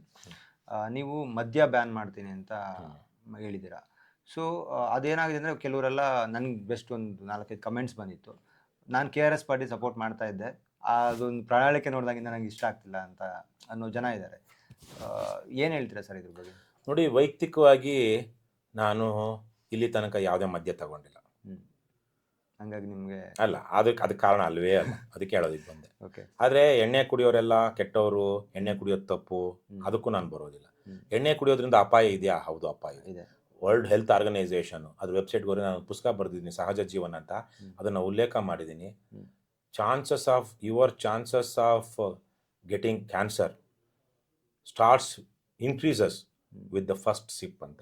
ಅಂದರೆ ಕ್ಯಾನ್ಸರ್ ಬಂದಿರೋ ರೋಗಿಗಳಲ್ಲಿ ಇವರು ಸ್ಟಡಿ ಮಾಡಿದಾಗ ಅದರಲ್ಲಿ ಆಲ್ಕೋಹಾಲ್ ತೆಗೆದುಕೊಳ್ತಿದ್ದಂಥ ಜನರೇ ಹೆಚ್ಚಿದ್ದಾರೆ. ಅಂದರೆ ಆಲ್ಕೋಹಾಲ್ ತೆಗೆದುಕೊಳ್ಳುವಂಥ ಜನರಿಗೆ ಯಾವ್ಯಾವುದೋ ಕಾರಣಕ್ಕಾಗಿ ಇನ್ನೂ ಅದು ಸರಿಯಾಗಿ ಕಂಡುಕೊಂಡಿಲ್ಲ, ಸ್ಟ್ಯಾಟಿಸ್ಟಿಕ್ಸ್ ಇದನ್ನು ಹೇಳ್ತಾ ಇದೆ. ಸೊ ಹಾಗಾಗಿ ಅಪಾಯ ಇದೆ. ಎರಡನೇದು, ಮದ್ಯ ಅದು ಕೆಲವೊಬ್ಬರು ಏನೋ ಒಂದು ರಿಲ್ಯಾಕ್ಸ್ ಆಗೋದಕ್ಕೋ ಏನಕ್ಕೋ ಕುಡಿತಾರೆ, ನಿಮ್ಮ ಮನಃಶಾಂತಿ ಕುಡಿತಾರೆ, ಹಿತಮಿತವಾಗಿ ಕುಡಿತಾರೆ. ಮತ್ತು ಅವರು ಅದರಿಂದ ಜೀವನ ಏನು ಕಳ್ಕೊಳ್ಳೋದಿಲ್ಲ. ಬರ್ತಾರೆ, ಅವ್ರಿಗೆ ಲಕ್ಷಾಂತರ ರೂಪಾಯಿ ಸಂಬಳ ಬರುತ್ತೆ, ದಿವಸಕ್ಕೂ 200-300 ರೂಪಾಯಿದು ವಿಸ್ಕಿನೋ ಬ್ರಾಂದಿನೋ ಕುಡಿದು ಮಲಗಿಬಿಡ್ತಾರೆ, ವೈನೋ ಕುಡಿದು. ಅವ್ರು ಯಾರಿಗೂ ಮನೆಯವ್ರಿಗೂ ತೊಂದರೆ ಕೊಡೋದಿಲ್ಲ. ತಮಾಷೆ ಕ್ವಶನ್ ಇಲ್ಲ, ಡೊಮೆಸ್ಟಿಕ್ ವೈಲೆನ್ಸ್ ಮಾಡದೆ ಮಲಗಿಬಿಡ್ತಾರೆ. ಆ ಒಂದು ವರ್ಗ ಬಿಟ್ಬಿಡೋಣ, ಅದರಿಂದ ಏನು ದೊಡ್ಡ ಅಪಾಯ ಇಲ್ಲ. ಆದರೆ ಇವತ್ತು ಗ್ರಾಮೀಣ ಭಾಗದಲ್ಲಿ ಮತ್ತು ವಿಶೇಷವಾಗಿ ಬಡವರು ಎಂಡ ಕುಡಿತಿರೋದ್ರಿಂದ ಏನಾಗ್ತಾ ಇದೆ? ಬಡತನ ನಿವಾರಣೆ ಆಗ್ತಾ ಇಲ್ಲ. ಇವತ್ತು ಆಕ್ಸಿಡೆಂಟ್ಗಳು ಆಗ್ತಾ ಇರೋದ್ರ ಪ್ರಮಾಣದಲ್ಲಿ ಕುಡಿತದ ಪ್ರಭಾವ ಜಾಸ್ತಿ ಇದೆ. ಡೈವರ್ಸ್ ಡೊಮೆಸ್ಟಿಕ್ ವೈಲೆನ್ಸು, ಬಹುತೇಕರು ಡೊಮೆಸ್ಟಿಕ್ ವೈಲೆನ್ಸಲ್ಲಿ ಇರುವಂಥವ್ರು ಯಾರು? ಗಂಡ ಅಥವಾ ಹೆಂಡತಿ, ಬಹುತೇಕವಾಗಿ ಗಂಡ ಕುಡುಕನೇ ಇರ್ತಾನೆ. ಮೂರನೇದಾಗಿ ಗೌರ್ಮೆಂಟ್ ಹಾಸ್ಪಿಟ್ಲ್ಗಳ ಮೇಲೆ ಒತ್ತಡ ಯಾರಿಂದ ಬೀಳ್ತಾ ಇದೆ? ಈ ಕುಡಿತದ ಫ್ಯಾಮಿಲಿಗಳ ಗೌರ್ಮೆಂಟ್ ಹಾಸ್ಪಿಟ್ಲಿಗೆ ಬರುವಂಥವ್ರೆ ಜಾಸ್ತಿ. ಯಾಕಂದರೆ ಅವರು ಬಡವರೇ ಆಗಿರ್ತಾರೆ ಬಹುತೇಕವಾಗಿ. ಇವತ್ತು ಸರ್ಕಾರ ಇಷ್ಟೆಲ್ಲ ಜನಕಲ್ಯಾಣ ಯೋಜನೆಗಳನ್ನ ತಂದ್ರೂ ಅವು ಸರಿಯಾಗಿ ಫಲ ಕೊಡದೇ ಇರೋದಕ್ಕೆ ಕಾರಣ ಗ್ರಾಮೀಣ ಭಾಗದಲ್ಲಿ ವ್ಯಾಪಕವಾಗಿರುವಂತಹ ಕುಡಿತ. ಒಂದು ಮನೆಯಲ್ಲಿ ದುಡಿಬೇಕಾದಂತಹ ಹೆಂಗಸು ದುಡಿತಿದ್ದಾಳೆ, ಗಂಡಸು ದುಡಿತಿದ್ದಾನೆ. ಆದರೆ ಹೆಚ್ಚು ಕೂಲಿ ಯಾರಿಗೆ ಬರುತ್ತೆ? ಹೆಣ್ಣು ಮಕ್ಕಳಿಗೆ 300-350 ರೂಪಾಯಿ, ಗಂಡಸರಿಗೆ 600-700 ರೂಪಾಯಿ. ಆದರೆ ಇವಳು 2 ದಿವಸ ದುಡಿದಿದ್ದು ಅವನು ಒಂದೇ ದಿವಸ ದುಡಿತಾನೆ. ಆದರೆ ಅವನು 1 ದಿವಸ ದುಡಿದಿದ್ದನ್ನು ಮನೆಗೆ ತರ್ತಾ ಇಲ್ಲ. ಈಗ ಹೆಣ್ಣು ಮಕ್ಕಳು ಅವ್ರು 350-400 ರೂಪಾಯಿ ದುಡಿದು ಅವ್ರ ಕುಟುಂಬವನ್ನು ಬಡತನದಿಂದ ಆಚೆಗೆ ತರೋದಕ್ಕಾಗುತ್ತಾ? ಇವನು ದುಡಿತಾನೆ, ಮತ್ತೆ ಒಂದು ದಿವಸ ದುಡಿಯೋದಿಲ್ಲ, ಆವತ್ತು ಹೆಂಡ್ತಿನೊದ್ದು ತಾಯಿನೊದ್ದು, ತಂಗಿನೊದ್ದು, ಅಕ್ಕನೊದ್ದು ಇವೆಲ್ಲ ಆಗ್ತಾ ಇದೆಯಲ್ವಾ? ಹೌದು ಅತ್ಯಾಚಾರ, ಕುಡಿತದ ಅಮಲ್ನಲ್ಲಿ ಅತ್ಯಾಚಾರನೂ ಮಾಡ್ತಾ ಇದ್ದಾರೆ. ಹೌದು ಅದನ್ನು ಹೊರಗಿಡೋಣ, ಅದು ತುಂಬ ಅಪರೂಪದ ಘಟನೆಗಳು. ಆದರೆ ನಿರಂತರವಾಗಿ ನಡೀತಿರೋದೇನು, ಮನೆಯ ಆಸ್ತಿಯನ್ನ, ಮನೆಯ ಬೇರೆ ಇತರರು ದುಡಿದಂತಹ ದುಡಿಮೆಯನ್ನು ಕರಗಿಸ್ತಿರೋದು ಯಾರು? ಕುಡಿತದ ಚಟಕ್ಕೆ ಬಲಿಯಾಗಿರುವಂತಹ ಗಂಡಸು. ಹಾಗಾಗಿ ನಾನೊಬ್ಬ ಸಮಾಜದ ಹಿತವನ್ನು ಬಯಸುವಂಥ ವ್ಯಕ್ತಿಯಾಗಿ ಮಾತ್ರ ಇದನ್ನು ಹೇಳ್ತಾ ಇದ್ದೀನಿ. ಸರ್, ಕೊನೆಯದಾಗಿ ಗ್ಯಾರಂಟಿ ಯೋಜನೆಗಳು ಇದು ಹೇಗಾಗ್ತಿದೆ ಅಂತ ಹೇಳಿದ್ರೆ, ನೀವು ಫ್ರೀಯಾಗಿ ಕೊಟ್ಟರೆ ಎಲ್ಲರಿಗೂ ಬೇಕು ಅನ್ನೋ ಒಂದು ಮನಸ್ಥಿತಿ. ಆಮೇಲೆ ನಿಮಗೆ guarantee versus free education, free health ಕ್ವಾಲಿಟಿಯಾಗಿ ಕೊಟ್ಟರೆ, ಇವಾಗ ಅವ್ರ ಮನೆಯವ್ರ ಮಕ್ಳುಗಳು ಯಾವ ರೀತಿ ಎಜುಕೇಷನ್ ತೊಗೊತಾ ಇದ್ದಾರೋ, ಮತ್ತು ಅವ್ರುಗಳು ಸ್ವಂತವಾಗಿ ಯಾವ ರೀತಿ ಹೆಲ್ತ್ ಚೆಕಪ್ ಮಾಡಿಸ್ಕೊತಾ ಇದ್ದಾರೋ, ಟ್ರೀಟ್ಮೆಂಟ್ ತೊಗೊತಾ ಇದ್ದಾರೋ, ಆ ಥರ ಪ್ರತಿಯೊಬ್ಬ ಬಡವನಿಗೂ ಸಿಗೋ ಥರ ಮಾಡಿದ್ರೆ ಯಾವುದು ನಿಮಗೆ ಇದರಲ್ಲಿ ಬೆಸ್ಟ್ ಅನಿಸುತ್ತೆ? ನೋಡಿ, ಇವತ್ತಿನ ಗ್ಯಾರಂಟಿ ಯೋಜನೆಗಳು ಬಹುತೇಕವಾಗಿ ಎಲೆಕ್ಷನ್ನಲ್ಲಿ ಗೆಲ್ಲೋದಕ್ಕೆ ಮಾಡಿರುವಂಥವು. ಕೇವಲ ನಾವು ಎಲೆಕ್ಷನ್ನಲ್ಲಿ 2,000 3,000 ಒಬ್ಬ ವೋಟ್ಗೆ ಕೊಟ್ಟರೆ ಸಾಕಾಗಲ್ಲ. ಸರ್ಕಾರದಿಂದನೇ ಲೀಗಲ್ ಆಗಿ ನಮ್ದಲ್ವಲ್ಲ ದುಡ್ಡು, ಸರ್ಕಾರದಿಂದನೇ ಕೊಟ್ಟರೆ ಆಗುತ್ತೆ ಅಂತೇಳಿ ಮಾಡ್ತಾ ಇದ್ದಾರೆ. ಅದನ್ನು ಜನನು ಆಮೇಲೆ ನೋಡಿ, ಬೆಂಗಳೂರಲ್ಲಿ 30,000 50,000 ಕೋಟಿನಲ್ಲಿ ಇವಾಗ ಟನಲ್ ಮಾಡ್ತಾ ಇದ್ದಾರೆ. ಬೆಂಗಳೂರಿನ ಕಸನ 40,000 ಕೋಟಿಗೆ ಟೆಂಡರ್ ಕೊಟ್ಟಿದ್ದಾರೆ. ಕೋಟಿ 10,000 ಕೋಟಿ ಕಿಕ್ ಬ್ಯಾಕ್ ಇದೆ ಅದರಲ್ಲಂತ BJP ಅವರು ಹೇಳ್ತಾ ಇದ್ದಾರೆ. ಸೊ ನಮ್ಮ ದುಡ್ಡನ್ನ ಇವ್ರು ಈ ಥರ ಖರ್ಚು ಮಾಡೋ ಬದಲಿಗೆ ಹೋಗ್ಲಿ, ಜನಕ್ಕಾದ್ರೂ ಕೊಟ್ಟರೆ ಎಷ್ಟೋ ವಾಸಿ ಅಲ್ವಾ? ಅದರಲ್ಲಿ ಹೆಣ್ಮಕ್ಳಿಗೆ ಗೃಹಲಕ್ಷ್ಮಿ ಅದೆಲ್ಲ ಕೊಡ್ತಿರೋದು ತುಂಬ ಒಳ್ಳೆಯ ಯೋಜನೆನೇ. ಬೇರೆ ಇನ್ನೆಲ್ಲೋ ಹಾಳ ಮಾಡೋ ಬದಲು ಇವರು ಜನರು ಈ ದುಡ್ಡನ್ನ ಇಷ್ಟು ದಿವಸ ಕೊಡೋದೇ ದುಡ್ಡು ಏನು ಮಾಡಿಬಿಟ್ಟಿದ್ದಾರೆ, ಏನು ಉದ್ಧಾರ ಅಭಿವೃದ್ಧಿ ಮಾಡಿಬಿಟ್ಟಿದ್ದಾರೆ. ಈಗ ಇಷ್ಟು ದುಡ್ಡು ಬರ್ತಾ ಇದೆಯಲ್ಲ, ಆ ಮೂಲಕನಾದ್ರು ಜನರಿಗೆ ಹೋಗಲಿ. ಒಂದು ಕಾರಣಕ್ಕಾಗಿ, ಈ ಕಾರಣಕ್ಕಾಗಿ ಸರ್ಕಾರಿ ಯೋಜನೆಗಳಲ್ಲಿ ಭ್ರಷ್ಟಾಚಾರ ತುಂಬಿ ತುಳುಕ್ತಾ ಇರೋದ್ರಿಂದ ಕನಿಷ್ಠ ಜನರ ಕೈಗಾದ್ರೂ ಹೋಗಲಿ ಅನ್ನುವಂತ. ಇನ್ನು ಉಚಿತ ಇದನ್ನ ಬೇಡ, ಉಚಿತ ಶಿಕ್ಷಣ ಕೊಡಿ ಅಂದರೆ ಉಚಿತ ಶಿಕ್ಷಣ ಕೊಡ್ತಾ ಇದ್ದೀವಿ, ಅದಕ್ಕೆ ಕ್ವಾಲಿಟಿ ಇಲ್ಲ. ಆರೋಗ್ಯ ವ್ಯವಸ್ಥೆಯಲ್ಲಿ ಕ್ವಾಲಿಟಿ ಇಲ್ಲ. ಯಾವ ಕಾರಣಕ್ಕಾಗಿ? ಭ್ರಷ್ಟಾಚಾರದ ಕಾರಣಕ್ಕಾಗಿ. ಸರ್ಕಾರ ಇವತ್ತು ಭ್ರಷ್ಟಾಚಾರ ನಿಲ್ಲಿಸಿದ್ರೆ ಅವೆಲ್ಲ ಸರಿ ಹೋಗುತ್ತೆ.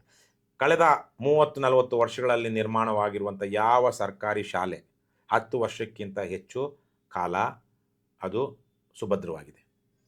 ಯಾವ ಸರ್ಕಾರಿ ಶಾಲಾ ಕಟ್ಟಡ 10 ವರ್ಷಕ್ಕಿಂತ ಹೆಚ್ಚು ಬಾಳಿಕೆ ಬರ್ತಾ ಇದೆ, ಸೋರ್ತಾ ಇಲ್ಲ ಅಥವಾ ಶಿಥಿಲವಾಗಿಲ್ಲ? ಹೇಳಿ. ಅಂದರೆ ಕ್ವಾಲಿಟಿ ಎಲ್ಲೂ ಇಲ್ಲ.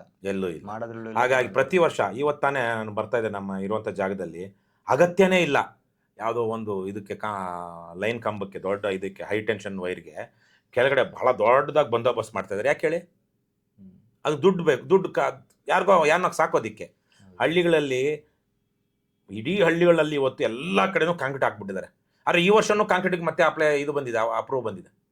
ಅದೇ ಕಾಂಕ್ರೀಟ್ ಮೇಲೆ ಮತ್ತೆ ಕಾಂಕ್ರೀಟು, ಸಿ ರೋಡು ಅಲ್ವಾ? ಸೊ ಇದನ್ನಲ್ಲ, ಈ ಥರದ ಭ್ರಷ್ಟಾಚಾರದ ಕಾರಣಕ್ಕಾಗಿ ಇವತ್ತು ಕೆಲವೊಂದು ದುಡ್ಡಿಲ್ಲ ಅಂತ.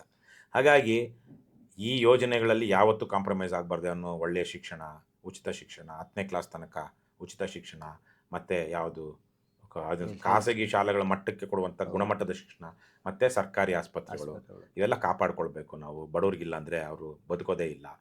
ಅದ್ರ ಜೊತೆಗೆ ಇಂತಹ ಹೆಣ್ಣು ಮಕ್ಕಳು ಕೊಡುವಂಥದ್ದು, ಕುಟುಂಬ ನಡೆಸೋದಕ್ಕೆ ಕೊಡುವಂಥದ್ದು. ಅದರಲ್ಲೂ ಜನ ಹೇಳ್ತಾರೆ ಅದರಿಂದ ಕೆಲಸಕ್ಕೆ ಬರ್ತಾ ಇಲ್ಲ, ಇದರಿಂದ ಕೆಲಸಕ್ಕೆ ಬರ್ತಾ ಇಲ್ಲ ಅಂತ. ನೀವು ಅವರಿಗೆ ಕೆಲಸದ ಖಾತ್ರಿ ಎಲ್ಲಿ ಕೊಟ್ಟಿದ್ದೀರಾ? ನನ್ನ ಸ್ವಾರ್ಥಕ್ಕೆ ನನಗೆ ಬಿಟ್ಟು ಬಂದು ದುಡಿಬೇಕಪ್ಪ. ಹೌದು. ಚಾಕ್ರಿ ಕೆಲವೊಬ್ರು ಮನಸ್ಥಿತಿ ಹೆಂಗಿರುತ್ತೆ ಅಂದರೆ, ಕೆಲವೊಂದು ಜಾತಿಯವರು, ಕೆಲವೊಂದು ವರ್ಗದವರು ಅಥವಾ ಬಡವರು ಬಿಟ್ಟು ಬಂದು ನಂಗೆ ದುಡಿಬೇಕು. ಅವ್ರು ಮಾತ್ರ ಕೆಲಸಕ್ಕೆ ಕೂಲಿ ಸಿಗ್ತಾ ಇಲ್ಲ. ಅವ್ರಿಗೆ ನೀವು ಅವ್ರಿಗೆ ಯಾವುದು ಕೊಡಬೇಡಿ, ಆದರೆ ಅವ್ರಿಗೆ ಕೆಲಸ ಖಾತ್ರಿ ಕೊಡ್ತೀರಾ? ವರ್ಷಕ್ಕೆ 200 ದಿವಸ 250 ದಿವಸನಾದ್ರೂ ಯಾವಾಗ ಒಂದ್ಸಲ ನನಗೆ ಮಾತ್ರ ಕರೆದಾಗ ಬಂದ್ಬಿಡ್ಬೇಕು. ಈ ಶ್ರೀಮಂತಿಕೆ ಇರುವಂತಹ ಜನರ ಹಿಪಾಕ್ರಸಿ ಇದು. ನಮಗೆ ನಮ್ಮ ದುಡ್ಡಿಗೆ ಕೇಳಿದಾಗ ಜನ ಬಂದ್ಬಿಡ್ಬೇಕು. ಅವ್ನು ಹೆಂಗಾದ್ರೂ ಬದುಕಲಿ, ಅವ್ನಿಗೆ ಅದ್ರಲ್ಲಿ ಬದುಕು ಕಟ್ಕೊಳಕ್ಕಾಗುತ್ತಾ? ಆಗಲ್ಲ. ಸೊ ಬದುಕು ಕಟ್ಟುವಂಥ ಒಂದು ವ್ಯವಸ್ಥೆ ಬೇಕಲ್ವಾ? ಹಾಗಾಗಿ ಅಲ್ಲಿ ತನಕ ಅವ್ರ ಘನತೆಯಿಂದ ಬದುಕಬೇಕಾ ಬೇಡವಾ? ಆಗ ಘನತೆಯಿಂದ ಬದುಕೋದಿಕ್ಕೆ ಈ ತರಹದ ಕೆಲವೊಂದು ಉಪಕ್ರಮಗಳು, ಯೋಜನೆಗಳು ಬೇಕು. ಸರ್, ಸೋಷಿಯಲ್ ಮೀಡಿಯಾದಲ್ಲಿ ಎಲ್ಲರಿಗೂ ಒಂದು ಆಸೆ, ಜನಗಳಿಗೆ ಸೋಷಿಯಲ್ ಮೀಡಿಯಾದಲ್ಲಿ ಅನ್ನೋಕ್ಕಿಂತ ಆಚೆ ಇರೋ ಎಲ್ಲ ಜನಗಳಿಗೂ ಒಂದು ಆಸೆ ಏನಂದರೆ, ಯಾವುದೇ ಒಂದು ಪಕ್ಷ ಅಧಿಕಾರಕ್ಕೆ ಬಂದರೆ ರಾಜಕಾರಣಿಗಳಿಂದ ಹಿಡಿದು ಅಧಿಕಾರಿಗಳು ಕೂಡ ಈ ಗೌರ್ಮೆಂಟ್ ಹಾಸ್ಪಿಟಲ್ಗಳನ್ನ ಮತ್ತು ಗೌರ್ಮೆಂಟ್ ಸ್ಕೂಲ್ಗಳನ್ನ ಯೂಸ್ ಮಾಡಬೇಕು, ಆವಾಗ ಅಲ್ಲಿ ಕ್ವಾಲಿಟಿ ಇಂಪ್ರೂವ್ ಆಗುತ್ತೆ ಅಂತ ಹೇಳ್ತಾರೆ. KRS ಪಕ್ಷದ ಇದ್ರ ಬಗ್ಗೆ ಏನು ನಿಲುವು ತಗೊಂತಾರೆ? ನೀವು ಏನು ಹೇಳ್ತೀರಾ ಅದ್ರ ಬಗ್ಗೆ? ಯಾವುದೇ ಗೌರ್ಮೆಂಟ್ ಹಾಸ್ಪಿಟ್ಲು ಅಥವಾ ಗೌರ್ಮೆಂಟ್ ಸ್ಕೂಲು, ಯಾವುದೇ ಖಾಸಗಿ ಆಸ್ಪತ್ರೆ ಅಥವಾ ಶಾಲೆಗಿಂತ ಕಡಿಮೆ ಇಲ್ಲದಂಥ ಗುಣಮಟ್ಟ ಕೊಟ್ಟಾಗ ಆಟೋಮೆಟಿಕ್ ಆಗಿ ಅದಾಗುತ್ತೆ. ಹೌದು. ಇವತ್ತು ಸರ್ಕಾರ ನಡೆಸ್ತಿರುವಂಥವ್ರೇನೆ ಸರ್ಕಾರಿ ಶಾಲೆಗಳು ಮುಚ್ಚೋಗುವ ರೀತಿಯಲ್ಲಿ ನಡಾಡ್ತಾ ಇದ್ದಾರೆ. ಯಾಕೆ? ಅವ್ರದ್ದೇ ಖಾಸಗಿ ಶಾಲೆಗಳಿದೆ. ಸರ್ಕಾರ ನಡೆಸ್ತಿರುವಂಥವ್ರದ್ದೇನೆ ಖಾಸಗಿ ಆಸ್ಪತ್ರೆಗಳಿದೆ. ಈಗ ಇಲ್ಲಿ ತನಕ ತುಮಕೂರು ಬಹಳ ದೊಡ್ಡ ಜಿಲ್ಲೆ ಆಗ ನೋಡಿದ್ರೆ, ಹೌದು ತುಮಕೂರಿನಲ್ಲಿ ಗೌರ್ಮೆಂಟ್ ಮೆಡಿಕಲ್ ಕಾಲೇಜ್ ತರೋದಕ್ಕೆ DCM ಪರಮೇಶ್ವರ್ಗೆ ಕೈಲಿ ಆಗ್ತಿರ್ಲಿಲ್ವಾ? ಹೌದು ಯಾಕೆ ತಂದಿಲ್ಲ? ಯಾಕಂದ್ರೆ ಅವ್ರದ್ದು ಮೆಡಿಕಲ್ ಕಾಲೇಜ್ ಇದೆ ಅಲ್ಲಿ. ಅವ್ನು ಗೌರ್ಮೆಂಟ್ ಮೆಡಿಕಲ್ ಕಾಲೇಜ್ ಬಂದರೆ ಅಲ್ಲಿಗೆ ಹೋಗೋ ಪೇಷಂಟ್ಸ್ ಕಡಿಮೆ ಆಗ್ಬಿಡ್ತಾರೆ. ಸೊ ಈ ತರಹದ ಇದು ದಾವಣಗೆರೆಯಲ್ಲಿ ಹಾಗೆ, ಚಿತ್ರದುರ್ಗದಲ್ಲಿ ಹಾಗೆ, ಉಡುಪಿಲಿ ಹಾಗೆ, ಮಂಗಳೂರಲ್ಲಿ ಹಾಗೆ, ಈಗ ಎಲ್ಲ ಕಡೆ ಎಲ್ಲೆಲ್ಲಿ ಖಾಸಗಿ ಗೌರ್ಮೆಂಟ್ ಜಿಲ್ಲಾ ಮಟ್ಟದಲ್ಲಿ ಯಾವ್ಯಾವ ಜಿಲ್ಲೆಗಳಲ್ಲಿ ಗೌರ್ಮೆಂಟ್ ಮೆಡಿಕಲ್ ಕಾಲೇಜ್ ಇಲ್ವೋ ಅಲ್ಲೆಲ್ಲ ಪಟ್ಟಭದ್ರರ ಕಾಲೇಜುಗಳು ಆಲ್ರೆಡಿ ಇವೆ. ಹಾಗಾಗಿ ಇವತ್ತಿರುವಂತಹ ವ್ಯವಸ್ಥೆಯಲ್ಲಿ ಅದು ಸಾಧ್ಯ ಇಲ್ಲ. ನಮ್ಮ ಪಕ್ಷ ಅಂತ ಬಂದಾಗ ಈ ಗೌರ್ಮೆಂಟ್ ಕಾಲೇಜುಗಳು ಮತ್ತು ಗೌರ್ಮೆಂಟ್ ಆಸ್ಪತ್ರೆಗಳನ್ನ ಉಳಿಸ್ಕೊಳ್ಳುವಂತಹ ಭಾಳ ದೊಡ್ಡ ಜವಾಬ್ದಾರಿ ನಮ್ಮ ಮೇಲೆ ಇರುತ್ತೆ. ನಾವು ಕಂಡೀಷನ್ ಹಾಕಬೇಕು ಅಂತೇನಿಲ್ಲ. ಗೌರ್ಮೆಂಟ್ ಸ್ಕೂಲುಗಳಿಗೆ ಮಕ್ಕಳನ್ನ ಸೇರಿಸಬೇಕು ಅನ್ನುವಂಥ ಕಂಡೀಷನ್ ಹಾಕೋದು ಸ್ವಲ್ಪ ಕಷ್ಟ ಇದೆ, ಅಸಾಧ್ಯ ಇಲ್ಲ, ಕಷ್ಟ ಇದೆ. ಆದರೆ ಗೌರ್ಮೆಂಟ್ ಆಸ್ಪತ್ರೆಗಳಲ್ಲೇ ನೀವು ಉಚಿತವಾಗಿ ಟ್ರೀಟ್ಮೆಂಟ್ ತಗೊಳ್ಬೇಕು ಅನ್ನೋದನ್ನ ಸರ್ಕಾರಿ ಅಧಿಕಾರಿಗಳಿಗೆ ಕಡ್ಡಾಯ ಮಾಡ್ಬೋದು. ಇವತ್ತು ಅವ್ರ ಬೇಕಾದ್ರೆ ಪ್ರೈವೇಟ್ ಇನ್ಶೂರೆನ್ಸ್ ತಗೊಳ್ಳಿ, ಗೌರ್ಮೆಂಟ್ ಹಾಸ್ಪಿಟ್ಲ್ ಇದೆಯಲ್ವಾ, ಇವರೆಲ್ಲ ಗೌರ್ಮೆಂಟ್ ಲೆಕ್ಚರ್, ಇವರೆಲ್ಲ ಕರ್ನಾಟಕದಲ್ಲಿ ಜಯದೇವಾಗಿಂತ ಉತ್ತಮವಾದಂತಹ ಇದೆಯಾ ಕಿದ್ವಾಯಿಗಿಂತ ಉತ್ತಮವಾದಂತಹ ಕ್ಯಾನ್ಸರ್ ಹಾಸ್ಪಿಟ್ಲ್ ಇದೆಯಾ? ಹಾಗಾಗಿ ನೀವು ಯಾವುದೇ ದೊಡ್ಡ ರೋಗ ಬರಲಿ ಇಲ್ಲೇ ಹೋಗಿ, ಬೇಕಾದ್ರೆ ನಿಮಗೆ ಒಂದು ಸ್ವಲ್ಪ VIP ಟ್ರೀಟ್ಮೆಂಟ್ ಇರುವಂತಹ ಒಂದು ವಿಂಗ್ ಮಾಡೋಣ. ಯಾಕಂದರೆ ಎಲ್ಲ ಕಡೆ ಕ್ಯೂನಲ್ಲಿ ನಿಂತ್ಕೊಳ್ಳೋಕ್ಕಾಗೋದಿಲ್ಲ ಕೆಲವೊಂದು ಸಂದರ್ಭಗಳಲ್ಲಿ, ಅಲ್ಲಿ ತಗೊಳ್ಳಿ. ಯಾಕಂದರೆ ಸರ್ಕಾರಿ ಡಾಕ್ಟ್ರುಗಳಷ್ಟು ಹೆಚ್ಚು ಜನರನ್ನು ನೋಡಿ ಪರಿಣಿತರಾಗಿರುವಂಥ ಡಾಕ್ಟ್ರುಗಳು ಖಾಸಗಿ ಡಾಕ್ಟ್ರುಗಳಾಗಿರೋದಿಲ್ಲ. ವೈದ್ಯರಿಗೆ ಯಾವಾಗ ಹೆಚ್ಚು ಶಕ್ತಿ ಅಥವಾ ನಾಲೆಜ್ ಬರುತ್ತೆ ಅಂದರೆ ಹೆಚ್ಚೆಚ್ಚು ಪೇಷಂಟ್ಗಳನ್ನ ಗಮನಿಸಿದಾಗ. ಹೆಚ್ಚೆಚ್ಚು ಪೇಷಂಟ್ಗಳನ್ನ ಯಾರು ಗಮನಿಸ್ತಾರೆ? ಸರ್ಕಾರಿ ವೈದ್ಯರಷ್ಟು ನಿಪುಣ ಪರಿಣತ ವೈದ್ಯರು ಖಾಸಗಿ ವೈದ್ಯರಲ್ಲ. ಎಲ್ಲ ಆಗ ನೋಡಿದ್ರೆ ಕೆಲವೊಂದು ಖಾಸಗಿ ವೈದ್ಯರು ಇದ್ದಾರೆ, ಯಾಕಂದರೆ ಅವ್ರು ಅಷ್ಟು ಜನ ನೋಡ್ತಾ ಬಂದಿರೋದು ಕಾರಣಕ್ಕಾಗಿ. ಹಾಗಾಗಿ ಗೌರ್ಮೆಂಟ್ ಹಾಸ್ಪಿಟ್ಲ್ ನಿಮ್ಗೆ ಒಳ್ಳೆ ಚಿಕಿತ್ಸೆ ಸಿಗುತ್ತೆ, ಅದನ್ನು ಕಡ್ಡಾಯ ಮಾಡಬೇಕು. ಇವರಿಗೆಲ್ಲ ಇನ್ಶೂರೆನ್ಸ್ ತೆಗೆದುಬಿಡ್ಬೇಕು, ಪ್ರೈವೇಟ್ ಇನ್ಶೂರೆನ್ಸ್. ಮುಖ್ಯಮಂತ್ರಿನೇ ಕೊಡ್ತಾರೆ MLAಗಳಿಗೆ 5 ಲಕ್ಷ 20 ಲಕ್ಷ 30 ಲಕ್ಷ ಅವ್ರಿಗೇನಾದ್ರು ರೋಗಗಳು ಬಂದಾಗ, ಅವೆಲ್ಲ ನಿಲ್ಲಿಸ್ಬಿಡ್ಬೇಕು. ಹೋಗಿ ನಿಮ್ಗೆ ಆಗಿಲ್ವಾ, ಅದೇ ದುಡ್ಡು ನಿಮಗೆ ಏನು ಕೊಡ್ತಾ ಇದ್ದಾರೆ ಅದನ್ನೇ ಅಲ್ಲಿ ಹೊಸ ಇನ್ಸ್ಟ್ರೂಮೆಂಟ್ಗೋ, ಎಕ್ವಿಪ್ಮೆಂಟ್ಗೋ, ಟ್ರೈನಿಂಗೋ, ಸ್ಟಾಫ್ಗೋ ಕೊಡಿ, ಅದನ್ನು ಮಾಡಬಹುದು. ಆದರೆ ಸರ್ಕಾರಿ ಒಂದಲ್ಲ ಇವತ್ತೆಲ್ಲ ಬಹುಶಃ ನಮ್ಮ ಜನ ತಿರುಗಿ ಬಿದ್ದಾಗ ಗೌರ್ಮೆಂಟ್ ಎಲ್ಲ ಖಾಸಗಿ ಶಾಲೆಗಳ ರಾಷ್ಟ್ರೀಕರಣ ಆದರೂ ಆಗಬೇಕಲ್ವಾ? ಆಗಬೇಕು ಅಂದರೆ ನಮ್ಮಂಥವ್ರು ಬರಬೇಕಲ್ವಾ? ಇಲ್ಲಾಂದ್ರೆ ನೀನು ಅಗಲ್ಗನ್ಸ್ ಕಂಡ್ಕೊಂಡಿರ್ತೀರಿ. ಬರೀ ಖಾಸಗಿ ಕಾಲೇಜ್ ಓನರ್ಗಳು ಅವ್ರನ್ನ ಗೆಲ್ಸ್ಕೊಂಡ್ಬಂದ್ರೆ ಆಗುತ್ತಾ? ಆಗಲ್ಲ. ನೀವು ಆ ಥರಕ್ಕೆ ನಮ್ಗೆ ಶಕ್ತಿ ಕೊಡಿ, ಯಾಕೆ ಆಗೋದಿಲ್ಲ ನೋಡಿ. ಅಥವಾ ಯಾವುದೇ ಅಕಸ್ಮಾತ್ ಕಾನೂನಿನ ಅಡೆತಡೆ ಏನೋ ಇನ್ನೊಂದಿರ್ಬೋದು, ಗೌರ್ಮೆಂಟ್ ಶಾಲೆಗಳನ್ನ ಖಾಸಗಿ ಶಾಲೆಗಳು ಕಡಿಮೆ ಇಲ್ದಿರೋಂಗೆ ನಾವು ಡೆವಲಪ್ ಮಾಡ್ತೀವಿ ನೋಡಿ, ಅದನ್ನ ಕೊಡಿ. ನೀವು ಇದಾಗಬೇಕು ಅದಾಗಬೇಕು ಕಾನೂನು ತಂದ್ಬಿಡ್ಬೇಕು, ಯಾರು ತರೋರು? ನೀವು ಗೆಲ್ಲಿಸ್ಬೇಕಲ್ವಾ? ಇವ್ರಿಗೇನು BJP JDS ಕಾಂಗ್ರೆಸ್ ಅವ್ರು ತರ್ತಾರ? ಅವ್ರಗಳಿಗೆ ಮೂರ್ಖರು ಜನ. ಇವತ್ತು ಇದಾಗಬೇಕು ಅಂತ ಬಯಸ್ಕೊಂಡು JCBಗೆ ಓಟ್ ಹಾಕುವಂತವ್ರು ಶತಮೂರ್ಖರು. ನಮ್ಮ ನಿಯತ್ತು ಸರಿ ಇಲ್ಲ. ಇವತ್ತು ನಾನು ಬಹಳ ಸ್ಪಷ್ಟವಾಗಿ ಕೆಲವು ಸಂದರ್ಭಗಳಲ್ಲಿ ನಾವು ಹೇಳಬೇಕು, ನಿಯತ್ತು ಸರಿ ಇದ್ದಿದ್ರೆ ಇದು ಈ ಥರಕ್ಕೆ ಆಗ್ತಾ ಇರಲಿಲ್ಲ. ನಾವಾಗಲೇ ಹೇಳೋದಲ್ವಾ, ನಮ್ಮ ಮಗ ನಮ್ಮ ಮನೆಯವರು ಭಗತ್ ಸಿಂಗ್ ಆಗಬಾರ್ದು, ಹುಷಾರಾಗಿ ಓದಬೇಕು, ಒಳ್ಳೆ ಕೆಲಸ ದಿಕ್ಕಿಸ್ಬೇಕು, ಅವನು ಹೆಂಡತಿ ಮಕ್ಕಳು ಚೆನ್ನಾಗಿ ಆರಾಮಾಗಿರ್ಬೇಕು. ಆದರೆ ಭಗತ್ ಸಿಂಗು, ನೇತಾಜಿ, ಕ್ರಾಂತಿಕಾರಿಗಳೆಲ್ಲ ಎಲ್ಲಿ ಹುಟ್ಟಬೇಕು? ಪಕ್ಕದ ಮನೇಲಿ ಹುಟ್ಟಬೇಕು. ಪಕ್ಕದ ಮನೆಯನ್ನು ಯೋಚನೆ ಮಾಡ್ತಾ ಇದ್ದಾನೆ, ಅವನು ಅದನ್ನ ಯೋಚನೆ ಮಾಡ್ತಾ ಇದ್ದಾನೆ. ಅವನು ಪಕ್ಕದ ಮನೆಯನ್ನು ಯೋಚನೆ ಮಾಡ್ತಾನೆ, ಅವನು ಅದನ್ನ ಯೋಚನೆ ಮಾಡ್ತಾನೆ. ಎಲ್ಲಿ ಹುಟ್ಟಿದ್ದಾರೆ? ಯಾರು ಹುಟ್ಟಲ್ಲ. ನಮ್ಮ ನಿಯತ್ ಸರಿ ಇಲ್ವಲ್ಲ. ಇವತ್ತು ಇಷ್ಟು ಜನ ಈಗ ಬೆಂಗಳೂರಲ್ಲೂ ಈ ನೀಟ್ ವಿರುದ್ಧವಾಗಿ ನಾವು ಧರಣಿ ಮಾಡಿದ್ವಿ. KRS ಪಕ್ಷದವ್ರು, ನಮ್ಮ ಮಕ್ಳು ಯಾರನ್ನು ನೀಟ್ ಬರೆದಿರಲಿಲ್ಲ. ಎಷ್ಟು ಜನ ಪೇರೆಂಟ್ಸ್ ಬಂದರು, ಎಷ್ಟು ಜನ ಇದು ಬೆಂಬಲಿಸೋದಕ್ಕೆ ಬಂದರು. ಹಾಗಾಗಿ ನಮ್ಮ ನಿಯತ್ತು ಸರಿ ಇದ್ದು ಅದನ್ನು ಸರಿ ಮಾಡಿದ್ರೆ ಖಂಡಿತವಾಗಿ ಒಳ್ಳೇದಾಗುತ್ತೆ. ಮೊದಲು ನಾವು ಒಳ್ಳೆಯದನ್ನು ಬಯಸ್ತಾ ಒಳ್ಳೆಯದ್ರ ಜೊತೆಗೆ ನಿಲ್ತಾ ಹೋಗ್ಬೇಕು. ಆವಾಗ ನೀವು ಹೇಳೋದಂಥದ್ದು ಆಗುತ್ತೆ, ಆಟೋಮೆಟಿಕ್ ಆಗುತ್ತೆ. ಕರ್ನಾಟಕ ರಾಷ್ಟ್ರ ಸಮಿತಿ ಪಕ್ಷ ನೋಡಿ, ಭ್ರಷ್ಟಾಚಾರ ನಿಲ್ಲೋದಕ್ಕೆ ಒಂದು ರೊಮ್ಯಾಂಟಿಕ್ ಆಗಿರುವಂಥ ಆದರೆ ವಾಸ್ತವ ಇರುವಂತ ಹೇಳ್ತೀನಿ. ಕರ್ನಾಟಕ ರಾಷ್ಟ್ರ ಸಮಿತಿ ಪಕ್ಷ ಮುಂದಿನ ವರ್ಷ ಮುಂದಿನ ಚುನಾವಣೆಯಲ್ಲಿ ಗೆದ್ದು ರಾಜ್ಯದಲ್ಲಿ ಆಡಳಿತ ನಡೆಸುತ್ತೆ ಅನ್ನುವಂತಹದ್ದು 1 ವರ್ಷದ ಮೊದಲೇ ಗೊತ್ತಾಗ್ಬಿಟ್ರೆ ಜನಕ್ಕೆ, ಆ 1 ವರ್ಷದ ಮೊದಲೇನೆ ಭ್ರಷ್ಟಾಚಾರ ನಿಂತೋಗುತ್ತೆ. ಯಾಕಂದ್ರೆ ಇವ್ರು ಬಂದು KRS ಪಕ್ಷ ಹೆಂಗಿದ್ರು ಬರುತ್ತೆ, ಇನ್ನು ಮಾಟ ನಡೆಯೋದಿಲ್ಲ. ಯಾಕಪ್ಪ ಬೇಕು ಅಂತೇಳಿ ಈ ಹೊತ್ತಿಗೇನೆ ಸರ್ಕಾರಿ ಅಧಿಕಾರಿಗಳು ಭ್ರಷ್ಟಾಚಾರ, ಅಕ್ರಮ, ಮೋಸ, ವಂಚನೆ ನಿಲ್ಲಿಸ್ಬಿಡ್ತಾರೆ. ಆ ಥರ ಸಪೋರ್ಟ್ ಜನ ಕೊಡಬೇಕು. ಅಲ್ಲ, ಸಪೋರ್ಟು ಜನ ಕೊಡಬೇಕು. ಕೊಟ್ಟಾಗ KRS ಪಕ್ಷ ಗೆಲ್ಲುತ್ತೆ ಅಂದಾಗ ನಾವು ಅಧಿಕಾರಕ್ಕೆ ಬರೋಷ್ಟೊತ್ತಿಗೆ ಭ್ರಷ್ಟಾಚಾರ ನಿಂತೇ ಹೋಗಿರುತ್ತೆ. ಈ ಭ್ರಷ್ಟಾಚಾರ ಲಂಚದ್ದು ಕೆಲವೊಂದು ಹಂತಗಳಲ್ಲಿ ಭ್ರಷ್ಟಾಚಾರ ಯಾವತ್ತೂ ನಿಲ್ಲಲ್ಲ, ಯಾವ ಅಪ್ಪಿ ತಪ್ಪಿ ನಡೀತಾ ಇರುತ್ತೆ. ಆದ್ರೆ ಇವತ್ತಿದ್ದಂಗೆ ಕುಲ್ಲಂ ಕುಲ್ಲ ನಿಂತೋಗುತ್ತೆ. ಕದ್ದು ಮುಚ್ಚಿ ನಡೆಯೋ ಕಳ್ಳತನ ಯಾವತ್ತೂ ನಿಲ್ಸಕ್ಕಾಗುತ್ತಾ? ಮನುಷ್ಯ ಹುಟ್ಟದಾಗಿಂದಾನು ಇದೆ ಅದು, ನಾವು ನಿಲ್ಸಕ್ಕಾಗೋದಿಲ್ಲ. ಆದರೆ ಇವತ್ತು ನಡೀತಿರೋದೇನು? ಹಗಲು ದರೋಡೆ ಏಕಾಏಕಿ ನಿಂತು ಬಿಡುತ್ತೆ. ಇನ್ನು ಎಲೆಕ್ಷನ್ ರಿಸಲ್ಟ್ ಬರೋದಕ್ಕೆ ಮೊದಲೇನೆ ಕರ್ನಾಟಕ ರಾಜ್ಯದ ಪ್ರತಿಯೊಬ್ಬ ಸರ್ಕಾರಿ ನೌಕರರು ಎಚ್ಚೆತ್ತುಕೊಂಡು ಬ್ಯಾಡ್ಜ್ ಹಾಕೊಳ್ತಾರೆ, ನೇಮ್ ಪ್ಲೇಟ್ ಇಡ್ತಾರೆ, ಪ್ರತಿ ದಿವಸ 10 ಗಂಟೆಗೆ ಹೋಗ್ತಾರೆ, ಸಂಜೆ 6 ಗಂಟೆ ತನಕ ಕೆಲಸ ಮಾಡ್ತಾರೆ. ನಾವಿನ್ನೂ ಪ್ರಮಾಣ ವಚನ ತಗೊಂಡಿಲ್ಲ. ಯಾಕೆಂದ್ರೆ ಇವರು ರಾಜಿ ಆಗೋದಿಲ್ಲ, ಇವರು ಹೇಳಿ ನಡ್ಕೊಂಡು ಹೇಳ್ದಂಗೆ ನಡ್ಕೊಂಡು ಬಂದಿದ್ದಾರೆ, ಇವ್ರಿಗೊಂದು ಶೀಲ ಇದೆ, ಹಾಗಾಗಿ ಅವ್ರು ನಡೀತಾರೆ. ನಾನು ಇವತ್ತು ಬದಲಾಗಲಿಲ್ಲ ಅಂದ್ರೆ ಫಸ್ಟ್ ಡೇ ಫಸ್ಟ್ ವಿಕೆಟ್ ನಂದು. ಸರ್ಕಾರಿ ಅಧಿಕಾರಿಗಳಿಗೆ ಇರುವಂತ ದೊಡ್ಡ ಶಕ್ತಿ ಏನು ಗೊತ್ತಾ? ಅವರ ಕೆಲಸ ಹೋಯ್ತು ಅಂದ್ರೆ ಅವರು ಬಹುತೇಕರು ನಾಲಾಯಕಗಳು. ಯಾಕಂದ್ರೆ ಅವ್ರಿಗೆ ಯಾವ ಸ್ಕಿಲ್ಸ್ ಬಹುತೇಕರಿಗೆ ಇರೋದಿಲ್ಲ. ಅವ್ರ ಖಾಸಗಿನಲ್ಲಿ ಎಲ್ಲೂ ಅನ್ಎಂಪ್ಲಾಯಬಲ್ ಒಂದು ರೀತಿನಲ್ಲಿ 5 ವರ್ಷ 10 ವರ್ಷ ನೀವು ಇಂಥ ಕೆಲಸದಲ್ಲಿ ಮಾಡ್ಬಿಟ್ಮೇಲೆ, ನೀವು ಒಂದು SDA ಕೆಲಸ FDA ಕೆಲಸ ಮಾಡಿದ್ಮೇಲೆ ನೀವು ಯಾವ ಕೆಲಸಕ್ಕೆ ಹೋಗಿ ಫ್ಯಾಕ್ಟ್ರಿ ಕೆಲಸ ಮಾಡ್ತೀರಾ? ಅವ್ರಿಗಿರೋ ಸ್ಕಿಲ್ಸೇ ಇಲ್ಲ ಅವ್ರಿಗೆ ಬಹುತೇಕವಾಗಿ. ಆ ಎಕ್ಸ್ಪೀರಿಯನ್ಸ್ ಅವ್ರಿಗಿರುವಂತ ಸ್ಕಿಲ್ಲು ಬೇರೆ ಪ್ರೈವೇಟ್ ಅಲ್ಲಿ ಎಂಪ್ಲಾಯಬಲ್ಲೇ ಅಲ್ಲ. ಆ ತರ ಪಕ್ಷನ ಜನ ಬೆಂಬಲಿಸಿದ್ರೆ ಆಟೋಮೆಟಿಕ್ ವ್ಯವಸ್ಥೆನೇ ಚೇಂಜ್. ನಾನೇ ಯಾಕಂದ್ರೆ ಸರ್ಕಾರಿ ನೌಕರ ಮಗನಾಗ ನಾನು ಹೇಳ್ತಾ ಇದ್ದೀನಿ, ನೀವು ಮಾಡ್ತಿರೋ ಮೇಸ್ಟ್ರುಗಳಿಗೆ ಬಿಟ್ರೆ ಪೊಲೀಸರು ಒಬ್ಬೊಬ್ಬರೇ ಸೆಕ್ಯೂರಿಟಿ ಗಾರ್ಡ್ಗಳಾಗ್ಬೋದು. ಬಹುತೇಕ ಸರ್ಕಾರಿ ನೌಕರರು ಯಾರಿದ್ದಾರೆ ಅವರು most of your knowledge and skills are unemployable outside government. ಹಾಗಾಗಿ ನಿಮ್ಗಿರುವಂಥ ಶಕ್ತಿಯನ್ನು ನೌಕರಿ ಕಳ್ಕೊಂಡ್ರೆ ನೀವು ಸರ್ವನಾಶ. ಹಾಗಾಗಿ ನೌಕರಿ ಕಳ್ಕೊಳ್ಬಾರ್ದು ಅಂದ್ರೆ ಪ್ರಾಮಾಣಿಕವಾಗಿ ಕೆಲಸ ಮಾಡಬೇಕು. ಹಾಗಾಗಿನೇ ಪ್ರಾಮಾಣಿಕವಾಗಿ ಕೆಲಸ ಮಾಡದಿರೋ ನೌಕರಿ ಹೋಗುತ್ತೆ ಅಂದ್ರೆ ಅವ್ನು ಯಾಕೆ ಮಾಡ್ತಾನೆ? ಹಾಗಾಗಿ ಪ್ರಾಮಾಣಿಕವಾಗಿರ್ತಾರೆ. ಆಮೇಲೆ ಇವರೆಲ್ಲ ಅನಿವಾರ್ಯವಾಗಿ ಕಳ್ಳರಾಗಿರೋದಲ್ಲ, ಆಗುತ್ತಲ್ಲ, ಕಳ್ತನ ಮಾಡಿ ಸಿಕ್ಕಾಕೊಳ್ಳಲ್ವಲ್ಲ. ಕಳ್ತನ ಮಾಡಿರೋ ಅವ್ನು ಚೆನ್ನಾಗಿದ್ದಾನೆ, ಈ ಕಳ್ತನ ಮಾಡಿರೋ ಇವ್ನು ಚೆನ್ನಾಗಿದ್ದಾನೆ. ನಾನು ನೋಡಿದ್ರೆ ನನ್ನ ಮನೇಲಿ ನಾನು ಹೆಂಡ್ತಿನೋ ಗಂಡನೋ ಕೇಳ್ತಾ ಇದಾರೆ, ಯಾಕೆ ಏನು ತಂದಿಲ್ಲ ಇವತ್ತು ಅಂತ. ನಾನು ಯಾಕೆ ಆಗ್ಬಾರ್ದು? ಹಾಗಾಗಿ ಒತ್ತಡಗಳಿಂದ ಆಗಿದ್ದಾರೆ. ಅಪ್ಪ ಕೆಲಸನೇ ಹೋದ್ಮೇಲೆ ಏನ್ ಮಾಡೋದಿಕ್ಕಾಗುತ್ತೆ? ಅದಕ್ಕೆ ಬದಲಾಗ್ಬಿಡ್ತಾರೆ. ಸೊ ಈ ನಂಬಿಕೆ ನನಗಿದೆ, ಅದಾಗೆ ಆಗುತ್ತೆ. ಈಗಲೇ ನಮ್ಮ ಕಾರಣಕ್ಕಾಗಿ ಸಾಕಷ್ಟು ಬದಲಾವಣೆಗಳಾಗಿದೆ. ಅದಕ್ಕೇನೆ ಜನಕ್ಕೂ ಒಂದು ನಿಯತ್ತಿರಬೇಕು. ಸತ್ಯವನ್ನ, ನ್ಯಾಯವನ್ನ, ಧರ್ಮವನ್ನ ಬೆಂಬಲಿಸುವಂಥದ್ದು. ಮತ್ತೆ ಇದರಲ್ಲಿ ಅವರ ಸ್ವಹಿತಾಸಕ್ತಿನೂ ಇದೆ.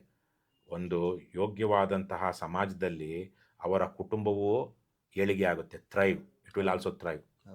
If the whole society is rotten, your family will also be spoiled. It will not develop, it will not improve, your conditions will not improve, you will not have a happy life, you will not have a meaningful life.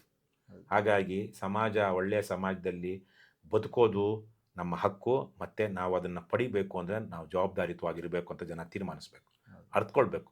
ಜನಕ್ಕೆ knowledge ಇಲ್ಲ ಅಂತಲ್ಲ, knowledge ಇದೆ, wisdom ಇಲ್ಲ, ಮಾಹಿತಿ ಇದೆ. ಎಲ್ಲ ಇವತ್ತು WhatsApp university ಪ್ರೊಫೆಸರ್ಗಳೇ, ಸ್ಟೂಡೆಂಟ್ಸೇ ಅಲ್ಲ, ಎಲ್ಲರೂ ವಾಟ್ಸಪ್ ಯೂನಿವರ್ಸಿಟಿ ಪ್ರೊಫೆಸರ್ಗಳು.